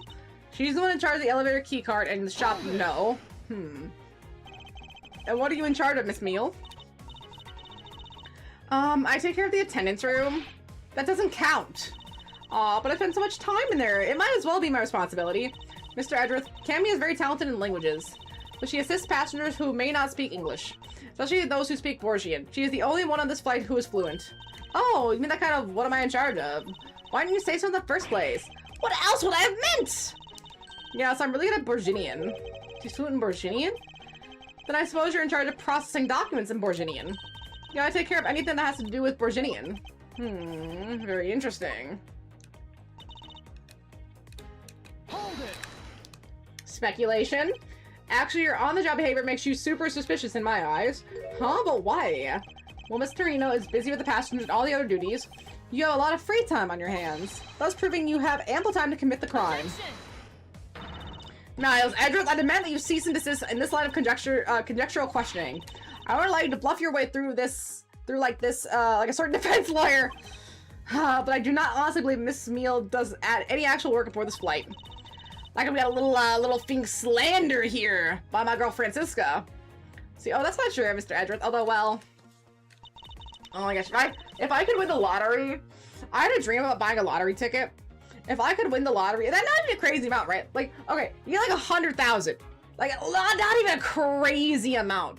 The things I would buy after tax be like 80, 70,000. The things I would buy, man. Oh my gosh, so many things. I was thinking, wouldn't it be so great to have like a Francisca statue? Get like a Francisca figure. You know, something like that's gotta be like 300-400 though, because A, it's really rare, and B, it'd have to be like really good quality too. My parents won 80K in the lottery once. Oh, that's so nice. I think the most I've ever seen anyone win is like 500. Nothing insane or anything. 80K. Oh my gosh, the things I could do, the damage I could wreak with 80K. I mean, we gotta put at least 10K to manga. Right, 10K to manga, whatever I can buy in video games that's out, probably buy a Switch too. Yeah, my dad occasionally grabs tickets. I do that too once in a while, like, you know, like a little scratcher or something, just to, may as well, right? You never know what you could win if you just, like, once in a while. I know it's like the like, oh, you shouldn't do that, it's just a tax, whatever. Well, I mean, once in a while it's not gonna kill you. I think we're like $5, right? I won like the $5 or like $10, basically what you pay for the ticket kind of thing. Oh my god, the damage I could wield with 80K. Like, not like, oh, well, you should put it toward this, or like practical things. You know, like, I don't know, like plants for a yard, or like fixing up any parts of my car. Like, oh, I maybe get new tires. No. The damage, I would redo this whole thing with new figures I would spend my money on. It's one of those things where it's like, you wouldn't know that I won the lottery, but there would be signs. Like, wow, isn't there like a $1,000 figure of Leon Kennedy? Why, yes it is. Oh, yeah, it would be. Ooh. Oh, man, the things I could purchase. Now I'm just sad. That'd be nice. Google did something that apparently been working with expectations of RAM prices going down. Google did something that's apparently been worked with. Actually, really? Like what? How so? Let's see. So what exactly do you do as one of the as one in charge of some Borginian stuff? I do stuff like translate things from and into Borginian. Cam is the only member of the crew who understands Borginian, Mr. Edgeworth. Miss Meal, I take it that is your job to process all the Borginian paperwork? Yeah, so I totally pull my weight around here. So it would appear, Miss Neal, it's very unladylike to push suspicion onto someone else. That's not what I'm doing at all. I'm just saying that Miss Rhodes is very there you go again, pushing everything onto her again. I don't get what you're saying. It must be a really abstract concept, huh? The only thing abstract here is the landscape inside your head.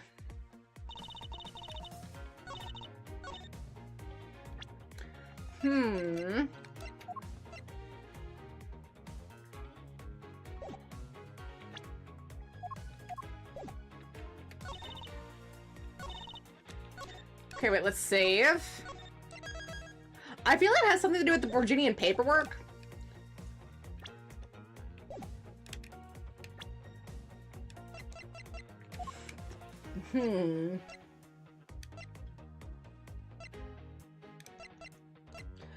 Let's see. Objection! It is it! Yes. So you're the only one in this flight crew that speaks Borginian. Is that correct? Oh, yeah, I guess so. I studied abroad in Borginia for a while. Doesn't Borginia sounds like that one country in the Princess Bride, or yeah, no, not Princess Bride, in Princess Diaries with Anne Hathaway, Moldova, Borginia, like these almost real, very fake European countries. See, if that's the case, then the signature on this document belongs to you, doesn't it? This is a falsified piece of documentation that has only one purpose: to lead anyone who read it to believe that Mr. LeBlanc's statue was loaded in Europe. The only person who could have either prepared or processed this document in Borginian is you, Miss Meal. I want to see your crack! Without your participation, the smuggling of the Aleph Red could not have occurred. Don't sleep while I'm pointing my finger at you!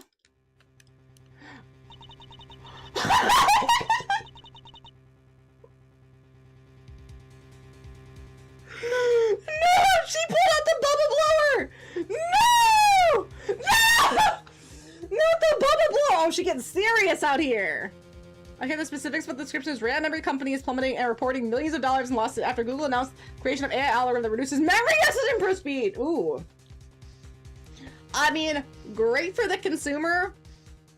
Not great for these companies that have the stocks in RAM. Either way, I don't really know how much it's going to affect the price anytime soon, because it's one of those things where once the price goes up, will it come down? Like, do you think we're going to see RAM back at, I don't know, $80, $150, something like reasonable if you're building a PC? Like, $150 for 2 sticks of RAM is pretty reasonable. $400 is your processor. That's a lot. I don't know if they're going to want to reduce the price. I mean, I know they have to get people to buy it, but I don't know if they will. They're probably going to hold out as long as possible. It's like, no, this is just the new market price. Like, when do prices actually go down? PlayStation just upped their prices. $600 for a non-disc drive PS5 is evil. Let's see. Oh, I wouldn't dream of falling asleep on you, Mr. Edgeworth. It is exactly as you say. Are you confessing to having participated in the smuggling? No, far from it. It's true that I was the one who signed off on that document. But you can't use that fact alone to make your allegations of smuggling stick. There is no direct correlation after all. All you have is my signature on a piece of paper. Really? All you did was sign it. I neglected to check if the cargo had been loaded onto the plane properly. So sorry about that. Unless you finally woke it up. This is going to be one tough fight. I suppose, and this is just a supposition, even if I was involved in the smuggling, you can't throw the charge of murder on me just like that. If you were involved in the smuggling, you would have a strong motive to kill. Agent Hicks was in the middle of an investigation regarding a smuggling ring, and just when he was about to close in, he's killed by a member of that ring. Well, did you ever stop to think that maybe Rhoda is a smuggling ring member? After all, unlike me, Rhoda has access to many things on this plane for work purposes. Yeah, a lot of fast food is really expensive. I stopped shopping at places like Chipotle because they give you so little, and now they have like that protein bowl. I mean, realistically, all I need to do is make their cilantro lime rice and get like a chicken al pastor sauce on some chicken. Boom! Lettuce, tomato, some cheese. I'm all set to go. I don't need to spend $20 for barely a portion. I could make a whole like 3 meals worth. I don't need to pay money for that. Let's see, what are you talking about? Like, one of the best things I own currently is a rice cooker my dad didn't want. It's so nice. I've had this thing in my life since I was maybe 14. Like, that's how long this thing has been around. It's so good. It works perfectly. It cooks rice to whatever you need it to be. It's amazing. The fact that more people don't just have, like, I know it's like a big thing in other cultures because they have more of a rice-based culture. We have more of a bread-based culture. But the fact that our bread-based culture doesn't have more rice is insane. It's so good. It's so good. Like, my aunts, they're minute rice people. I was like, oh yeah, you can just get a rice cooker. No, we'll just go with minute rice. That's not the same, man. Minute rice isn't the same. That's an affront on everything. Like, can you imagine going to a restaurant and they're like, yeah, here's your rice, and it's minute rice. No one wants minute rice. Jeez. Let's see. First it was myself, and now it's Miss Tenero, who is under the microscope. Seems to me that our killer is going to great lengths to pin this crime on anyone they can. You have no proof that Rhoda is being set up or that she isn't. Actually, I believe that she was indeed the intended target from the very beginning. I believe that she had planned was to push all the blame for the crime onto her, and this evidence will prove my suspicions. This proves the killer was out to frame Miss De Niro from the very beginning. Is it the suitcase? I mean, it's gotta be the suitcase. That's the only thing that really connects De Niro and her. Take that! The killer could have hidden the body anywhere, and yet they chose the suitcase. Why is that? Perhaps it was to move the body from the lower deck to the first floor. However, why go through the trouble to do so? Oh, crazy eyes! And she's pulling out the stuffed animal, too. The only way all the action makes sense is that the killer had wanted to frame Miss De Niro for the murder. Miss De Niro buys a suitcase on every flight she works without fail. But should her suitcase be switched with one containing the victim's body, that would put her at a very tight spot. Unfortunately, for the killer, the turbulence put an end to that plan.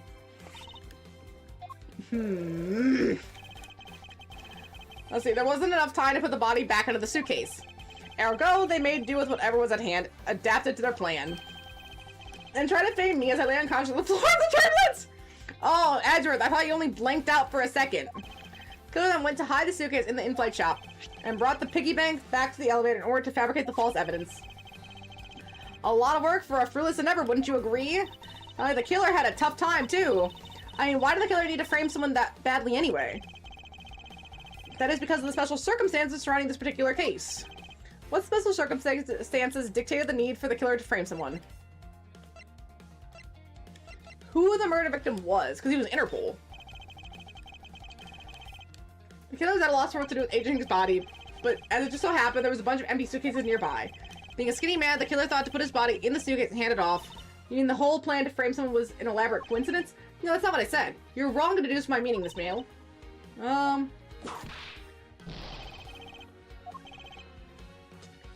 When the murder, it's either when or where. I thought maybe because he was Interpol.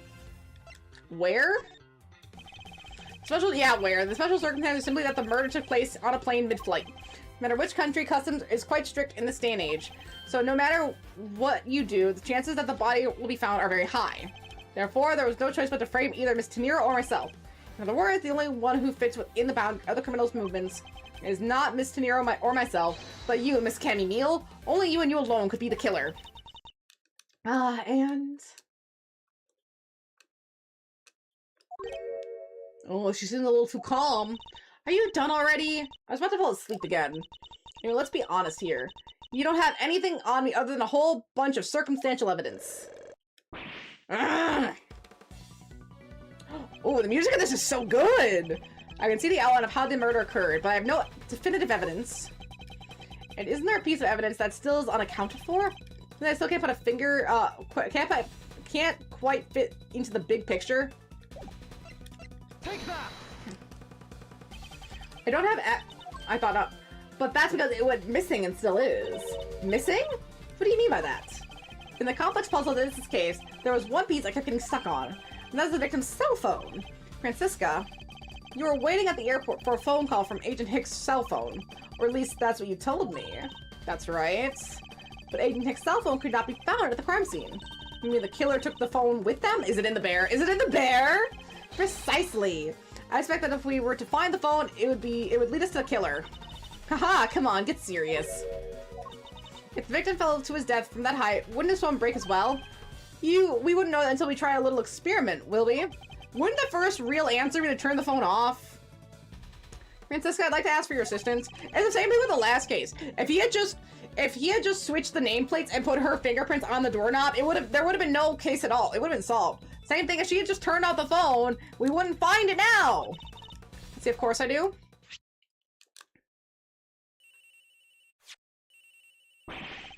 Agent Hick's phone is ringing from somewhere, sir. I hear it, detective. Now, where is it coming from? Miss Meal, wake up. Sorry, Mr. Edgeworth.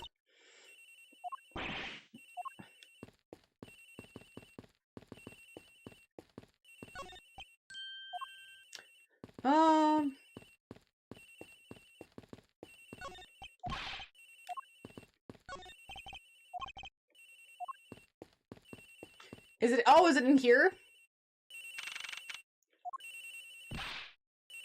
The ringing's coming from somewhere in here, sir. Leave no stone unturned, Detective Gumshoe. We must find it.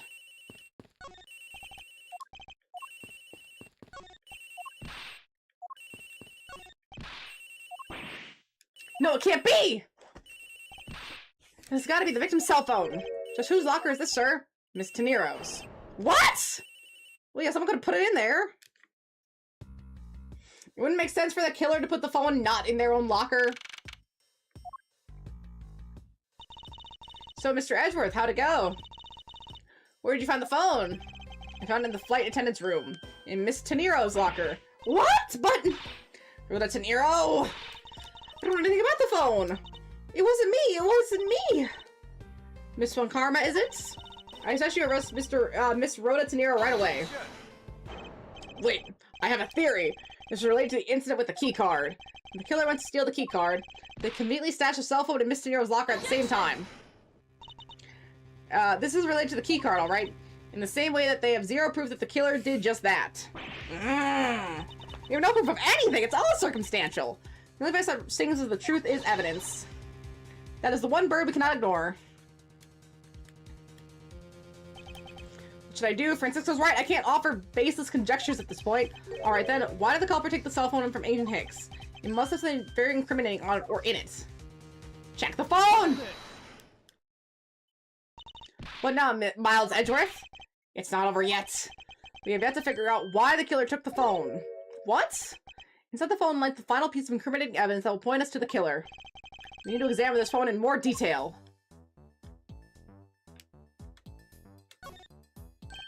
Ah, it's a camera lens. Come to think of it, I wonder, how exactly was Agent Hicks planning to preserve the crime scene of a smuggling?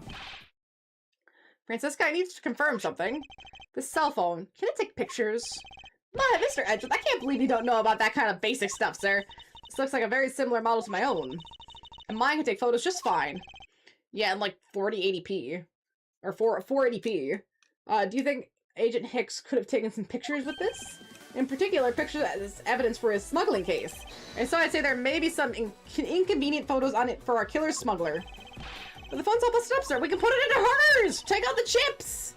You can still do that in old phones. Some phones now that you can't open the back stuff are so annoying. I think I can open mine. No, I can't! You can get to the SIM card, but that's it!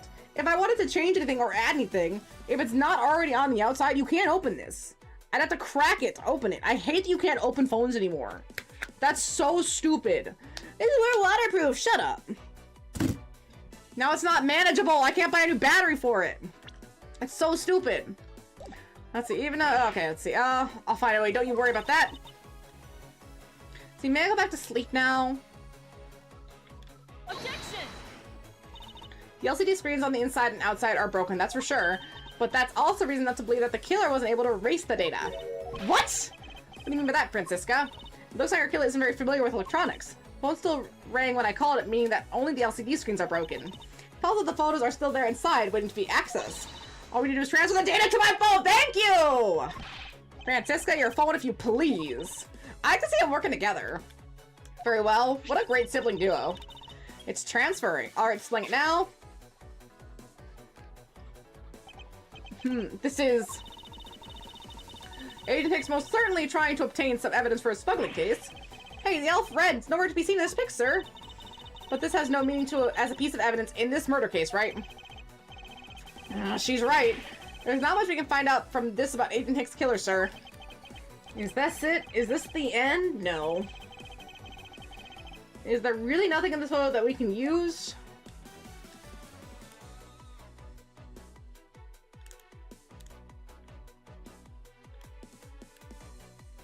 Can we turn it over? We can't turn it over.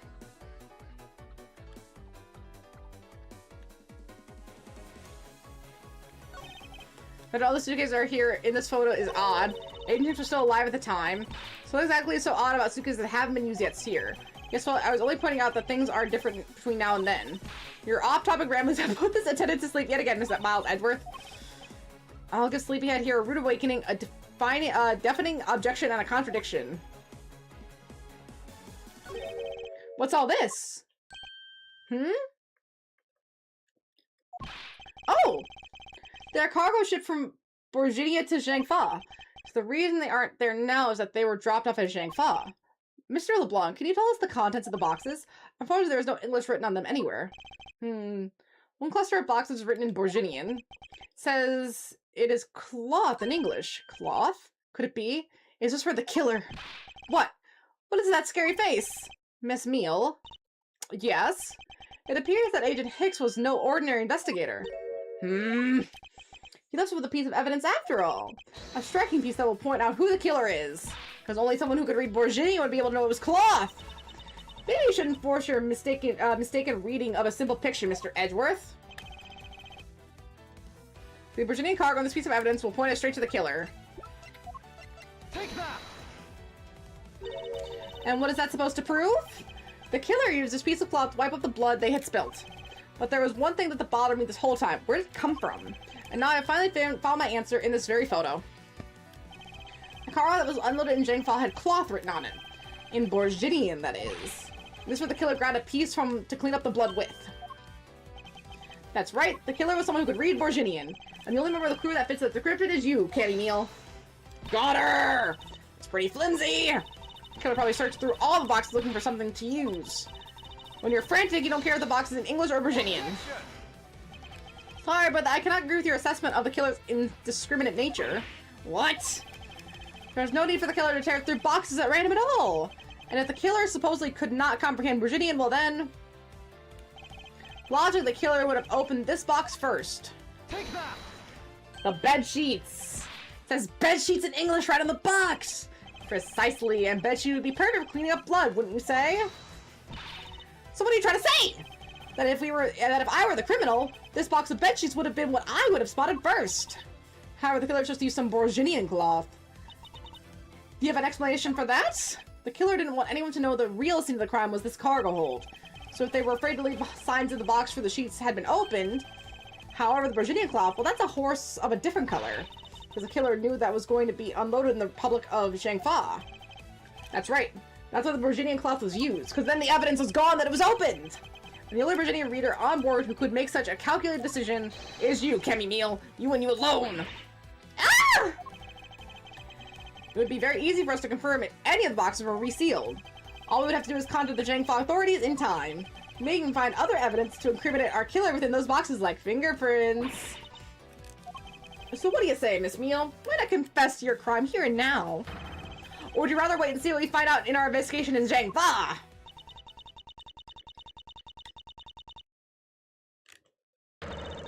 Ooh, we got her! Look at her crack out! No! Man, what a bubble blowing baby? What if she getting beat by the bubbles? What bubble blowing babies get? He was Interpol. I couldn't stop it. I brought him here. He started taking pictures. I couldn't be found. I was scared. I was in trouble. There it is.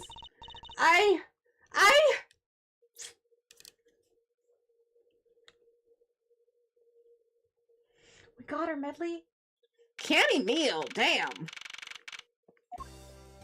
What a rough week for Edgeworth, by the way. He gets home to America from his flight, deals with a murder charge here, goes to his office, literally fucking same day, and has to deal with another murder charge? We finished making all the arrangements to take the suspect in, sir. Very good, detective. What about the smuggling route? Did she say anything about that? They're taking her down to the precinct now. Hopefully we can get more out of her there. Before we approach the topic, she just started foaming at the mouth. It was scary, sir. She probably wasn't prepared to commit a murder all of a sudden. One thing is for sure, the ring behind this whole mess means serious business. Bye, Janie. It looks like there's a lot more to this case than meets the eye. Mr. Edgeworth! I just want to say how much I appreciate everything you did. Thank you so much. It was nothing. In fact, I could be the one thanking you for your cooperation. But truly, if it wasn't for you, I might not be here right now. Instead, I can continue to serve our passengers as a flight attendant. A professional flight attendant. I hope that, well, please accept this as a token of my appreciation. That's... I see, you don't have to take it if you don't want to. I would totally take it. As a trophy, if nothing else. It'd be a rare art piece that no one else bought. No, I mean, I would never turn down a lady's generous offer. And it's $1,200! Oh, thank you. I'm sure it will serve you well. And now if we see a later game where Edgeworth actually using that suitcase, I will scream. And we here at Go You Airlines are always ready to serve, Mr. Edgeworth.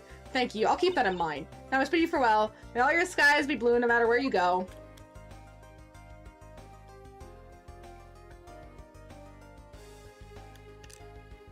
I can't believe you wound up investigating the whole day, sir. But boy, was it fun. Think for yourself. My day was filled with earthquake, elevators, and false charges.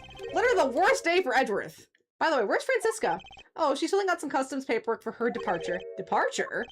Yeah, Miss Von Karma's always really busy, sir. She's been flying from country to country to chase down some leads regarding her case. Detective? Can you cancel the car I had you reserve earlier? You got it, sir. Hope Springs? That's the airport? Francisca? I thought I told you the first landed. I have no time for your idle chatter. I have no intention of wasting your time. However, it's been a while since we last met. I also have no time for such familiar reminiscence. Reminiscence? Just who do you think I am? You are Francisca Von Karma, a very proud prosecutor deserving of much respect. Until only a little while ago, I was but a wretched mutt who was always losing to you.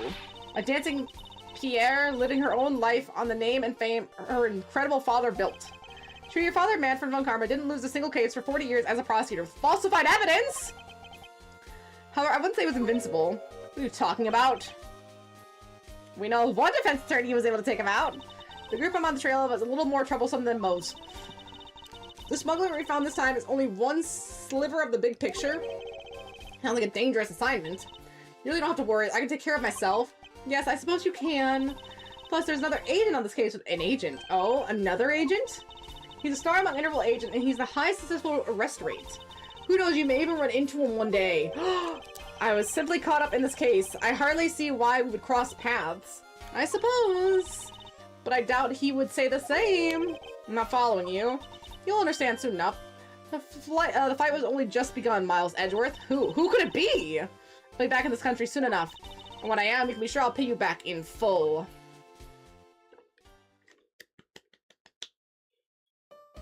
And just like that, she's gone, sir.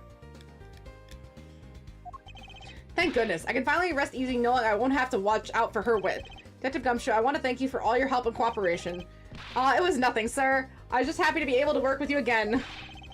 Great, and just the game's version of Maya. Ooh, the game's version of Maya. We're definitely going to start the next case. We won't be able to finish it today. These cases are a lot longer than I thought, which is fine.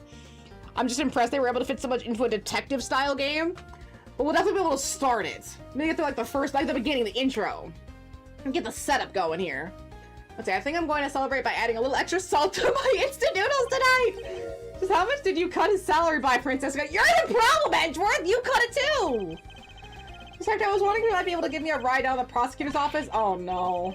Here, thanks, sir. I'll even fly down the road in the patrol car if you want. Don't make me remind you, Detective. Safety first.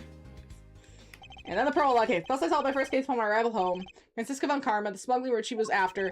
The leaders of that ring have already put their trump card into play, and the players on the other side of this war, they would begin to make themselves known through the next incident.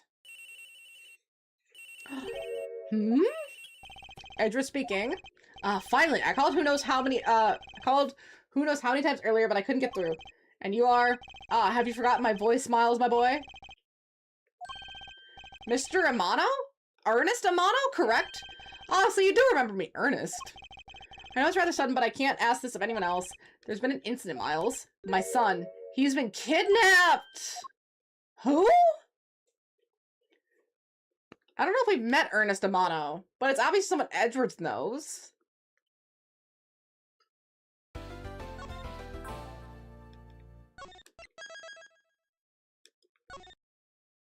The kidnap turnabout opening begin. Okay, sick.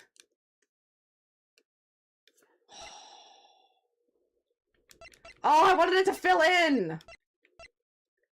Ooh, whatever her design looks really interesting. And then, of course, we have something with gumshoes, so it's... We have kidnapped, reminisce, and then a blaze. Okay, so we're gonna be on kidnapped. Wait, chapter select? No.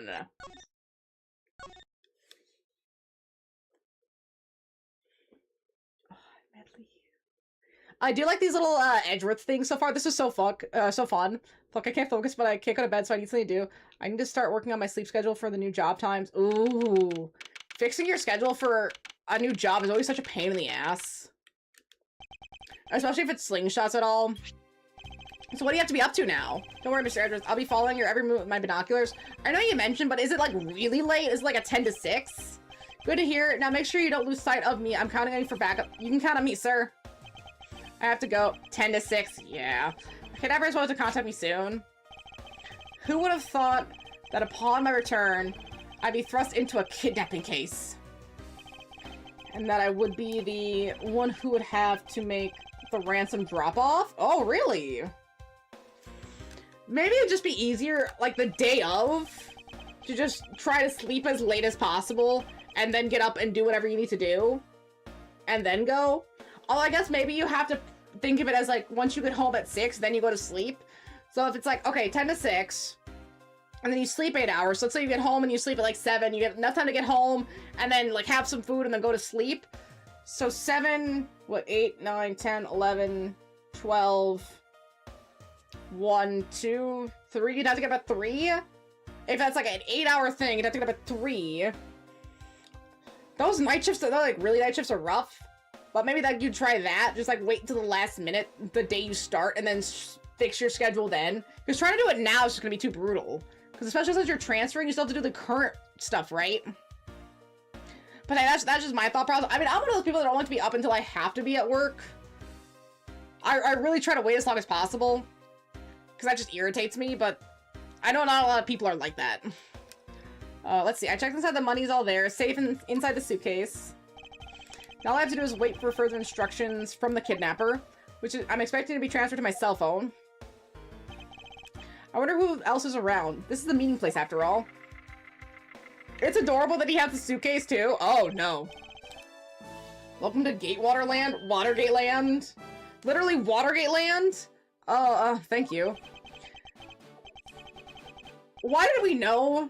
And there's the fucking cardboard cutout gumshoe maid! What is this place? A big hello to you, I'm the Proto Badger, nice to meet you. What has the police chief done? How did he do this? See, but were you perhaps thinking of taking a picture of me? A picture of you? Sorry, but I'm not interested. Oh, that's too bad, have a good day. Hello? Who are you? You're not Ernest Amano. Sounds like the kidnappers use sort of voice alteration device. I'm his representative, Miles Edgeworth. Are you a cop? No, I'm a prosecutor.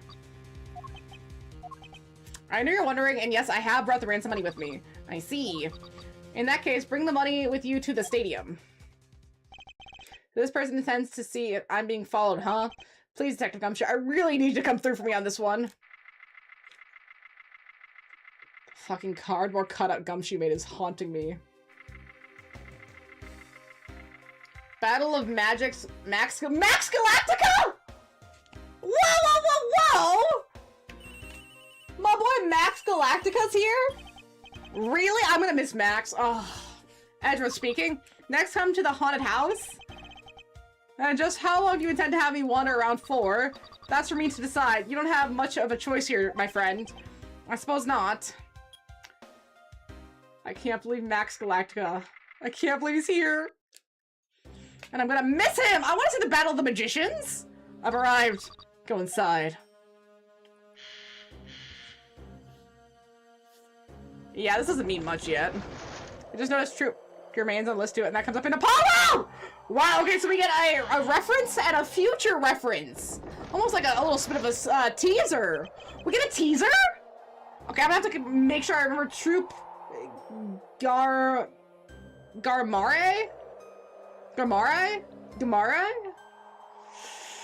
I'll start to remember it starts with a G, because I remember Max, but that's new. Ooh, dang, the two greatest magicians of our time, back to back.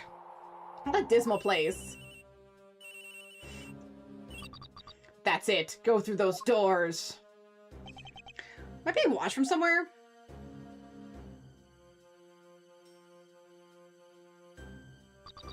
Leave the money and go, now. Ugh. I was hoping for an exchange, but maybe I should do as they say for now and not push it.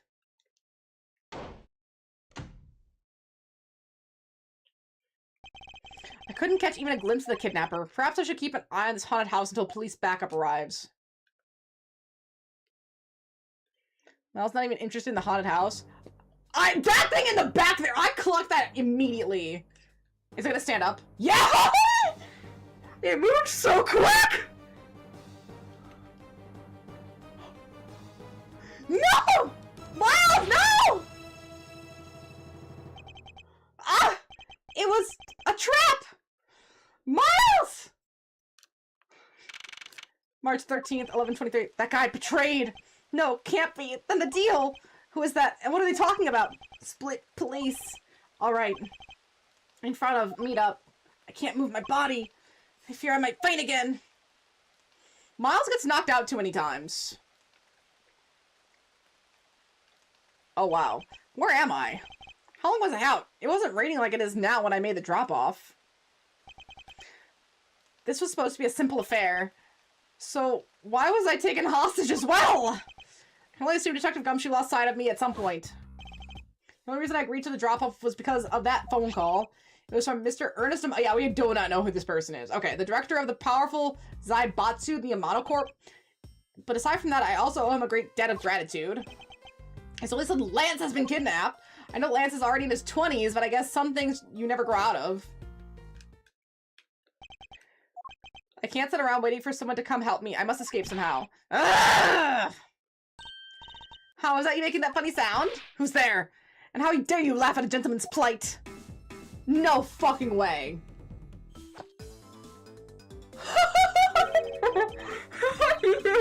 Are you one of the kidnappers? Oh my gosh. A kidnapper? Me? No way, I'm not into such petty crimes. Wait, no, she's the Yamatsu, whatever it is. She's a thief. I'm after something much bigger. Maybe she's a fan? Ugh. I must be worn out from today's ordeal. Focus, Miles. I've got to introduce myself. Sorry about that. Ahem. Even in the depths of night, when no other bird dares to take flight, no one alone soars to shine the light of righteousness on the world's plight. And that one is me, for I am the great thief. It is her. Yatagarasu. Yatagarasu? Great thief? And did she really just claim to be the Yatagarasu? Let's see, okay, my real name is Kay Faraday. And you can call me Kay, okay? Good, glad that's settled. Not quite. I have a mountain of questions. First, if you would be so kind as to remove these ropes. I wonder, should I remove them? I was actually having a lot of fun watching you make those silly faces. Ugh! Hey, there's no need to go all mad and icy glary on me, you know? The rope goes through here, and then there you go. See, what a relief. I owe you my thanks. Oh, it's okay. You can put me back in full later. Now then, what question should I start with?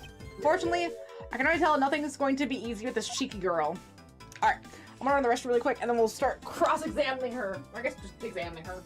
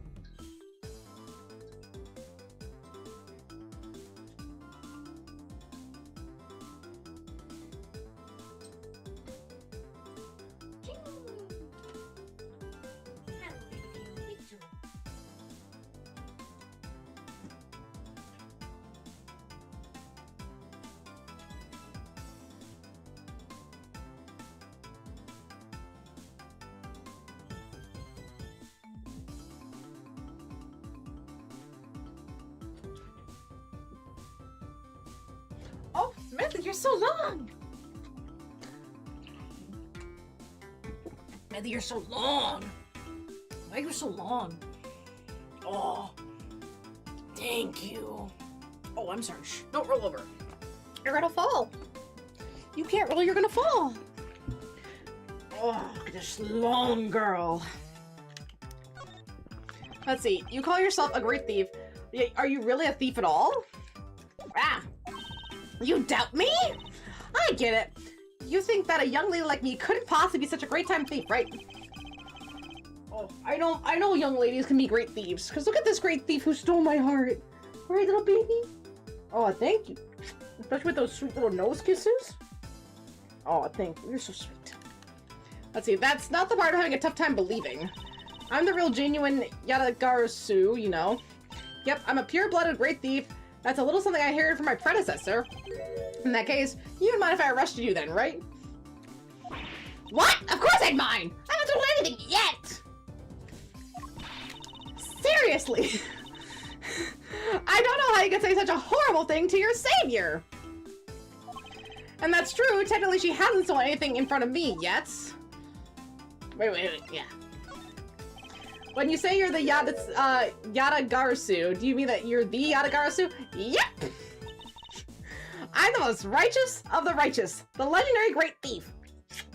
The game's going pretty well so far. I got stuck at a couple points. I haven't had to look anything up, but I didn't realize you could look down in some areas, and that was fun.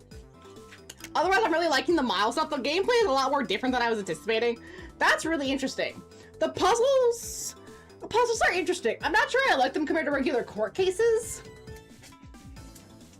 I think because we get like a little bit of the back and forth, but it's not the same as it is in the courtroom. The drama is a little bit more subdued. Because we're doing it before, like we basically know that they're the killer. We're doing Phoenix's job for him ahead of time. Basically, we're doing Gumshoe's job, which is totally fine. But it's just like such a different vibe. She's one of the favorites next to Miles and Gumshoe. Yeah, I can see why.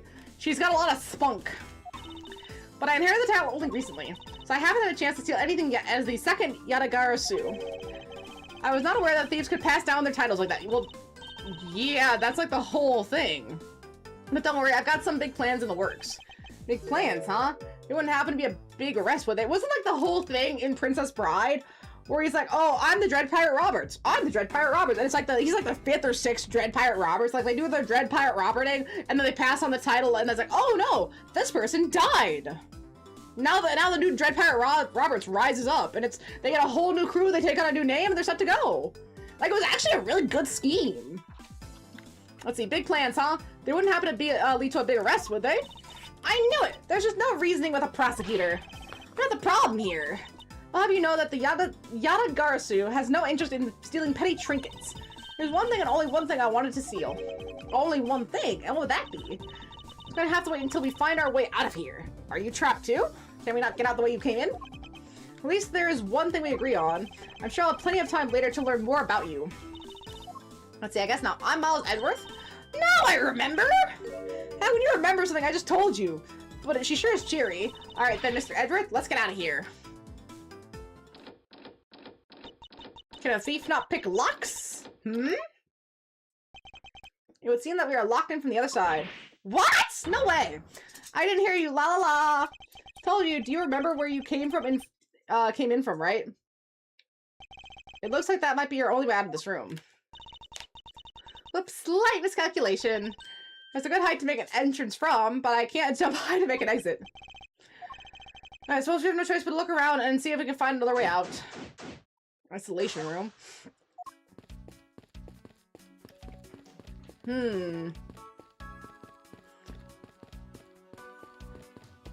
Okay, we have this. You're holding a Blue Badger photo rally? You didn't know? Plus, not just the Blue Badger, it's his whole family. The Blue Badger has a family now? I mean, I know he had a lady, but he has kids? He has a picture of every member of the family. You get a really posh prize. Wait, take a picture of every member of the Badger family and receive a prize. I didn't realize they propagated. There's only one of each of the 4 family members wandering through the park. Best of luck. So we saw the child, the 3rd from the left, and then the one that attacked me had the little strap-ons. That must have been the original Blue Badger. And then we got attacked by the Proto Badger. Well, there's a costume head sitting over there. Why not start with taking a picture of that? You can't do that! That's cheating!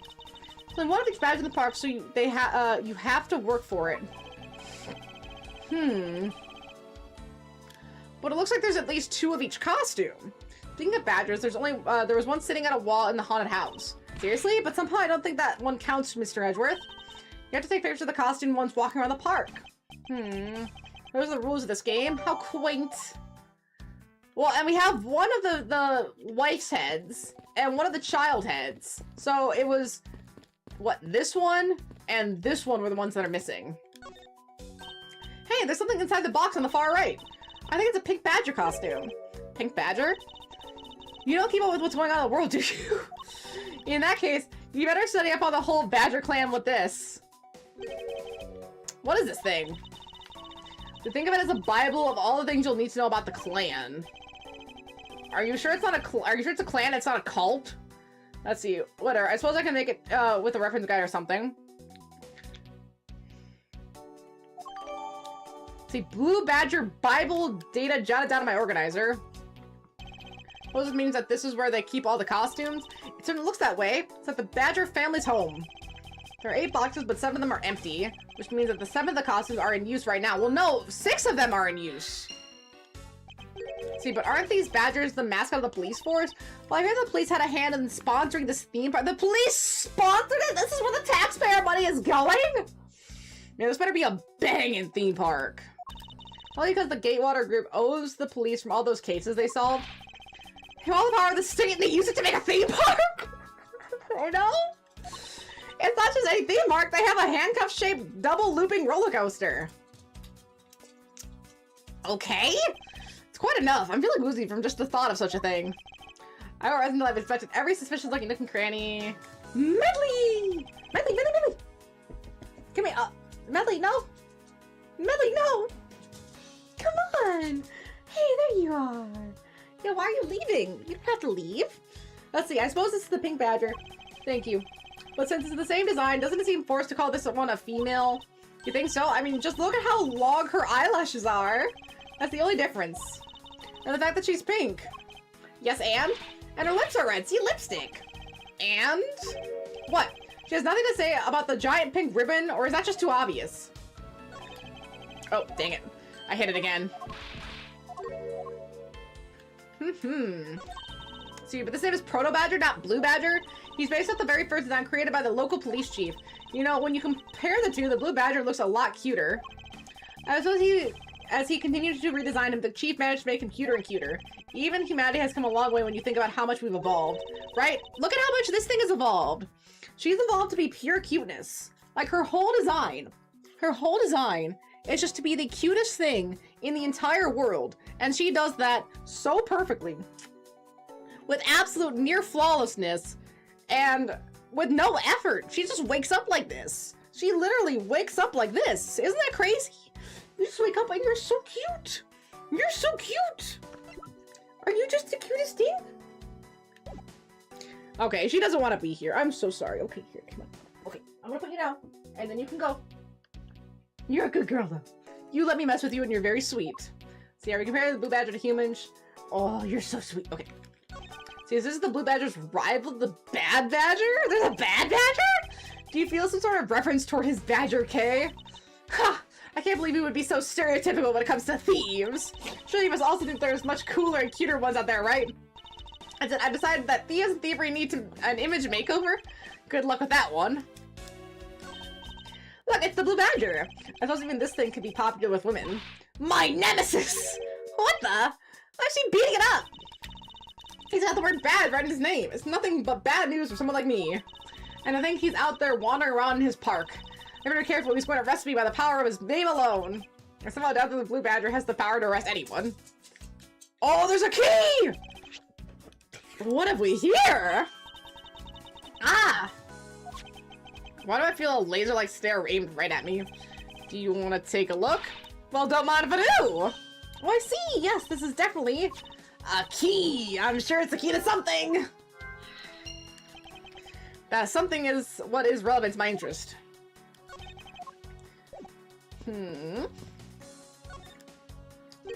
What is this? Looks like a bad badger looking as bad as ever. It looks like the costume head to me. I guess the bad badger's costume is at the very least a two-piece, huh? The real question is, why is only the head sitting out here on the floor?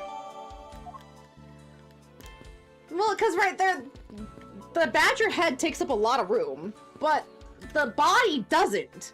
Like, taking the little sheet off, it's essentially just like a onesie, so you could like fold that up and put it away, with the suit, meaning it looks like there at least has to be one of each piece of the suit, or two of each set. Isn't this my phone? It looks like it made it through the ordeal intact. If only there was a way for us to contact someone on the outside. Ah, we do have a way, right here. Ah, there was a cell phone here this whole time. Did no one look down? I mean, I didn't look down in the last one, but I didn't know I could look down. They can look down! Right, Detective Gumshoe should have contacted the precinct for backup by now. It still works? Mr. Edgeworth, sir! Are you okay? I was so worried, sir! I'm fine. I was knocked unconscious for a spell by the kidnapper. That's all. Edgeworth, please, please, please. That's brain damage. Like, it's one thing to get hit on the back of the head, or get hit in the head. That's not great. That's not awesome. But if you get knocked out, that means the inside of your brain, the little soft bits in your brain, hit your skull. And your skull is not nice and smooth. It's a hard calcium shell that is bumpy, lumpy, and spiky. If your brain is hitting the inside of your skull through all that fluid, all that spinal fluid that goes in and washes your brain, that's where your brain's sitting in, is all that fluid. If you smack your brain so hard that you go unconscious, you gotta go to the hospital. That's like straight to the hospital. Do not play around with going unconscious. You see it in movies where it's like they bang a bottle on your head and you're just knocked out. That's a hospital trip. If you get knocked unconscious, you go to the hospital.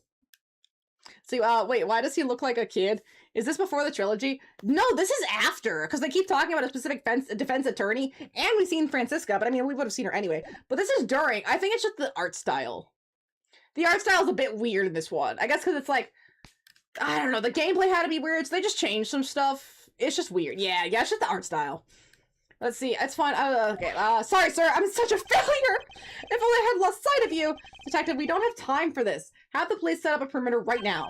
You don't have to worry about that, sir. I already got the boys working on that. But in doing that, I sorta, what's wrong, detective? Sorry to butt in, but I'm afraid you're going to have to make do with me. Who is this? Long Lang of Oh, it's the guy! It's the Interpol guy! A pleasure to be speaking with you, Mr. Edgeworth. I've heard a great deal about you. So what exactly is an Interpol agent like yourself involved in a domestic kidnapping case? Don't sweat the details. A crime's a crime, whether it's on a local or global scale. And besides, you're the one who's in a world of trouble. And why would you say that? Lang Ji says, the pack that runs together stays together. You catch my drift?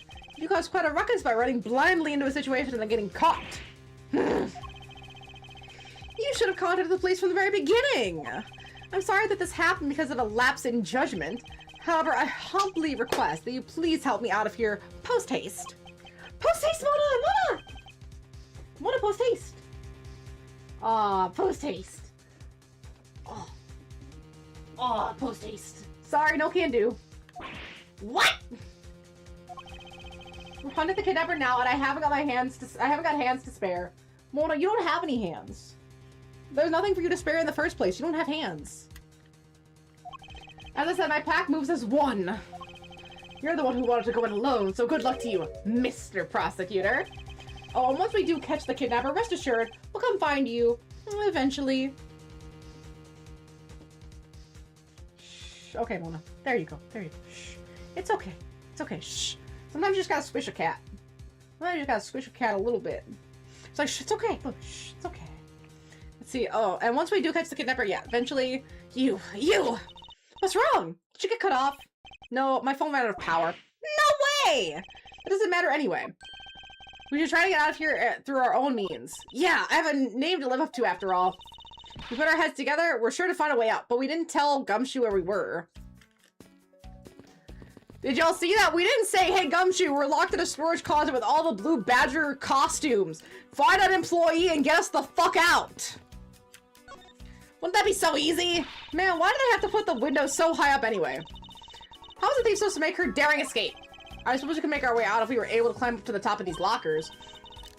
Huh, that's pretty clever. You make a good thief yet, Mr. Edgeworth. Please don't ever place my name with the word thief in the same sentence again. Let's see, I wonder if we can jump and grab the top of the locker here. Man, why did I have to make such a ginormous locker anyway? Well, again, Edgeworth theoretically could boost her up if she can grab the edge, get up over, she can go and get help. But I guess we'd have to trust her to not leave us behind. See, why did that make such an enormous locker? Anyway, if they wanted to use these lockers, we need some sort of foothold. You are the foothold! I mean, wait. I gotta check my phone here. I wonder, do they have a height for Edgeworth?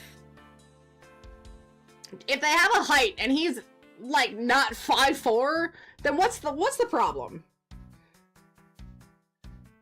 Worth height. Let's see, Edgeworth is supposed to be 5'10". He's supposed to be he could lift up an adult person. 2 adults stacked on top of each other should be able to get out of here. I'm just saying.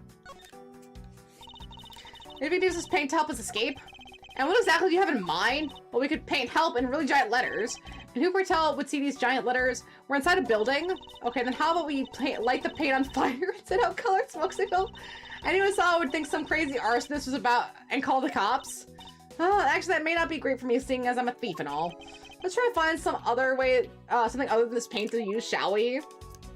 And I mean, not even including the toxic fumes! The paint would create so many problems. Okay, the kidnapping. So do you know where the person who kidnapped me went? Well, after they locked you up in here, it sounded like they went into the next room and started talking to someone. I feel like I heard something as well, but it's all a haze in my mind. We did hear something. However, I do recall the kidnapper was talking about someone. It was just a guess before, but I guess I really am dealing with 2 kidnappers here. After that, they left. It almost seems that they were done with you.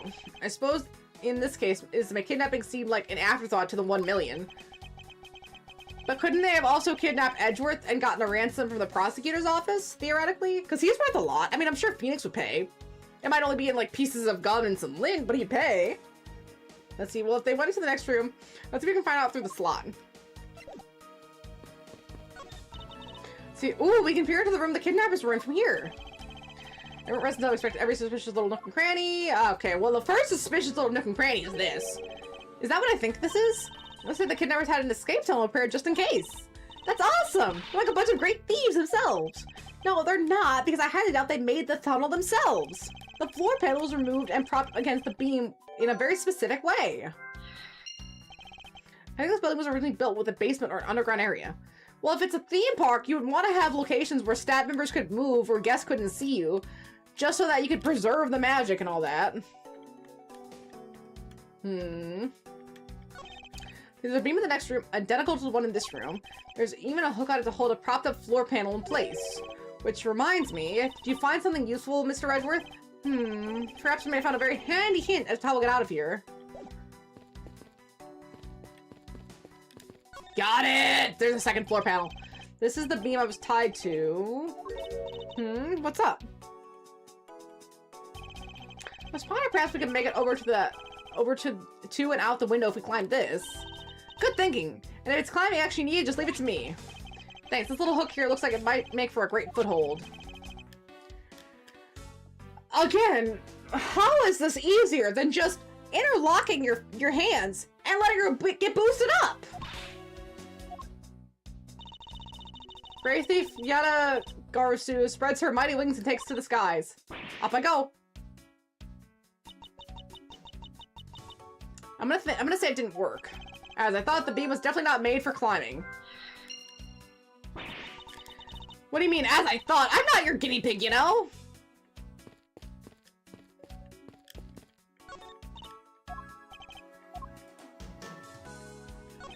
So there's one on the opposite side that appears to be the same as this one, which would mean that I can probably assume that these 2 rooms are very similar in structure. Okay, we found the ticket out.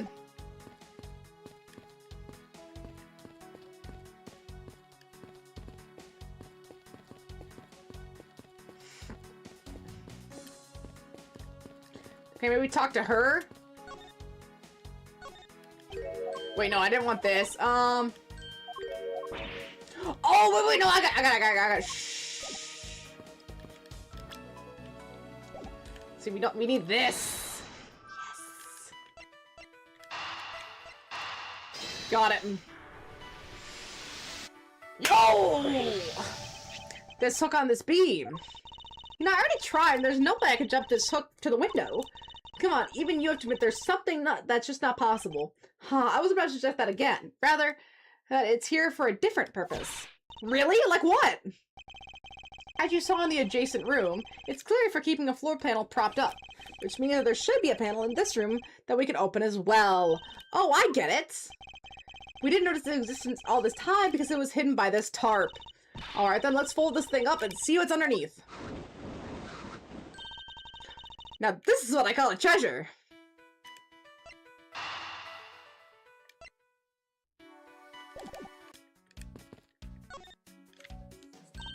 See, wow, this must be another entrance to the secret hidden basement. It totally smells treasure. Scent I wish to smell is the sweet fragrance of freedom. Then what are you waiting for? Hurry up and open the hatch! Alright. This thing is locked down tight. Ah, fiddlesticks! We got it. Got it. I believe you're up, Kay. Huh? Why me? Because we need to use this tiny key that you've taken quite a liking to. Oh, gotcha. Just leave it to me. I have a tense feeling of these moments when you're about to uncover something big. I believe the feeling of freedom would be much more satisfying right now. Ah, I got the secret door open, and now... Ah, wait! Ah! Are you alright, Kay? I'm fine. The ladder just slipped is all. Oh, thank goodness she's alright. I about had a coronary. That's a lot of really large machinery down here. What about an exit? Let's see. It's really dark and cramped down there, so I really doubt there's an exit. You know, that's something interesting. It must be like, I don't want to say an older people saying, but having a coronary. My mom used to say that a lot in reference to my dad. It's like, oh, your dad's gonna have a coronary. And it's like, for the longest time, she never explained what that meant. She was like one of those, like, Gen Xers, I guess, when she was born in, like, the, 60s. Maybe it's just a saying from that era. I don't know. But it took me for absolutely ever to realize she meant, oh, he's gonna have a heart attack. A coronary heart attack. A coronary is in the heart. I was a kid. I didn't know that. No one ever explained, oh, a coronary is in the heart. Can you just say that? Well, why is saying a coronary so much fancier than saying, oh, a heart attack? Heart attack. Heart attack. Coronary. That's why syllables to say coronary. Just say heart attack. You know, I'm only supposed to blame for leaving before you looked, you know. No, I mean, how are they supposed to know that the ladder is removable? Oh!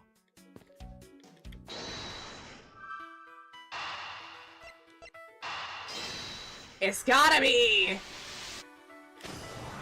We got it! I figured out how we'll escape this prison, Kay. Oh, so are we going to bust out? Seems that your reckless actions were of use after all. Are you actually praising me? More of a thank you for giving me an idea regarding this ladder. The underground ladder? What about it? This ladder isn't just for those who wish to go down. Oh, I see, if we use this! Yes, I believe it's long enough to reach the top of those lockers. Then what are we waiting for? Hey, we got it! Alright, now we can get out of here. Yes, we spent entirely too much time in here. Kidnappers who held me hostage and a mysterious Interpol agent. This case is only getting started, and I'll be the one to bring it to a resounding end. See, March 13, 12:11 p.m. Wild Wild West area. What? I guess cops? Sheriffs? Sheriffs. Medley maze! Oh, with big stretches. Hi, pretty princess. Come here. No, oh, she's going into a cave. Okay. It looks like it stopped raining for now. Yeah, thank goodness. I have no idea how hard it was raining. You have no idea how hard it was raining earlier. Mr. Edgeworth! Gumshoe! I'm so glad to see you managed to escape, sir. I was so stressed that I thought my heart was gonna give out. You mean a coronary? Detective Gumshoe, may I ask what in the world that is? Well, that's, oh, wow, that's a lot of cops. Count off! 1, 2, 3, 4, 5, 6, 7, 8. 98! 99! Shifu, all 99 members are here and accounted for, sir!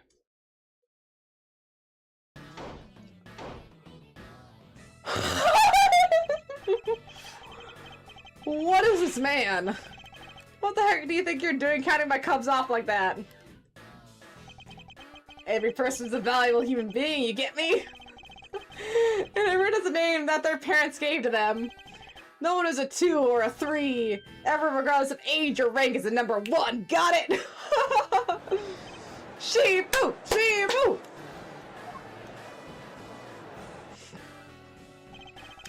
You're Agent Ling, I take it. You infidel! How dare you just our Shifu so rudely? Lang Zi says, a cub who disrespects others soon feels the disciplinary bite of an elder. So you don't ever forget to show the proper respect toward another person. Shit, nah. Is that her name? This isn't much, but please accept my card. Oh, thank you. Please have mine in return. Well, so you can tell this game is set in Japan, even if it says it's America, because it's a very Japanese thing. We learned this in Yakuza 0, by the by, where you take the business card and you hand it over with 2 hands for a sign of respect, with like your information pointed at them so they can immediately read it. Americans wouldn't do that. Look at American Psycho. They're like pulling out their little business card. They're like, hey, here you go. Just like with like the 2, like, here you go, buddy. Right? Like, they would take it like, here you go. They wouldn't give a shit how they handed it. Maybe that's just my misunderstanding. But if you're an American, you're not gonna take a business card and hand it over like this. You're like, oh, you want my business card? Okay, here you go. Like, no ceremony. Oh, here you go. Even if you want to be cool, you hand over like, hey, right? Very Japanese to have it with the 2 hands. And so y'all see that now? That is the proper way for 2 people to show their respect. Keep that in mind, it'll go far in life. Got it? Ah, that's right. Francisca did warn me. Think about an elite Interpol agent from the Republic of Zhangfa. Apparently this man has the highest civil arrest rate in that organization. Agent, like, what exactly is an Interpol agent involved with this clearly domestic case? That's none of your business, Mr. Prosecutor. And how was it not? I've heard a rumor or 2 about you. You saw the murder that occurred during your flight home recently, right? Ha! But you sure took a while just to arrest one little flight attendant. How pathetic. How dare you say that about Mr. Edgeworth? Well, what about the prologue? We've arrested 2 people in like 36 hours. Are you saying you could have solved it faster, pal? Comedic relief jumps into the aid of his master. How cliche. Look, what I'm getting at is that if I had been there, no one would have died. Dog, you wouldn't have known someone was about to die, you shit stain. I would have solved the entire case and Agent Hicks would still be with us here today. It's like, oh, one love not forgotten. Agent Lang knew yesterday the victim, Agent Akabe Hicks. Hicks was like a brother to me. So now I'm out to take my revenge. Agent Hicks was investigating a smuggling ring with Francisca and a 3rd person. It's supposed to be the man she was talking about. Doesn't this guy kind of remind you of like a cousin of the guy from the, oh gosh, 3rd game, the restaurant? The villain from the restaurant that was the fake Phoenix Wright? Doesn't he look like he's a cousin of that dude? It's like the hair, the attitude, the clothing. Let's see, in that case, you should understand how I feel, as the kidnapped is someone I know.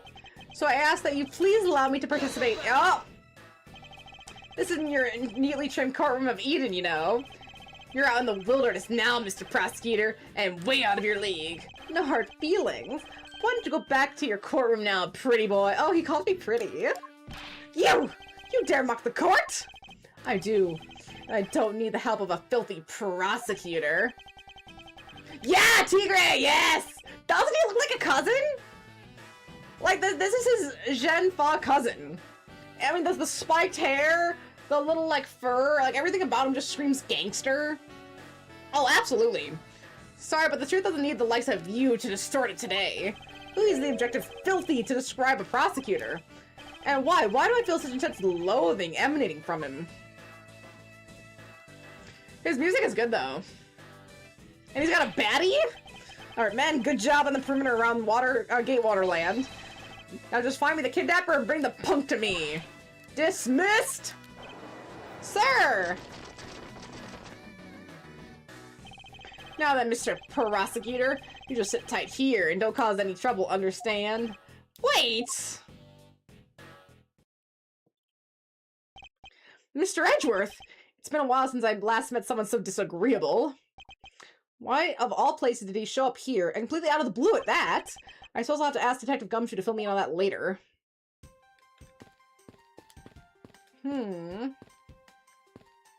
Kitty! I highly doubt I'll find a clue in here, but I might as well check it, just to be sure. This barrel sure is heavy. You there, do you know what's inside of this thing? It's the emergency water supply for putting out fires. I see, well it certainly is well prepared. Oh, it's the actual Blue Badger. Horses are painted to the garage door to complete the Wild West theme. They almost look like they're ready to jump out of the real world and gallop away. Almost being the key word. No, the Badger.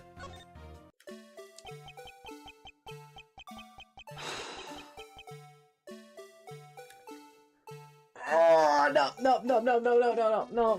After that VHS one, where you have to sit there and listen to that music over and over and over and over, and oh, I just couldn't get the stupid light on the locker, man! No, not again!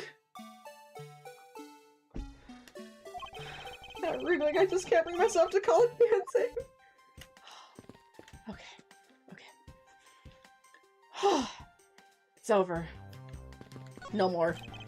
I'm sure tracks were left in the mud here thanks to the rain. They look like tire tracks.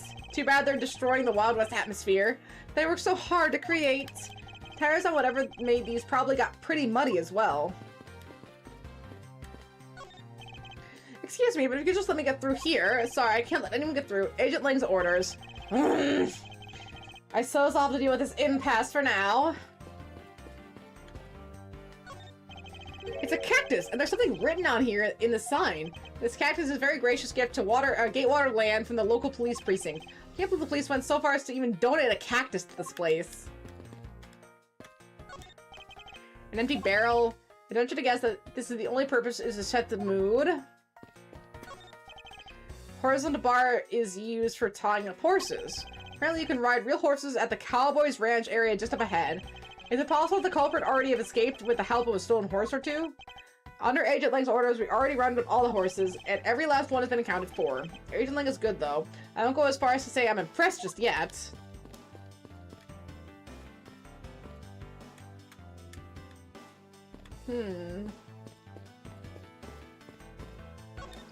Let's see, it's an old-fashioned rocking chair, that kind that makes you feel instantly at ease. There's something written here. A soothing 10 minutes sitting for only $100?! I say reverse psychology. Make it so expensive that no one would ever dare sit on it. See, man, I can't calmly do any stealing, or I can't calmly do any stealing with all of that detective or all those detectives around. What? It's just not easy when there's this many members of law enforcement in the vicinity. It's alright. It's not like I'm in a hurry to steal just any old thing.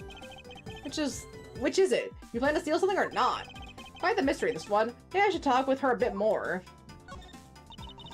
So what are you gonna do about your investigation into the kidnapping? Good question, since Agent Lang holds the authority to investigate this case now. This makes things a bit more complicated. Oh, come on! You can't let that stop you! I'll even lend you a hand! Let's go! But you're a self-purported great thief, are you not? I don't believe I can let anyone, someone of an unlawful nature participate in an investigation. You don't like to listen, do ya? I'm not just any old great thief, I'm the Yatagarasu. And as I said earlier, the Yatagarasu is after one and only one thing. One and only one? And what is this one and only one thing you're after? The Yatagarasu is only interested in one thing. And that is, I knew it was gonna be the truth! I was thinking, oh, is it the truth? I'd live seconds.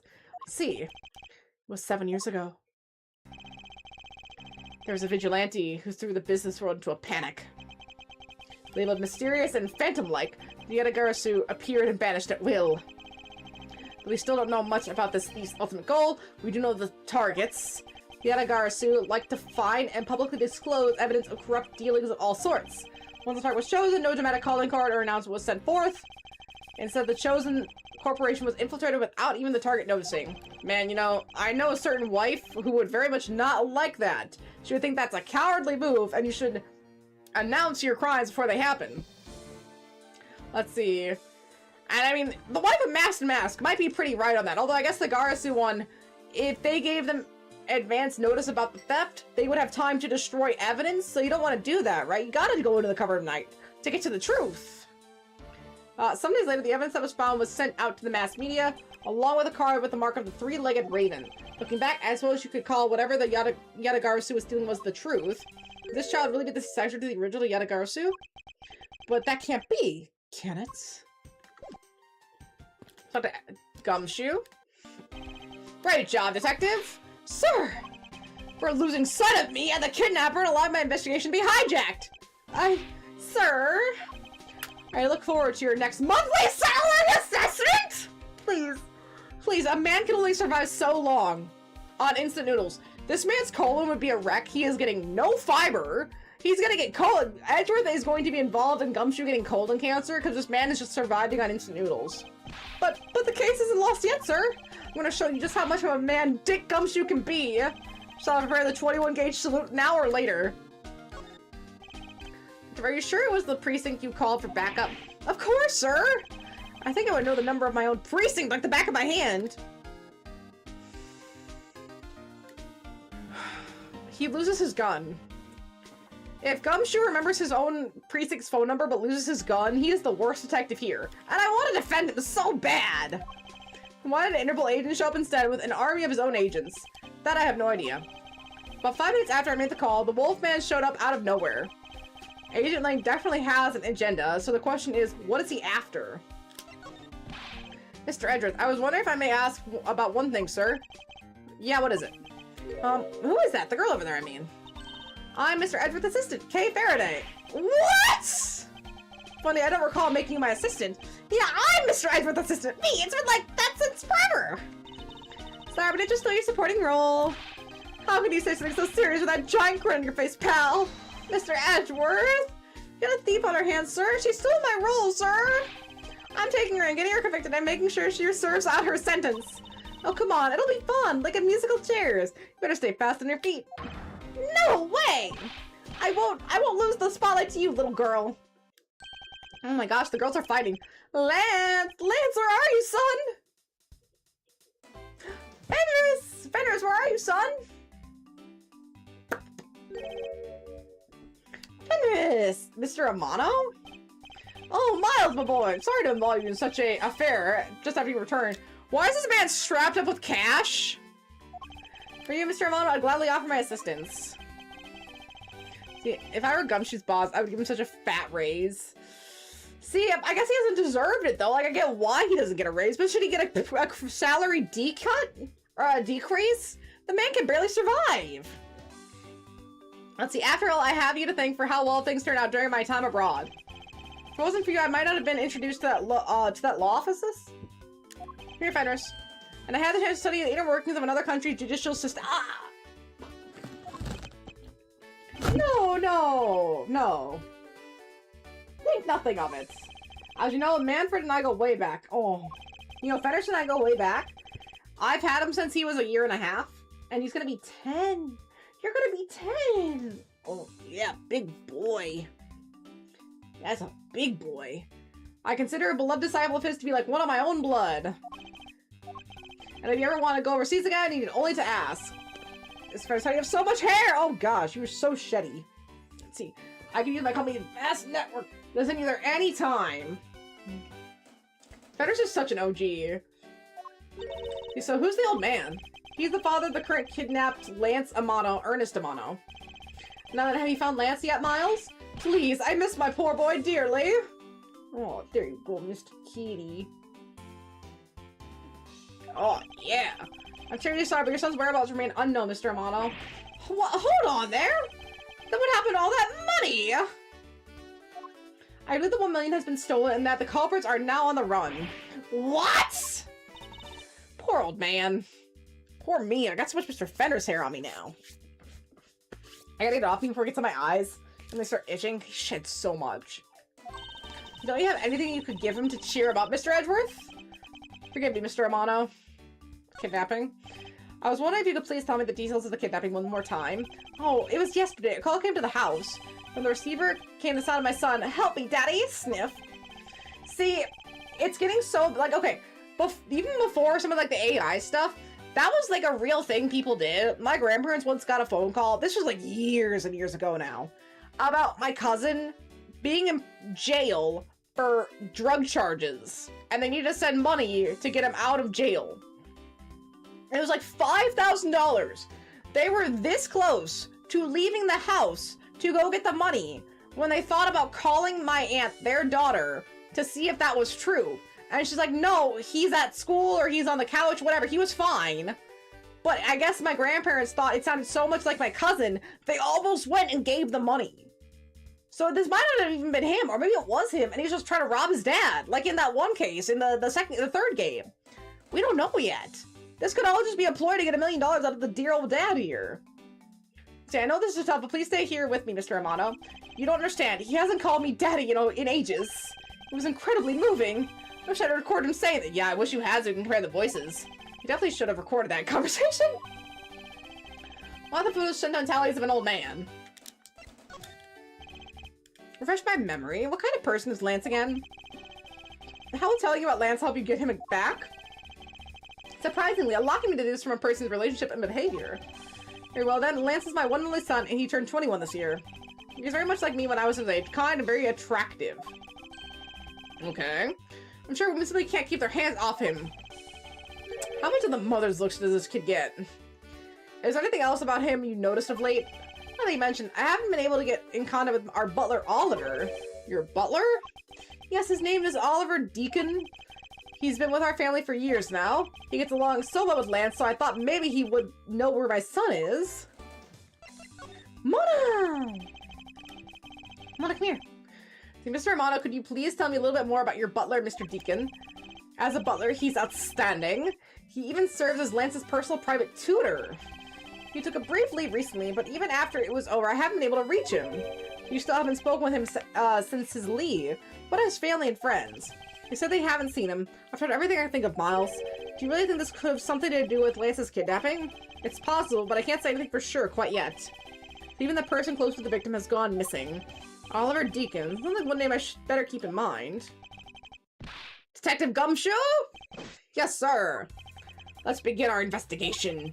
Even if that Interpol agent holds the authority to head this investigation, we can't allow ourselves to stand idly by twiddling our thumbs. I'm with you 100%, Mr. Edgeworth, sir. I, Dick Gumshoe, pledge to stick by your side through the thick and thin. Mr. Romano, it was my fault for the culprit's escape, which is why, with your blessing, I vow to return Lance to you myself. Oh, I've never seen you so passionate before, Miles. Good luck to you, my boy. Alright, well, what are you waiting for? Let's do some investigating. If you think I'm losing to you, pal, forget it.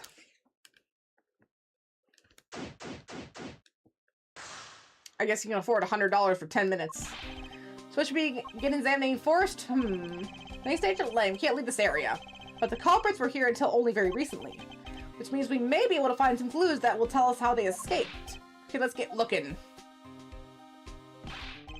Hey, you there. Who, me?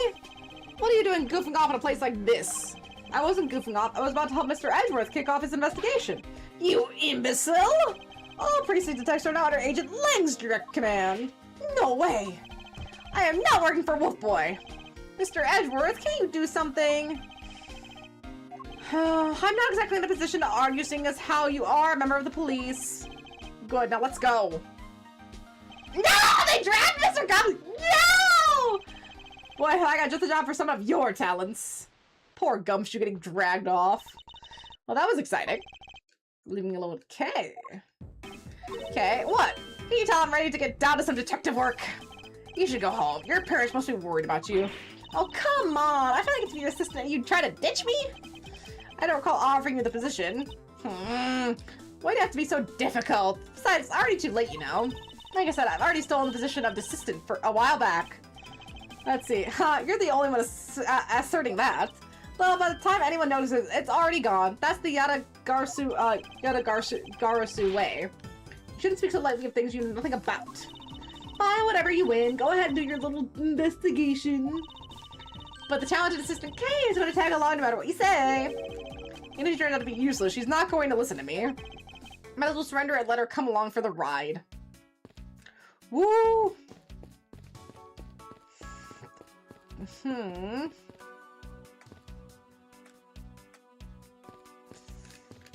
Okay, I need to talk to that again. I need to talk to that again. I'm pretty certain, but I'm gonna go to the restroom first. Because I don't know how much longer I can listen to that music.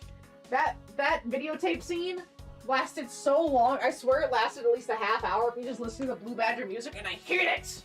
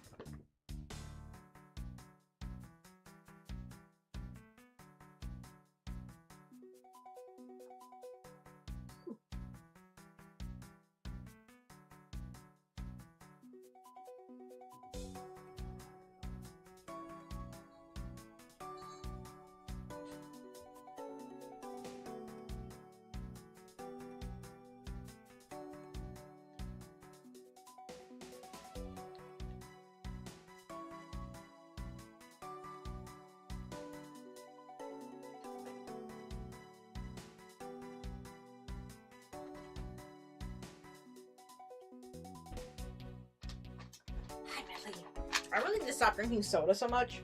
I don't drink a whole lot of it, but it's too much. Because it says, this is such a fucking lie, 1 serving size per 1 bottle, right? There's only 1 serving size in this whole thing. Right? Everyone think 230 calories. Oh, that's not so bad. That's not so bad. Total sugars, 63 grams. Included sugars, 63 grams, 126 of your daily value. 120 total carbs, 64. So somehow one extra gram sneaks its ass in there. 126, 63. I'm not kidding. 63. I don't know if that can be read, but 63 grams of sugar in 1 regular Sprite. Holy fuck. That's 1 1/4 of your days total value of sugar. So if you have anything else, no matter what, one of these, I'm already over. What the hell? I can never have Sprite again. No Sprite, no Starry, no nothing. Holy shit. And it's like my dad and I are going through the same problem. It's like you wanna taste sweets. Sweets are great. But you don't want to have all the sugar because you're trying to cut, or at least you're trying to, like, you know, reduce the sugar intake. It's not going to have this much sugar. He's like, oh yeah, I bought this ice cream. I really liked it. I was having it all the time. And then he saw it had like that chemical sugar in it that you're not supposed to have, like one of those multiprenes, or not aspartame. It's something else. I forget which exact sugar he said. But he had like a whole box. And they're like, wow, this sugar is really bad for you if you have this much of it because it's not supposed to be like a sugar your body can digest. I was like, well, now you can't have it. It's supposed to be, oh, it's sugar-free. It's never sugar-free. It's always something else. Oh, you can't escape it. The sugar industry is rampant. Not the fat industry. It's always the sugar industry. They're such scam artists. So they've got, you know, you vile criminals. I think the kidnappers would be better sensed than to try to hide in these. And, you know, I like Sprite. I like root beer. They taste pretty fine. If they just had, like, gosh, 1/5 of the sugar.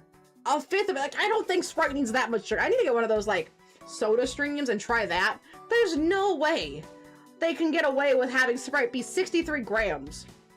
But then a soda stream is like, oh, well, it's 0 sugar. Like, what? What is the sugar that...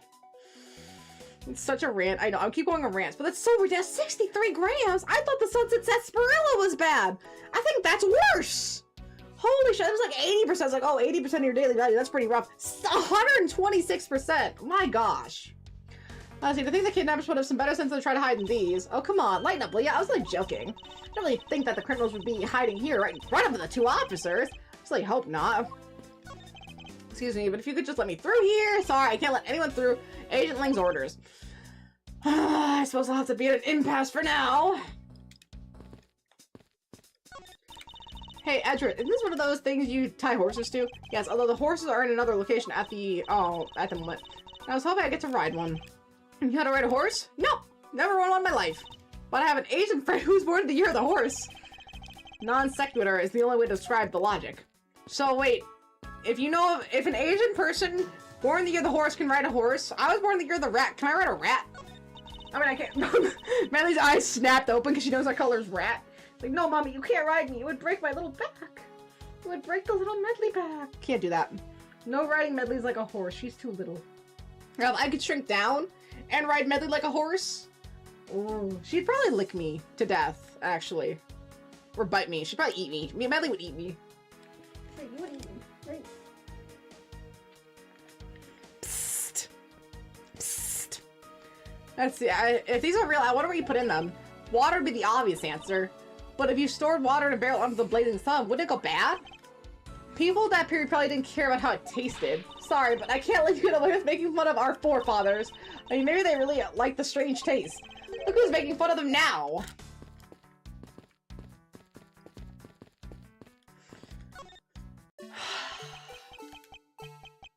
Question? Okay. Hey! It's the Blue Badger! Badger, get! I really don't understand why she's so excited over this badger hunt. Speaking of badger, there's a person inside of there. Mr. Badger, I wonder if you might share with me what you saw? Okay, I'm gonna have a coronary after this. He's doing that contorted, wiggling dance again. Aha!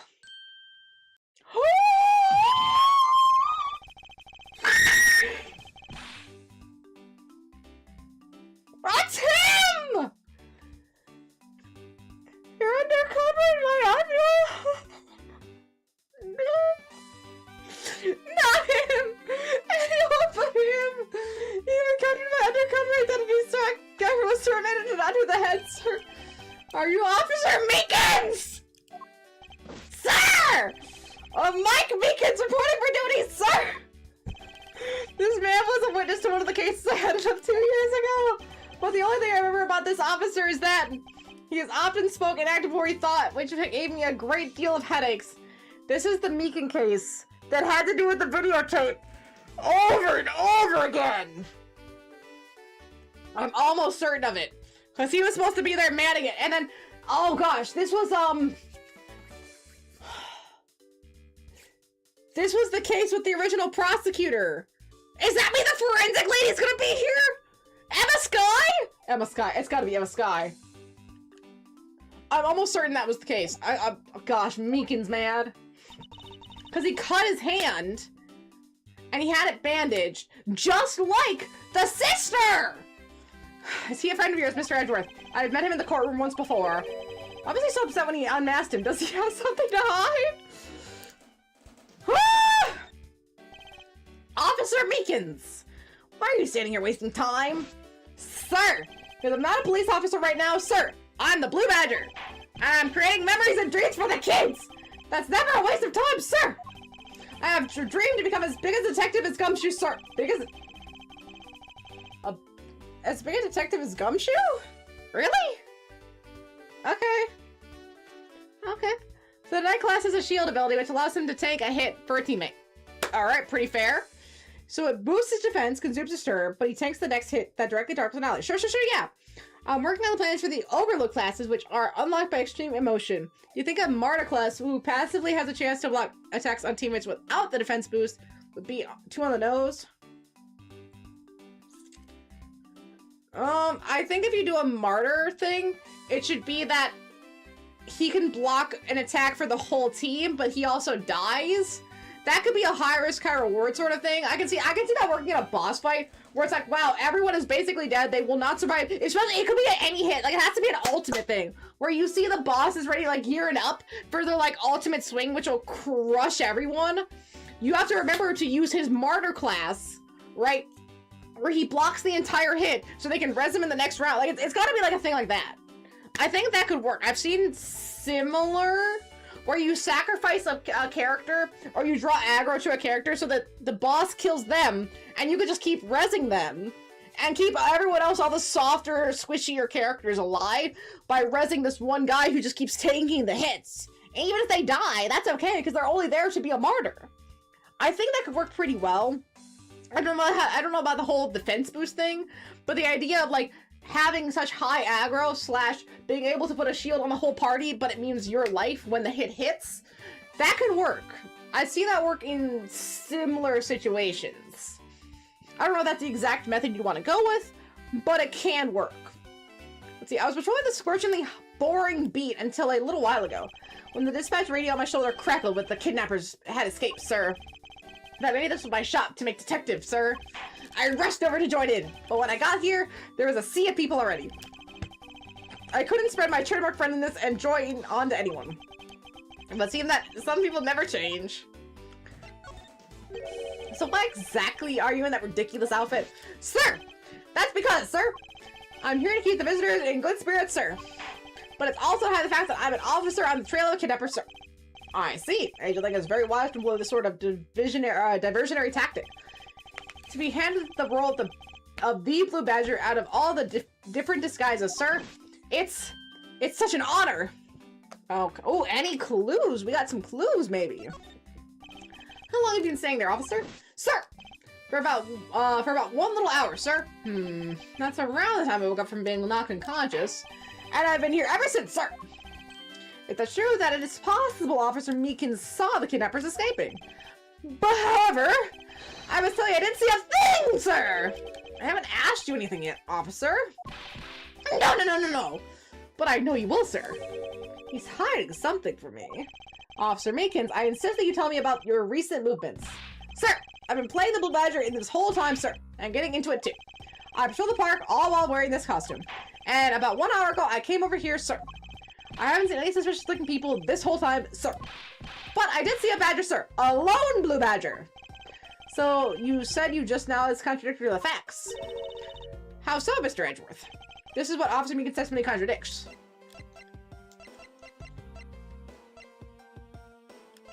Is it this? So ideally, each character unlocks a new class based on extreme emotions, so the timid girl gets berserk out of rage. I'm thinking the knight shows fear of losing someone to him dying, and the martyr class gains the knight lock. It's a passive, but because it's so rapid, maybe he's just jumping in front of the attack, but doesn't have a chance to ready the shield. Only this works in attacks that target one ally. Well, if you want to overload it, maybe I feel like the overload has to be, like, maybe the first time it can be just for the plot, but if you want to do an overload, it feels like you have to build meter. So maybe it's one of those things where if you're in a boss fight, if you know a big hit's coming, you have to hold off and build meter. You can't just use it willy-nilly, kind of like chain attacking in Xenoblade. You have to save up the meter for the martyr ability, hit the martyr ability right as it's about to happen, and then you could block the whole party, but it's a limited thing. It's like one ally can be here or there, or maybe using the skill, you could use the skill in a way that either builds meter or builds experience with meter, so building meter isn't as hard, and then be able to protect the whole group, but only for one. Because defending one ally shouldn't kill you, but I feel like maybe that should be just an ability the shield person has, right? Have it be an ability they have that they can block one person, but the martyr for the overload isn't like an ultimate space. The resonance gear is being overloaded by extreme emotion, and it's like a class is based on their extreme. Oh, okay, so yeah, I feel like martyr doesn't work in that case. Martyr works as an ability, not as a class. That's my opinion on it. If you wanted to unlock a class, it has to be something different. A martyr class isn't super strong. If you want an overload class that's basically like a great wall class, an iron wall class, maybe, oh, that sounds more like an ability, like the iron wall ability. Yeah, I seriously think you need to play Octopath. Some of the stuff you're talking about with like different class structures really have definitive lines in Octopath that you could probably draw inspiration of and how to set it up. Maybe not one-to-one, but the Knight class in Octopath is really well done, at least in the first one that I played. So it might give you a bit more of like a way to structure it, or maybe like you could take notes from it. I like Octopath. I think it's really fun. It has a lot of really good like basic class structure. They do some really interesting stuff like astrologer, like certain classes you have to unlock. And I think that was really fun. I love how Octopath Traveler does its classes and the jobs. It's really fun, and I think once you get all 8 characters, you can start switching classes between people. And you have to do like everyone's first and I think first chapter, maybe first and second chapter, but at least everyone's first chapter, and then they can all start switching classes between each other, and then you can unlock other classes by defeating certain bosses. So that I think the way they handle their classes though is really, really well done, and I think based on how you're describing how you want your game to go, if you played that, it would give you a really good idea of how other games do it that you could draw inspiration from, and especially in terms of mechanical setup. But again, that's just my opinion. Anyways, class of Final Fantasy 2-10. See, I don't know 2-10. I haven't played it, so I can't compare. The only one I can compare to is stuff like Octopath. But everyone gets thrown class pool rather than the party all just share the same classes. Again, I still think something like if you're going for especially 2D to HD 2D style games, playing more of those games would be great, because I don't think Final Fantasy 10-2 is an HD 2D style game, but you got like Octopath, Live Alive, Triangle Strategy, the new Dragon Quests, like that struck. Adventures of Elliot, the new Square Enix game. Square Enix has a new HD 2D game, Adventures of Elliot, but instead of it being turn-based, I think it's real-time action. I really want to get it and try it. That looks really fun. But that's my thought process, of course. Take that! I'd like to ask you about your last date. Sir, of course, sir. That's your wish, Mr. Prosecutor. This little patrolman will wait as long as I am commanded to wait. I don't think so. They re-dropped Bravely Default 1 on Switch 2. And then there's Bravely Default 2, which is only on 3DS? No.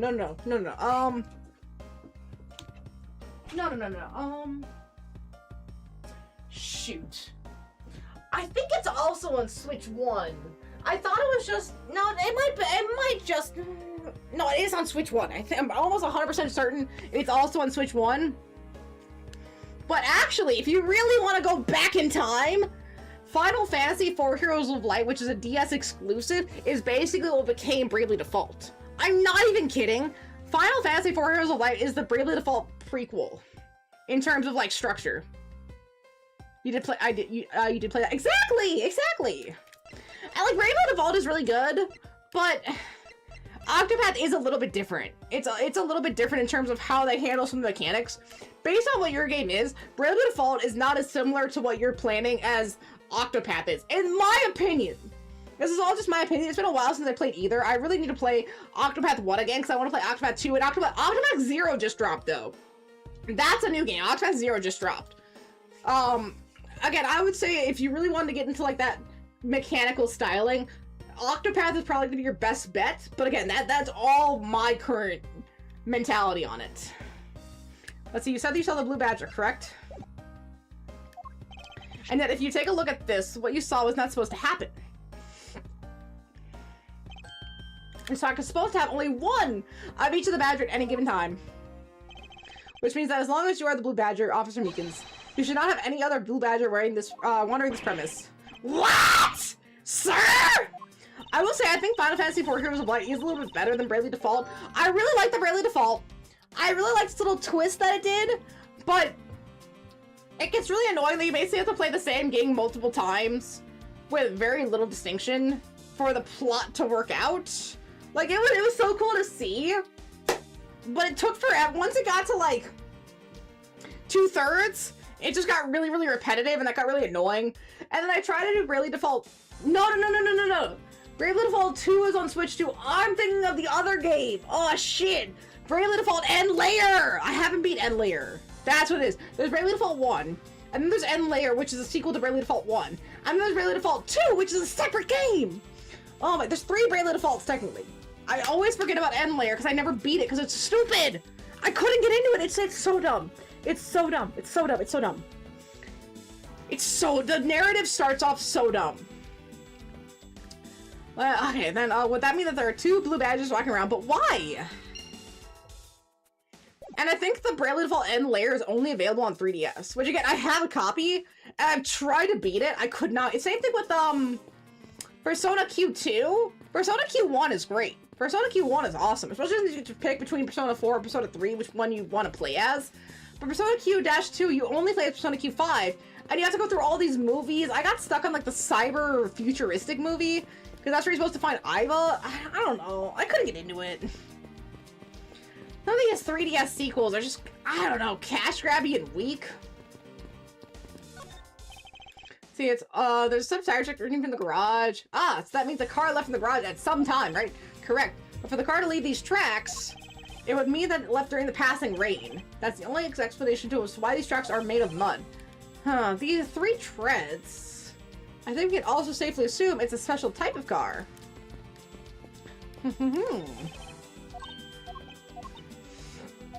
Can we present something?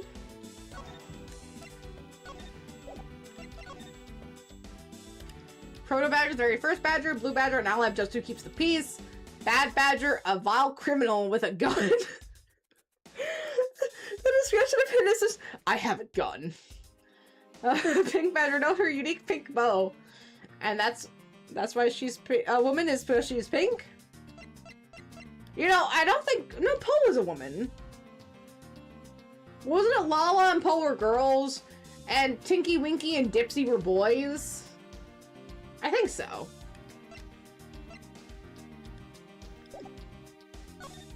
Oh, not what I wanted.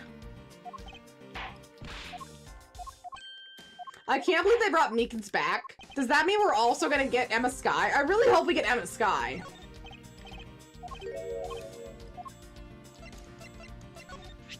Let's see, sir. You have a copy of the Blue Badger Bible too, sir. As they're my experts on the Badger family, sir, and it's very, very thorough. It doesn't matter that I was made the Blue Badger only a little while ago, sir. The book helped me memorize every name of every Badger, sir. Blue Badger, Pink Badger, Proto Badger, Bad Badger. I don't think I need a Bible for that. It's not that hard to remember 4 incredibly obvious names.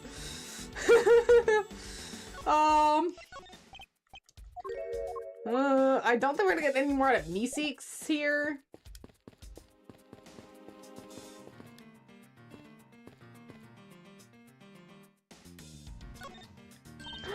Hey, there's a bunch of footprints in the mud over here! Let's go. I remember hearing rainfall while I was being held in there. Yep, it's just a passing rain. That's why the ground was already pretty much dried up. I should be thankful it left us some nice footprint samples. You know what? I bet if we follow them, we can find out where the kidnapper went. Plus, we'd be able to spot them because of their muddy shoes. I don't think it'll be that easy. Why not? Look carefully. There's quite a few different sets here. And we don't know which ones belong to the kidnappers. Oh, that's true. We don't know what kind of shoes they were wearing.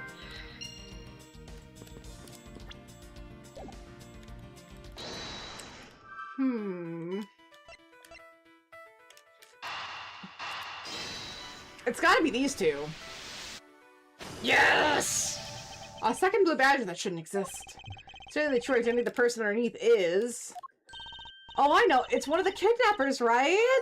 The person who wore a costume to get away. Precisely. After all, the costumes that went missing from the storage area are a Blue Badger, a Proto Badger, and a Bad Badger.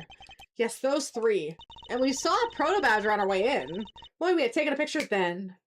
So there are 3 phony badgers running around in the park somewhere, huh?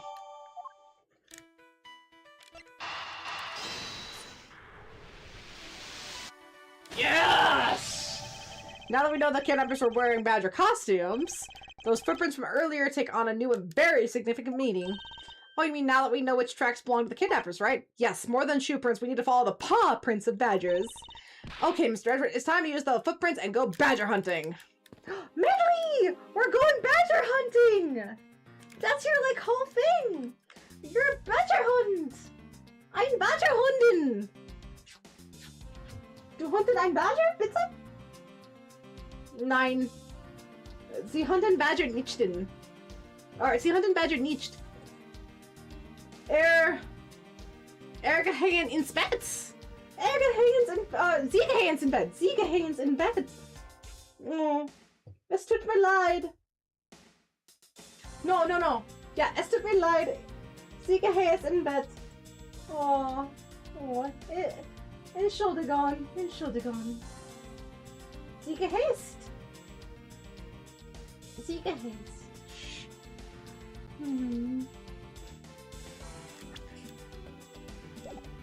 As we better talk to Meeseeks again. No, not the horses!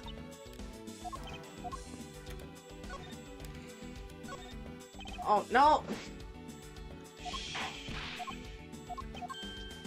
DK is ins Bett, bitte?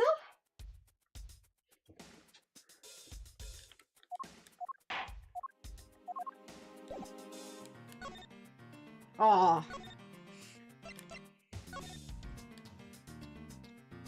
Zumoxi bets? No.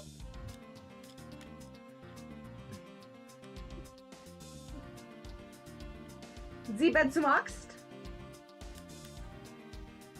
The bed you like? That sounds right. German's so fucked sometimes, because depending on how you're saying it, you have to put the verb at the end. And so you might say a whole sentence of like, would to the store you like? Or would along the trail you run? Or I like to drink water not. It's to say a negative, to say a not in German, you have to put the not at the end. So like, I like cake, not. I like cats, not. I like salsa, not. That's how my German teacher would say it. So it's so specific.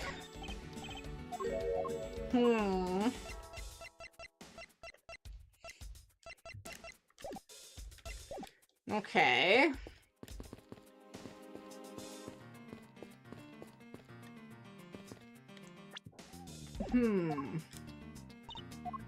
The kidnapping? Okay, what do you think about the kidnapping? I don't really know anything about the victim. So actually, I was hoping you could tell me. That's right. I never did explain the situation to you. I got hold because of a phone call received. It was from none other than the director of the Amano group, Mr. Ernest Amano. His only son Lance had been kidnapped, and he wanted me to be the drop-off man. Little I suspect that I would be abducted myself. And that's when I found you tied up to a pole screen. Can you please drop that already?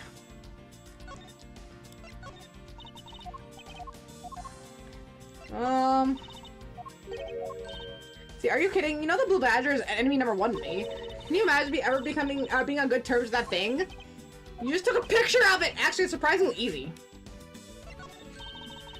I really like theme parks, but or not, we're not here to have a fun time. So why did you choose this one? And why choose to show yourself to me of all people? Because I was tailing you, silly, duh. You're following me? But why? Come on, the Badger Family is waiting for us to find and take pictures of them. Remember, you have to yell Badger get each time or it doesn't count. They even have a rule for when you take their pictures? Tell me about it. I was planning to steal all of my shots and get proper great thief, like a proper great thief should. But the concept of stealing permeate every aspect of this girl's life. I spoke of information about arch enemy the Blue Badger. But I won't lose to the likes of him. You just wait and see. I'm going to write a tome of thievery. That's how, Mr. Edgeworth. The information that Wide's Venue wanted post will suffice to, in this competition. Dang it. You can't talk to him. Well...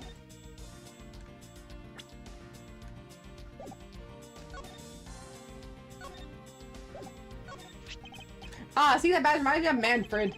He was one of the finest prosecutors, best of the best. Yes, I can't disagree with you there. I said you don't really want to talk about him.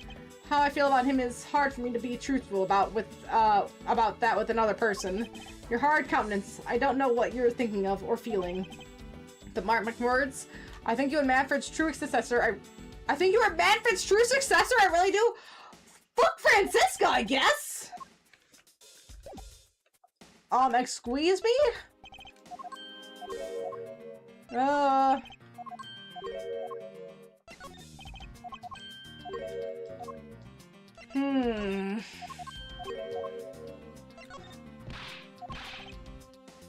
Wait, thieves stealing?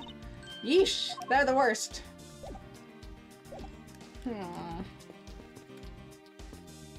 The pipe? Oh, the footprints look like they're made for, looking for made by the costume.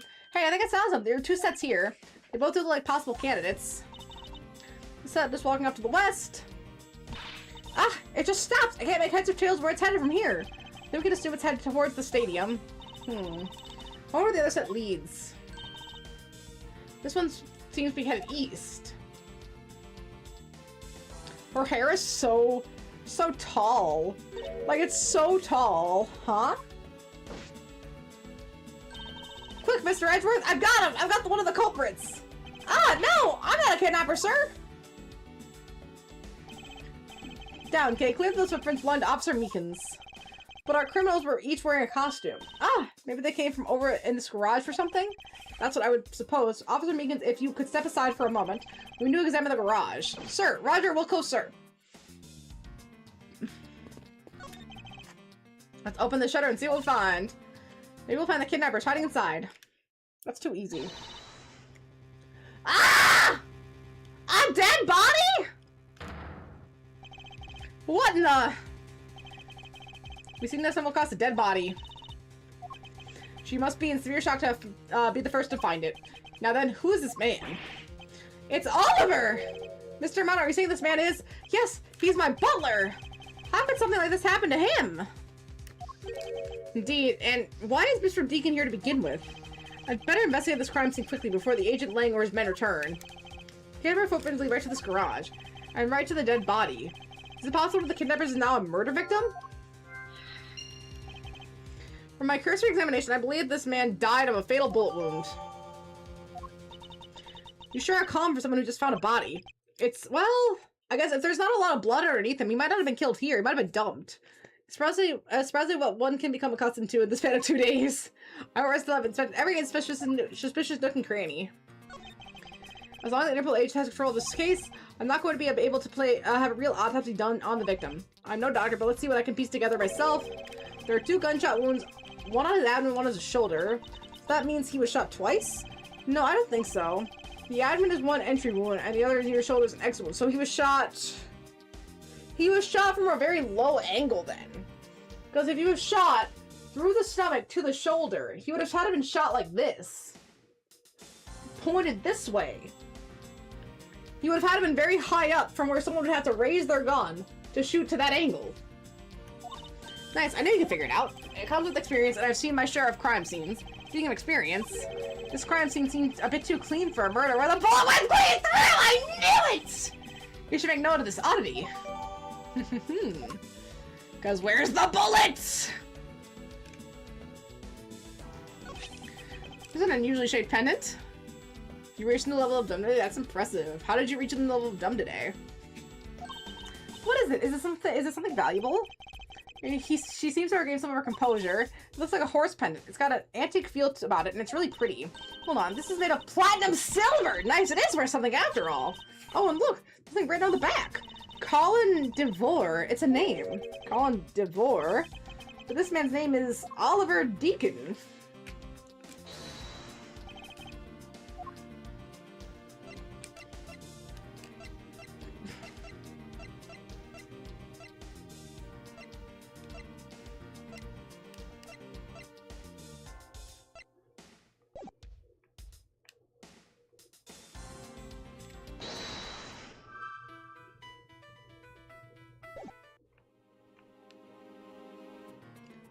Oh no.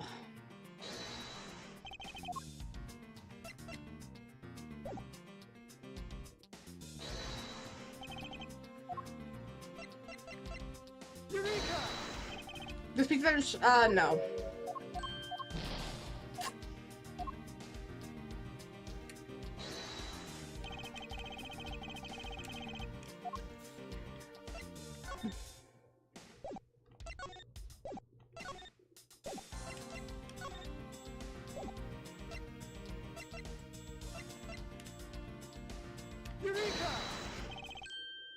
There's something not right about the name of the pendant.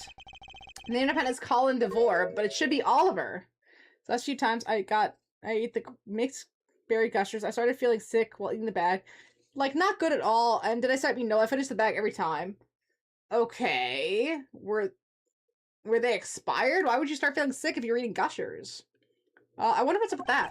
I think we might have hit him on some important information. We completed it. We're good. We're so solid. Lance! Oh, shit. Where are you, sweetie? It's me, but you are? No newer bags. No idea. Maybe it was the mixed berry ones. You can still get a bag of them like every other day.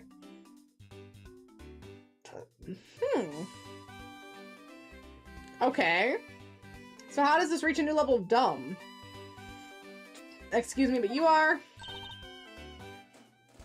I should have jet ring pop, but dump. Oh, this is bad. He's really good looking. Oh, stop it, Lauren! You can't let yourself fall for a playboy like him you're in love with. Sounds like someone doesn't know the meaning of the phrase inner monologue. Oh. That's okay. I think I have a mouth allergy to almonds. But I still keep eating Toblerones, even though they kind of make my... Well, I think it's Toblerones. Whatever has almonds in it. No. It's, those, like, Bueno Kinder bars? Maybe it's Nutella. I don't know. Something makes my mouth kind of itchy whenever I eat some of those Nutella, like, Bueno bars. And I still keep eating them. My mouth gets a little bit itchy. I think I have an oral allergy to it where it's, like, only your mouth gets itchy. But I still keep eating those Kinder candies. Because they taste really good and they have a good mouthfeel because of, like, the little wafer and the candy. I keep eating them, even though I think I'm allergic. But does that stop me? No. Sometimes you just have to power through. And hey, maybe I'll build up a resistance to it. Okay, sorry to interrupt your conversation, but you might be a friend of Lance's? Yes, I'm Lauren, his girlfriend? Oh, it's Pops? Lauren Pops? Lauren Pops? It's not like that. We're more like friends, and we're not lovers or anything. Well, we haven't gotten that far yet. But I guess that's how people are going to see it, so I should just accept it. She is licking a ring pop! I got this ring as a present from Lance. Swoon. You know what she reminds me of? A cartoon character. May I inquire as to why you're here? I haven't been able to get in contact with Lance lately, and I began to get really worried. Sob. I looked everywhere for him, and then I learned about his kidnapping, so I came here. Oh, you're really strong for having made it through all of this by yourself. Is that really true? Has Lance really been kidnapped? No one is supposed to know, but yeah, it's true. Oh, Lance! Can't believe you've been spirited away. I wonder what you're doing right now. Looks like she's going to be gone to the far maiden love routine. So, Mr. Edgeworth, where do we go from here? Well, we found a body, so we should look into that murder.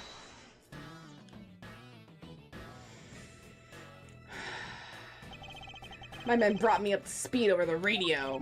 And I have to say, you really should have called. I heard you found something very intriguing.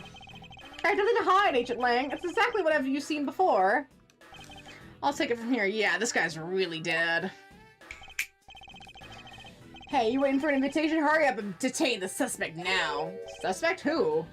Not Meekins! Officer Meekins, is it? You're coming with us. I opened a booster pack of you read it from an anime I've never seen, and they've pulled a very fancy card.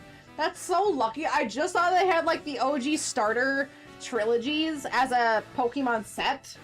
And oh my gosh, do I want it, because the full art cards in that are so fucking gorgeous for the 30th anniversary. But you know getting your hands on a pack of that's going to be impossible. Why do scalpers have to ruin everything? And they ruin sneakers, they ruin pops, they ruin Pokemon cards, they're ruining everything. I'm so tired. Miori Kenshin? Is that the guy with the red hair? Wasn't the creator of that kind of like a bad dude? I feel like I remember hearing that the creator that... Yeah, okay, I was right, yeah. I remember the creator that was like a bad dude. And wasn't there like a thing where Rocky... Everyone was trying a picture of it for the 30th anniversary, but Rocky like basically drew it with his left hand, so it looks like shit.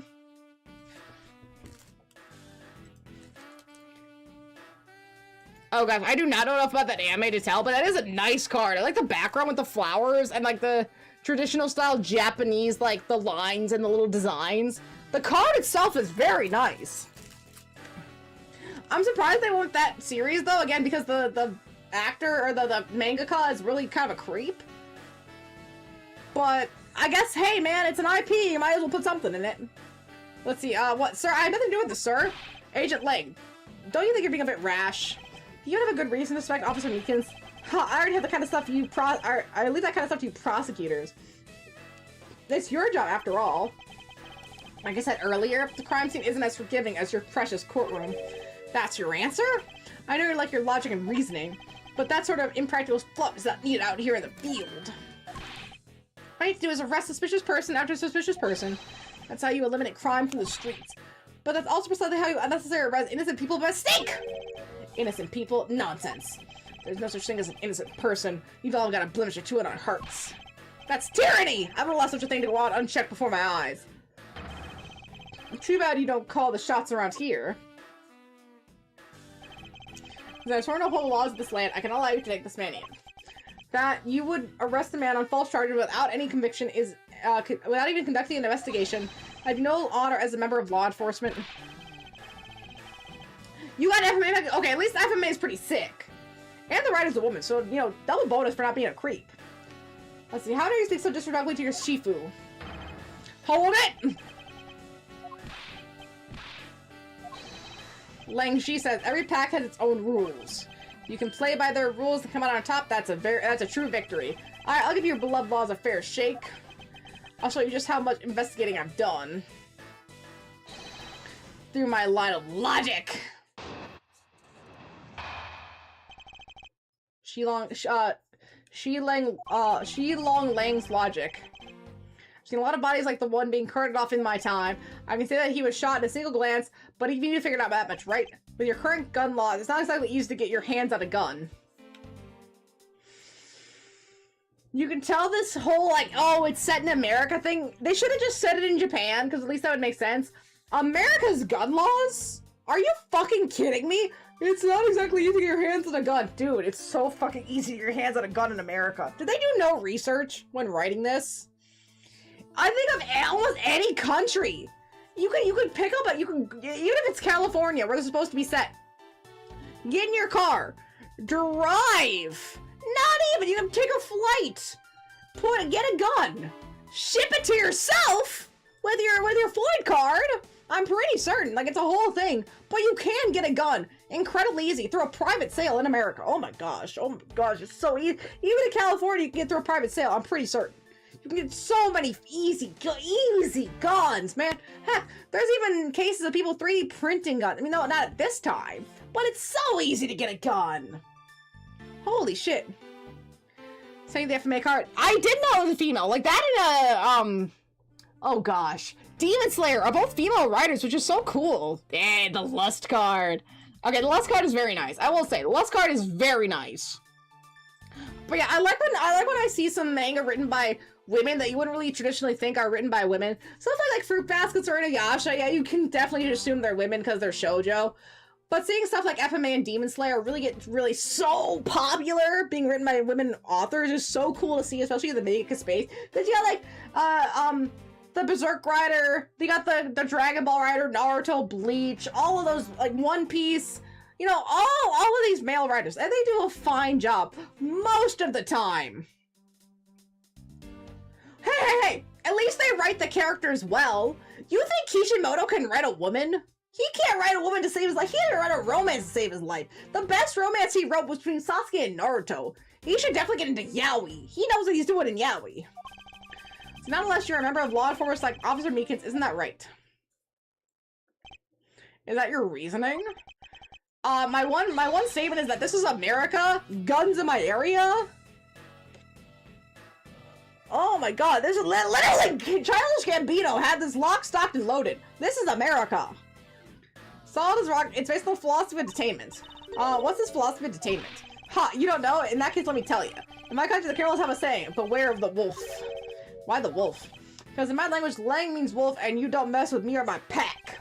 And as for detainment philosophy, it's rather, its father is my honorable ancestor Lang Zi. I think that I've heard of him and his teachings if he's that famous. Usually the writer maybe had a crush on Mustang as he wrote it. So kind of like the opposite of Gojo, like the hottest character in the series, but the writer loves them versus hates them. I guess Vegeta too. I mean, Vegeta's not that hot, but he is most popular, and his arc is better. I don't know how Akira Toriyama hated Vegeta, but that gave him the best arc as a great father. Crazy work. See, Lang Zi developed it as he worked on locked criminals away 1,000 years ago. To this day, the Zhangfa police still trains its recruits using his philosophies. See, I've only seen up to, like, season 1 of JJK. Okay, he's the best stepfather, but I mean the best biological father. Anything wears down and breaks over time. Do you really believe something as ancient as that can be applied to today's world? So you want to put it to the test? See, Piccolo's the man who stepped up. Vegeta was he's just a good father. Even if he doesn't get to name his child the way he wants to. Although I really think he would have named Bulma after a vegetable. Let's be real. He's so hard up about the Saiyan names. Kakarot is carrot, Vegeta's vegetable, Radish, which is Goku's brother, is radish. He would have named her, like, fucking Strawberry for strawberry or some shit. Let's see, or Gorda. So what can you tell me about the body? A lot. Even without an opposite, I have my ways. To teach you the basic friends along with the detention philosophy. Oh, then you wouldn't mind telling me a little of what you figured out, correct? You shot, sure. I think anyone saw the bullet wounds would come to the same conclusion. We have fun facts. Don't pat yourself on the back yet. What's this supposed to mean?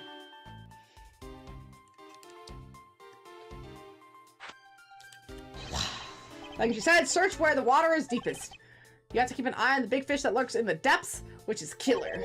Is that right? And what would you know about the Killer? Hold it! It appears you studied a little of our laws. He studied none of our laws?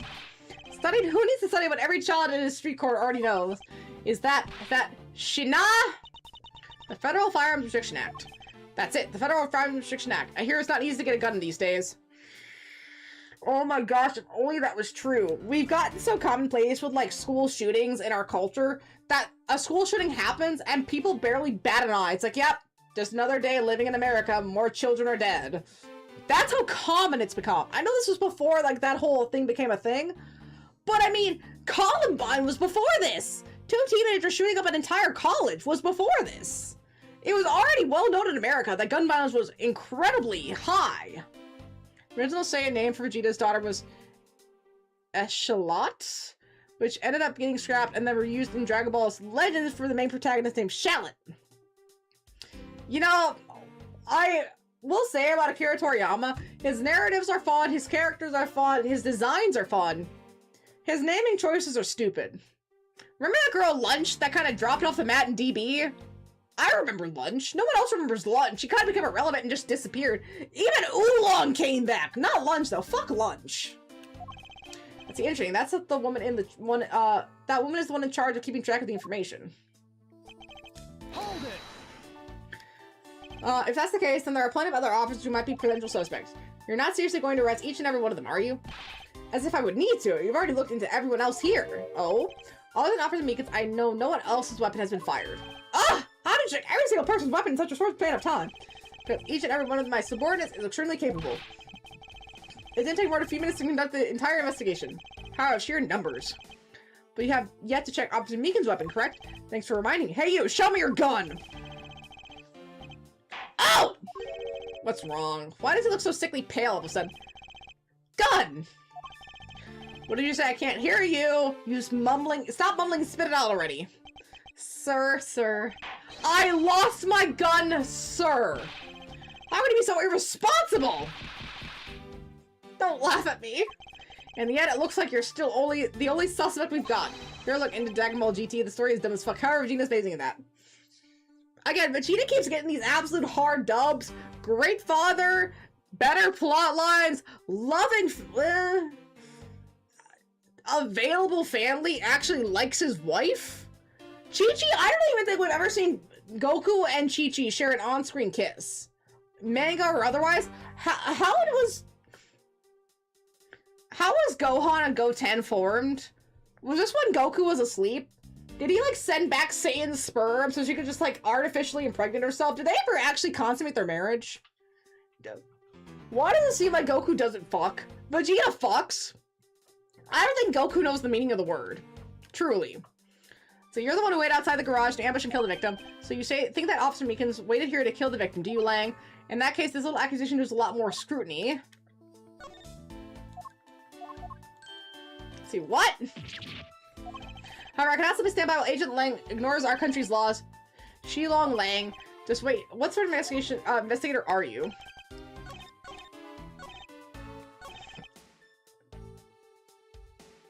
Has he ambushed him?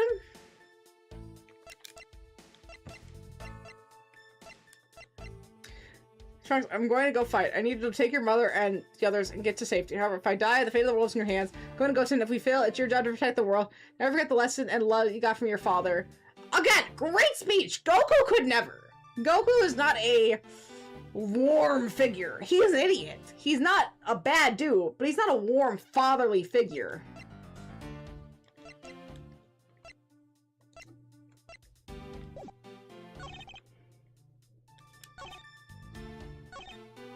Okay, we need to save really quick.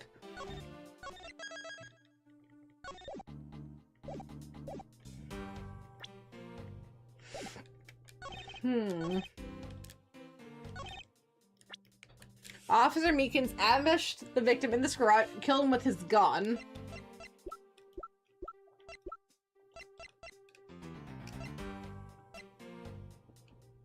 Objection! No. There's no exit wound. There would be a bullet in the garage. Unfortunately for you, Agent Lang, that's simply not possible. What do you mean? You see this crime scene for yourself, and while you were looking, did you not think yourself that it was too clean? Ayah! Waha! So did you not notice that there was too little blood? Or do you still wish to claim that Officer Meekins committed the murder here? Because this isn't the crime scene, and it was your men who led you to think it was. Then I suggest you leave this case to the local police to set the record straight. For reference, there's a scene in Super where you've learned Goku doesn't know what a kiss is. Was Goku assaulted? I mean, it gets to a point where that's he did not bang Chi-Chi twice to then never kiss her. She would have explained what this was. What happened to these people? How were they, like, spawned off of Goku? How did Goten and Gohan get born? Not bad, I see your logic can be just as sound as mine. In that case, let me ask you this. Don't you think it's weird that the officers hang out here in the first place? Weird? How so? Hey, your squad's not even supposed to be in this area, right? What were you doing neglecting your duties and loafing around here? Don't you dare use some lame excuse like, I found myself taking a walk. But sir, I really did take a walk, sir. You're a disgrace. How dare you? Officer Meekins looks extra... Mona, what are you doing? Extra meek. Is he hiding something? But why did you put your lips on her? Then it custody you. Don't tell me you don't know what a kiss is. You have 2 kids. I know! How does this man not know what a kiss is if he has 2 children? That's illegal! Literally! Mr. Edgeworth, please, sir. Say me the way you did earlier, please, sir. Officer Meekins, please give us your detailed account of what happened. Sir, not you too, sir! Meekins. Meekins' testimony. Okay. He does. He didn't explain how...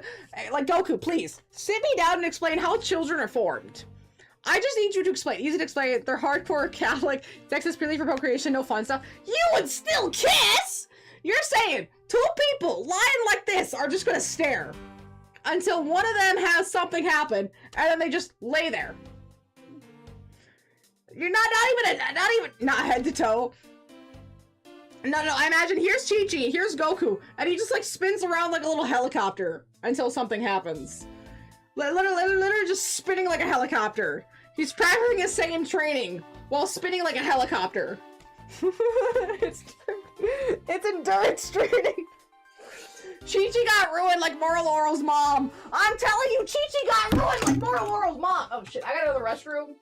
But just, if you haven't seen the Moroloro mom scene with the jackhammer, look it up on YouTube. I'm surprised that episode didn't get a cut, but the egg episode did. Holy shit.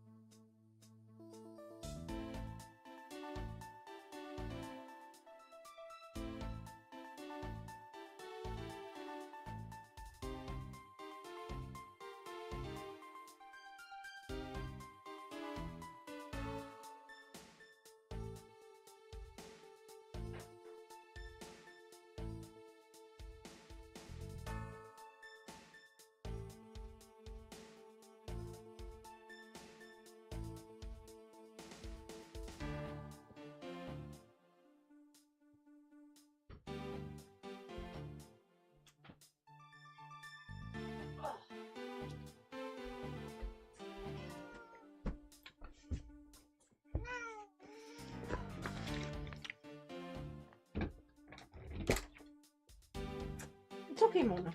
It's okay. It's okay. It's okay. Shh. It's okay, Mona.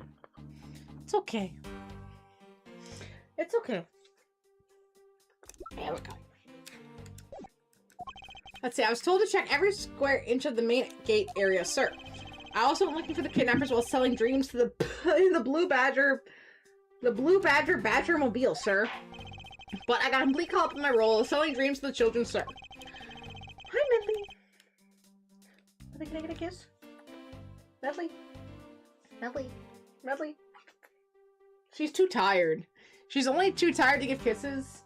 If she's wide awake, she's fine. Medley? Can I get a kiss?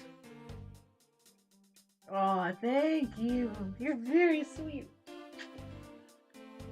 Let's see. Before I know it, I found myself here in this area, sir. Good, Medley. What is this Blue Badger Mobile? It's a moving store on wheels that sells sweet dreams and merchandise, sir. So the Blue Badger Mobile is a roaming souvenir shop. Sir, I swear it was chasing the kidnappers down while I was being a good dream merchant, sir. He seems rather worked up, even more than his usual hyperactive self. He seems sure of what he's saying. So I think I plan for the villain, if I go with this overload gear plan, is to have harvesting essence from the gears overloading. No idea what for yet. They don't need the host to survive. They just need the gear to overload and release its essence.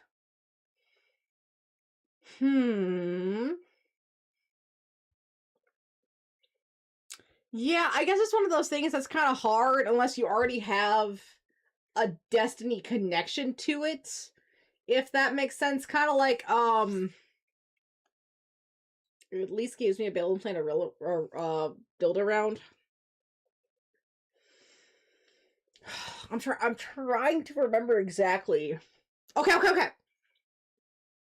If you don't want it to be about Destiny, I don't know if the overloaded gear plan will work unless you're able to find a way for people to stumble upon the overload gear that is in no way coincidental in a Destiny sort of way. How do I put this? Okay, in White Knight Chronicles, in the first game, the people who get the knights, it almost seems random, especially with Leonard, because he kind of just stumbles upon it in the basement of the castle.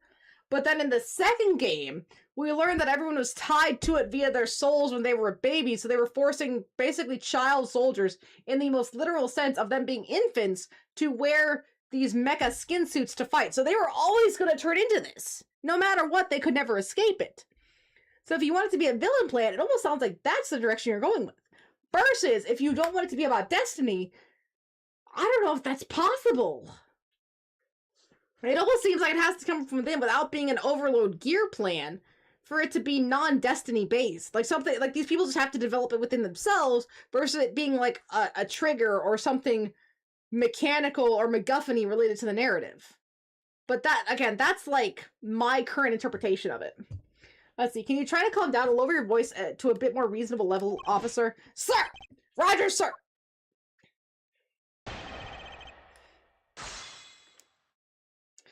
I don't know. It feels like the villain's plan should almost be inherently separate from the mechanics of the gate. Like, the mechanics and how they get their ultimate / overloads should be separate from how the villain is having their plot play out.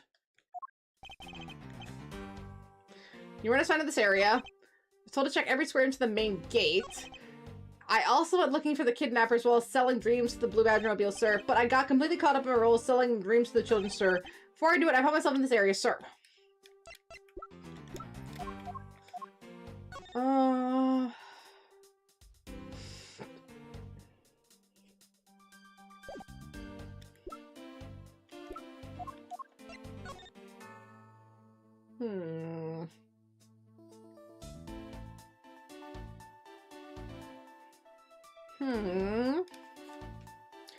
Okay. So we went through the main gate to the haunted house and the stadium and ended up in the Wild West Zone. In terms of where Edgeworth had... I'm gonna like have hiccups or something. Where Edgeworth wound up. I feel like I gotta press some of this. It's true, sir. I wasn't assigned to this area. Alright, then where were you assigned to? I was assigned to the main gate, sir. He must mean the area with the bad bridge and the outrageous fountain. Okay, then why are you here in the Wild West area? That's because... It's because of a very deep reason, ma'am. I was told to check every square into the main gate area, sir. Describe for me how you conducted your investigation. Yes, sir. Well, first, I made sure that there was no suspicious-looking people in the area, sir. But the only people that seemed to gather around me were little girls, sir. Well, they did... what did they expect when you're dressed like the Blue Badger? I thought I had no choice at that point, sir. So... Hold it! Badger Mobile. What exactly do you mean by selling dreams? Sir, the Blue Badger Mobile is where dreams are collected. What? Sweetness like you know... Never know except in dreams, ma'am, like innocent drops. Bitterness found only in nightmares, ma'am, like guilty jawbreakers. All I know is as I push the Blue Badger Mobile along is my sworn duty, ma'am. Caught up with children. Oh. My tax return came in. I plan to get at least Kaname Date, Resident Evil 9, and Yakuza 3.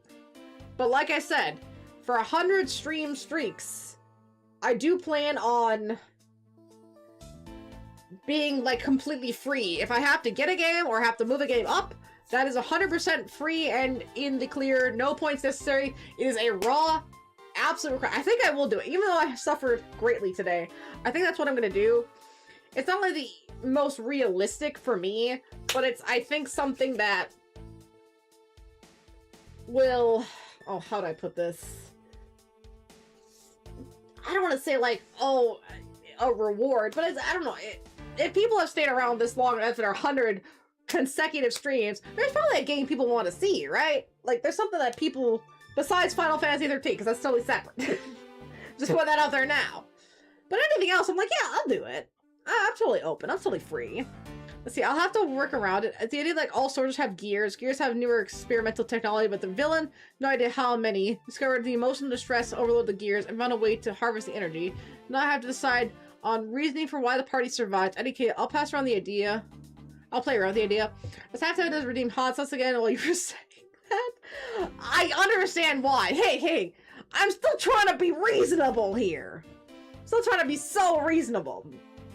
I mean, no matter how many, no matter how many times you request hot sauce, it's still only gonna get me to put 13 in the list until you get 100k. Oh, that is me. If that was true, if you really want Final Fantasy 13, no fast forward, that's like a 60-hour ordeal. Because the fast forward makes it bearable. And on the Zodiac Age, they had the 4 times fast forward. Originally, I think it only had 2 times. 4 times makes it less miserable. You know what, if I was to do Final Fantasy 12, you'd have to play it at the same time. I would allow you to use fast forward because I'm nice, but you'd have to play it at the same time because it sucks. It sucks. It's so boring. It's so boring. There's too much exposition. It's all about wars. It's so boring. I know. At least 13 is fun. It's brightly colored and interesting. That's fair. That's real. I'm telling you, it's so boring. I don't mind some stuff about it. I like the fact that it's Gideon Emery. I love Balthier, but it's boring! I will fight people on that. It is boring. So you complete for us to look at the kidnappers. No, sir, of course not, sir. I would never do a thing like that, sir! Besides the MMO, Final Fantasy 30 the only MMO I started but I never beat. You know, again, it's so fair. There's gotta be some Final Fantasy 12 fans out there, but they're only in like the 10s. I swear, there must be more Final Fantasy 13 fans than there are 12 fans, because 112 doesn't have 3 games. 2 is really boring. 3, the gameplay is a slog. Yes, I do. I know exactly what you're talking about, which can take actual real-world hours without the fast-forwarding. And even with the fast-forwarding, it takes for fucking ever, because it's so hard. It sounds like millions. It's one of the most intense final super bosses, because it has the most amount of health of almost any super boss on the market. It sucks. So yeah, you're absolutely right. Wow, you're good at this forcing people to confess things, Mr. Edgeworth. To be frank, it's just a little man, sir. I'm better at selling kids a few small dreams and look for a big crook, sir. Enough wallowing in your own self-pity! Let's return to your testimony. Yes, sir! But I think I will still keep that offer on the table. Anyone who has a 100-day stream streak can have the option. Again, you don't have to pick anything. It's not a requirement, but I will give the option of any game for free. I will play as immediately as possible. I will finish whatever game I'm on, and that'll be the next game. I will move right to the start for free, except Final Fantasy 13 of the series, because we already have that agreement. Any other game, though, totally fair, totally free. Please, I will beat the Final Fantasy 13 super boss in the DLC. However, this game on Steam has been crashing. The game on Steam has a crashing issue. Yeah. I have it on 360 and PS. I don't know. I feel like it'd be easier to play on PlayStation, only because the original Final Fantasy 13 has like 3 or 4 discs. So having to change out the discs on the digital copy would be or on the physical copy would be pain in the ass. But the PlayStation 3 copy has just like 1 disc. I don't know why 360 was so fucking stupid. We're gonna make Weapon 16 DLC. Yes! I played the DLC in 16. I think I remember the Omega weapon, but I don't remember using it. Maybe it was a New Game Plus thing. I only remember Leviathan. The robot thing at the top of the tower. No, I'm sorry. I only remember Leviathan, because Leviathan took for fucking ever! Holy shit, Leviathan sucked, man! That's all I remember. The trauma of Leviathan. How did you end up all the way over here? I was in the middle of the sea of kids, but one of the kids decided to challenge me to a fight, sir. I had to run away from the child's painful drop kicks, and before I do it, a good old drop kick. I dished out my fair share of those when I was a kid. It was always the best when you felt one really connected with your opponent. In any case, you wound up here for a reason. Clearly unrelated to the investigation. Sir! There's nothing you should be admitting to with your head held high, officer. I think he simply forgot that his real job and became the Blue Badger. However, there's one flaw in Officer Meekin's story, but I have the feeling that he'll need some prodding before he'll spill the beans. Huh. There's a flaw? But I sent you a photo of it. Let's see. Yeah! Oh! Yes. Okay. I do remember the robot at the top of the tower. Yes, that robot. That one wasn't as bad. I mean, it wasn't great, but Leviathan was definitely worse. And I actually felt really, really bad because Leviathan was still a baby. In 13-2 DLC, you can recruit as your team. Sarah and Noel allowed that? Really? Really? Melly, do you believe that? Do you believe Sarah and Noel allowed that? I don't think so. Melly doesn't believe it, so I don't think I can believe it. That sounds insane. Although, you know, I kind of miss those, like, 2000s times, because, I don't know if anyone else knew this. Wait, one second.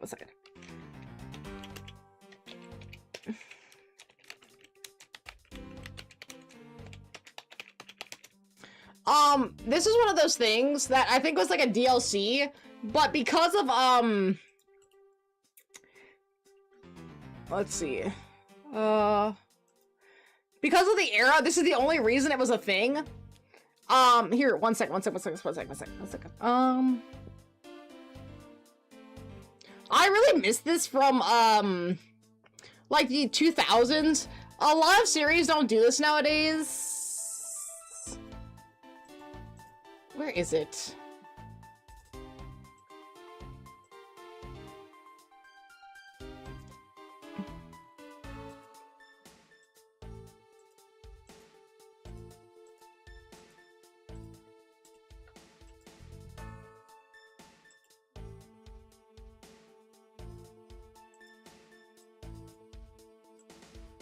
Wait a minute. Oh, this is annoying.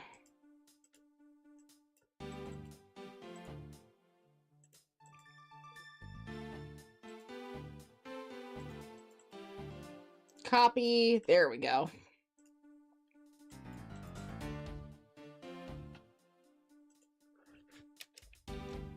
Okay. Can I do this in...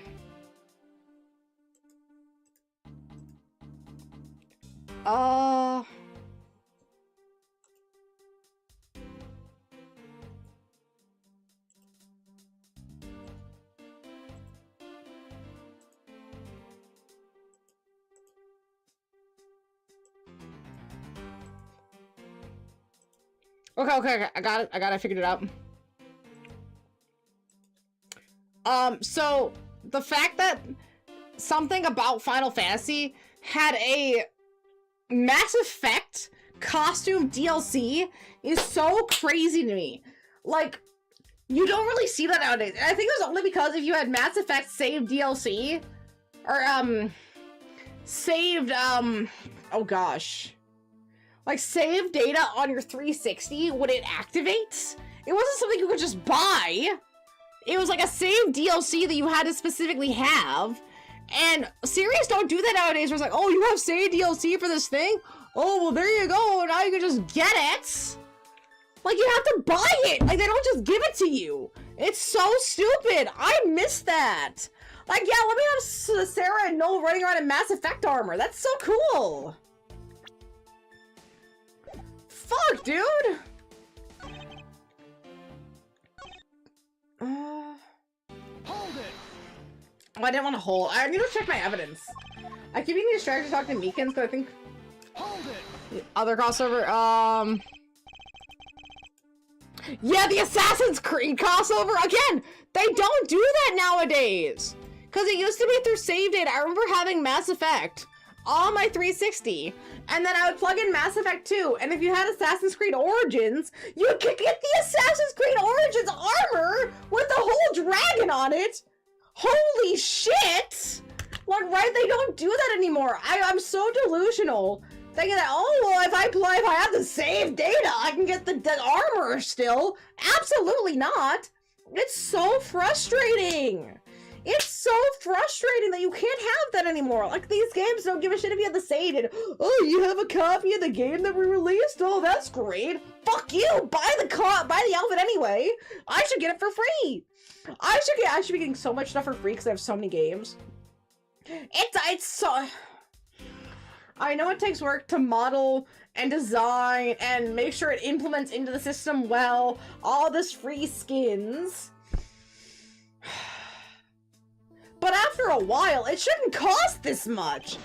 Like, reward your fans for being so loyal, assholes. Holy shit. Hold it. It's so frustrating. Final Fantasy, they need to have Monster Hunter armor for all the characters. Like, Lightning gets Toby Kadachi, Snow gets Xenojiva, Saz gets Rothos. Ooh. Could you imagine if it was a dual crossover where they do a Final Fantasy 13 remake? And you get all the Monster Hunter stuff.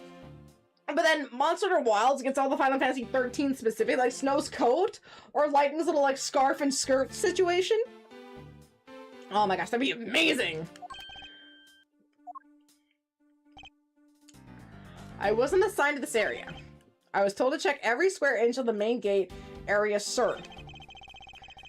See, I was also looking for the kidnappers while selling dreams at the Blue Badger Mobile, sir.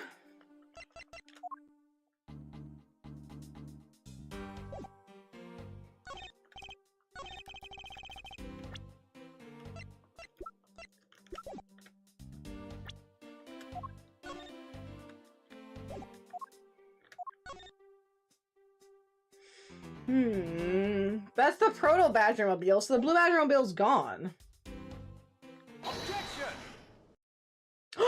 It was right! Officer Meekins, I would appreciate if you didn't tell such transparent lies. Sir, I'm lying, sir? Yes, you are. If you're really out there selling dreams with the blue Badgermobile until recently, then what is it doing here inside the garage? Ah! Actually, I just lost track, sir! Lost track of what? I didn't realize that the blue Badgermobile was nowhere to be found, sir! Which would mean it was perhaps stolen. And that's when I came back to this area thinking maybe it was in the garage, sir! That's when you found me, Mr. Edgeworth, sir! A likely story. Who do you think you're going to find such a convenient tale as that? It was exactly so convenient about his story. Car getting stolen, it's completely unbelievable, even for a cover story! Actually, the Snow's going to Final Fantasy 14 like 2 years ago, and it made me really want to do the MMO. Give the MMO a chance. Use the Pugless Brawler class with Snow's outfit on. That would work really, really well. I have no interest in the MMO. I've heard a lot of things about the MMO. Like, there's one boss that unless you have like an entire full group of people, can take like hours. It's almost not possible to do. But I just can't get into MMOs. I think the last MMO I really, really got into was Toontown. Toontown and Club Penguin. And that's it. I've tried WoW. I really have tried WoW. I cannot get into WoW. One, there's too much reading.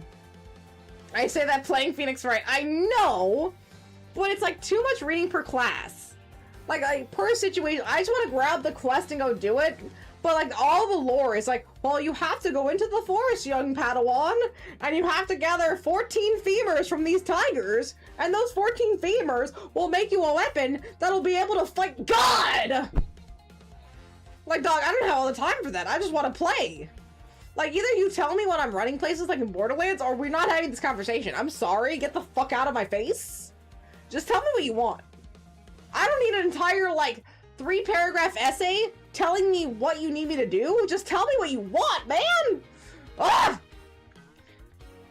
But I think we can assume the car was used alright to move the dead body! No! What? You killed the victim at some distinct location, Officer Meekins, and then you used the blue Badgermobile to transport it all the way here. Now then, you're coming with me. Are you stupid, Lang? But it wasn't me, sir! The killer, sir! It wasn't me, sir! Agent Lang, wait! What do you want now? We still don't know where the real scene of the crime is. You can't say we know all the facts of this case, let alone the truth. I tell you, truth, smooth. I couldn't hear less.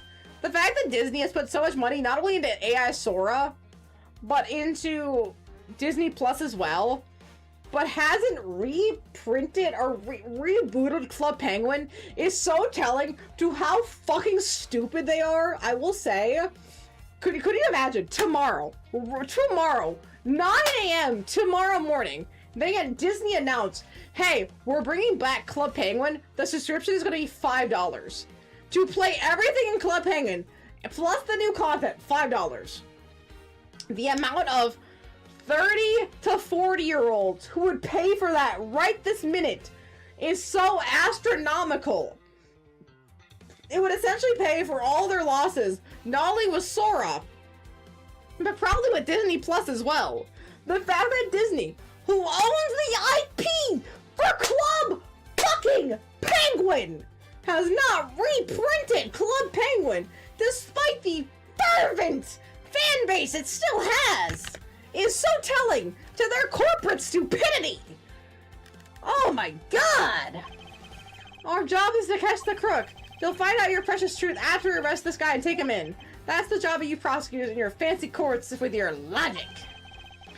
I found a video that appears to be a Final Fantasy D&D session with the VA of Clive and Gav from 60. Roleplay as Clive and Gav for the D&D. Okay. Clive and Gav for the D&D is kind of aggressive. In the Disney World almost had no KH merch. You'll find 1v1 shirts. They don't even have keyblades. Whoever is running Disney is the biggest, fattest idiot on the planet. One, they've destroyed the KH fandom. Three is not great. It's okay. It's not great. and there has been no Cage information since, and I feel like that's not on Square Enix's side. Square Enix probably doesn't give a shit at this point. Oh, you want to use our characters for a Disney game? Go ahead. I would almost guarantee they don't care. I mean, they would probably love a kickback, they probably love a cut of it, but they don't care. And then, so there's that. And then there's Club Penguin. The last time I was at Disney, I finally did some of those like pin swap things. I had never touched it before because last time I went to Disney, it wasn't a thing. Because I went to Disney when I was 16 with my dad, and then God, I don't know, 25 years later, and I finally did the pin swapping because that was a thing. I found one of those little puffles. I found a purple puffle. I have a purple puffle pin. And the fact that they haven't brought it back, even though there's obviously such a market for it. You know, you see Microsoft Gaming? I've heard it's the new CEO of Microsoft Gaming is the same CEO that was doing stuff with Microsoft AI, and now they're putting AI into Xboxes, which again, why? I don't need an AI bot telling me, oh no, I've been stuck in this puzzle for fucking 5 hours. I don't give a shit. I'll either look it up on Google, or I'll just figure it out! That's the point of a game, is to challenge me! I don't need an AI telling me how to play a game. If I ever play a game, and an AI, an actual generative AI, popped up to tell me how to play the game, I'm sorry, I'm stopping it right there, and I'm turning off the game, and I'm playing something else. I will absolutely stop playing whatever I'm playing and play something else. Because I don't need you telling me what the fuck to do. I already hate games that tell me, oh hey, are you having a hard time? Lower the difficulty, you fucking stupid idiot. No! Get fucked! I'll play whatever difficulty I want to play. You don't need to tell me what to do. Eat shit. Eat so much shit. Do not tell me what to do. It makes me so mad. Sorry, I'm ranting. I'm ranting, I know, I'm so sorry. But I'm filled with so much rage. I'm gonna get a kidney stone with all the rage I have. You boorish buffoon! Puffles are such good memory. Good core memory. The Puffles and what were they called in Toontown? What were they called in Toontown that Disney also owns?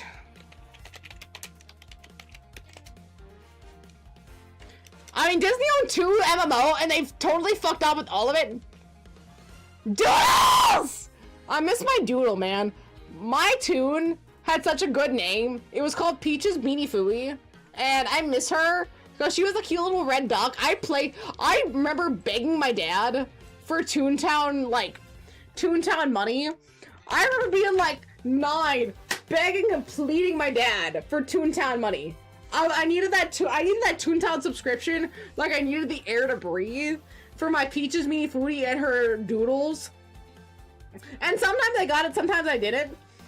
But man, like, I was fervent, I was desperate, and the fact that Disney owns 2 MMOs and they have done fuck all with them shows how stupid they are.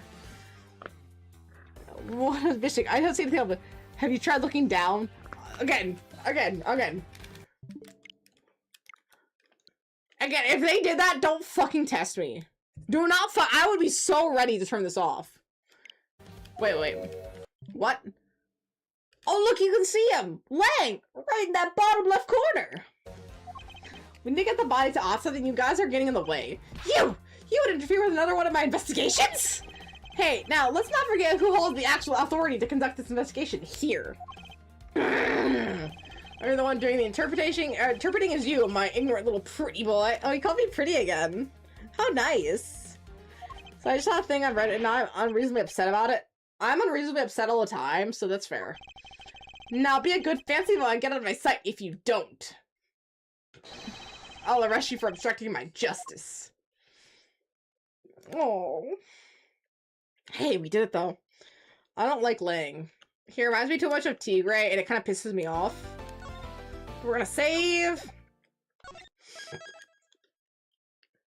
Are we in the middle? Okay, we're in the middle. We've gotten the setup started. That's really awesome. We still haven't seen what Lance looks like. We see the dad, and the dad said Lance is handsome, and apparently he has a fiance. Lauren popped. A lot has happened in this 3rd episode. First episode, you're just in the prosecutor's office and you're just outside of it. And that's totally cool. Very easy, very simple. The second one, it's all enclosed in a plane, super small location.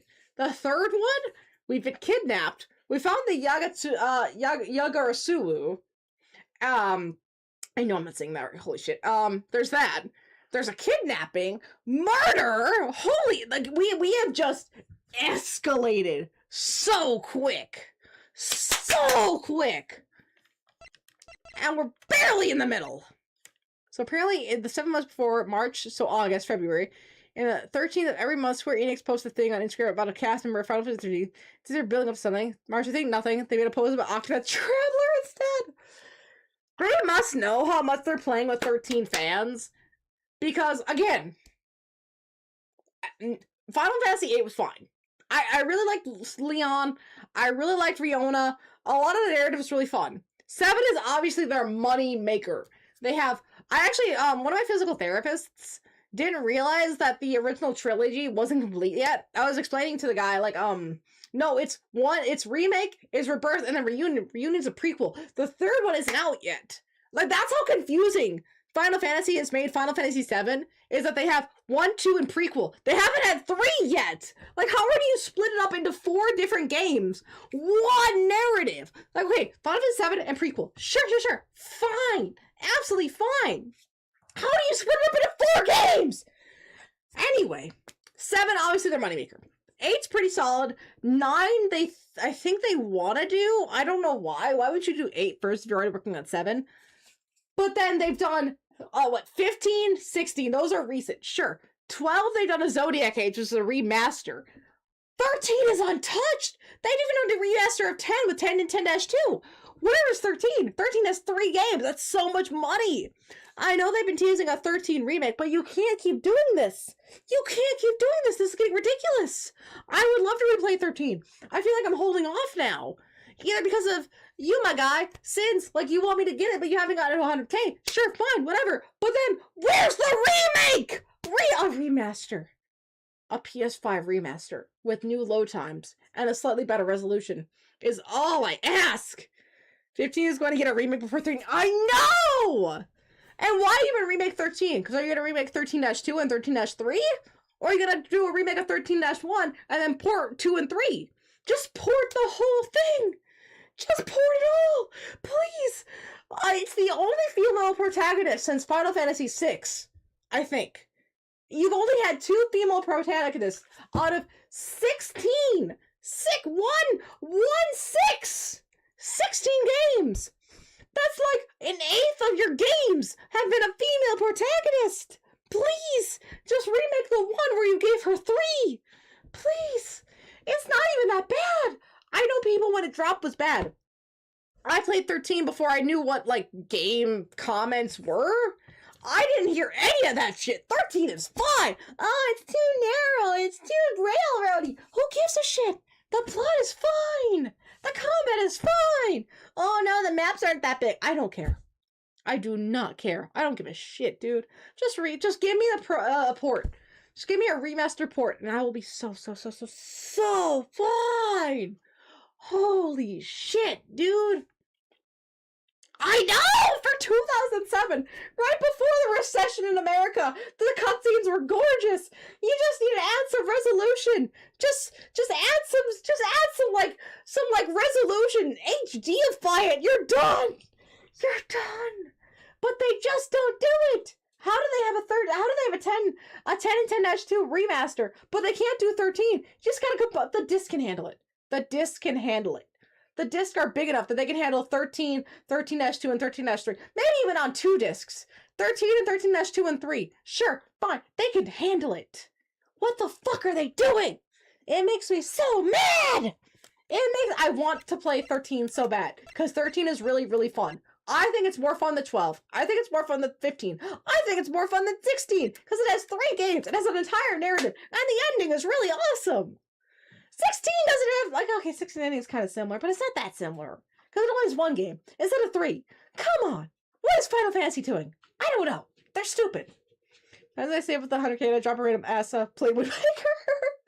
I mean, I would play it, but You might actually make me pull out my Wii U. I don't think on this, because the last time I played Wind Waker, I think was before you were subscribed. My God, sins. You were before you were subscribed at Monster Hunter Worlds. I played Wind Waker before that on a ROM. But now Nintendo ROMs are fucked. I don't have a Switch 2. I haven't been able to before when they're really expensive, and I just don't have the money for like a big purchase like that right now because I have other purchases I need to do. I would have to pull out my Wii U, which I do still own, with the gamepad because I don't think my ROMs work. Twilight Princess coming to S2 later this year. What?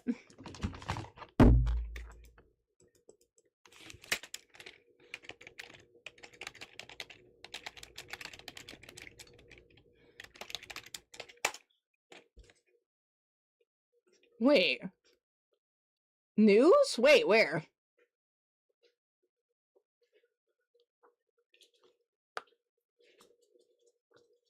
Wait, where did you...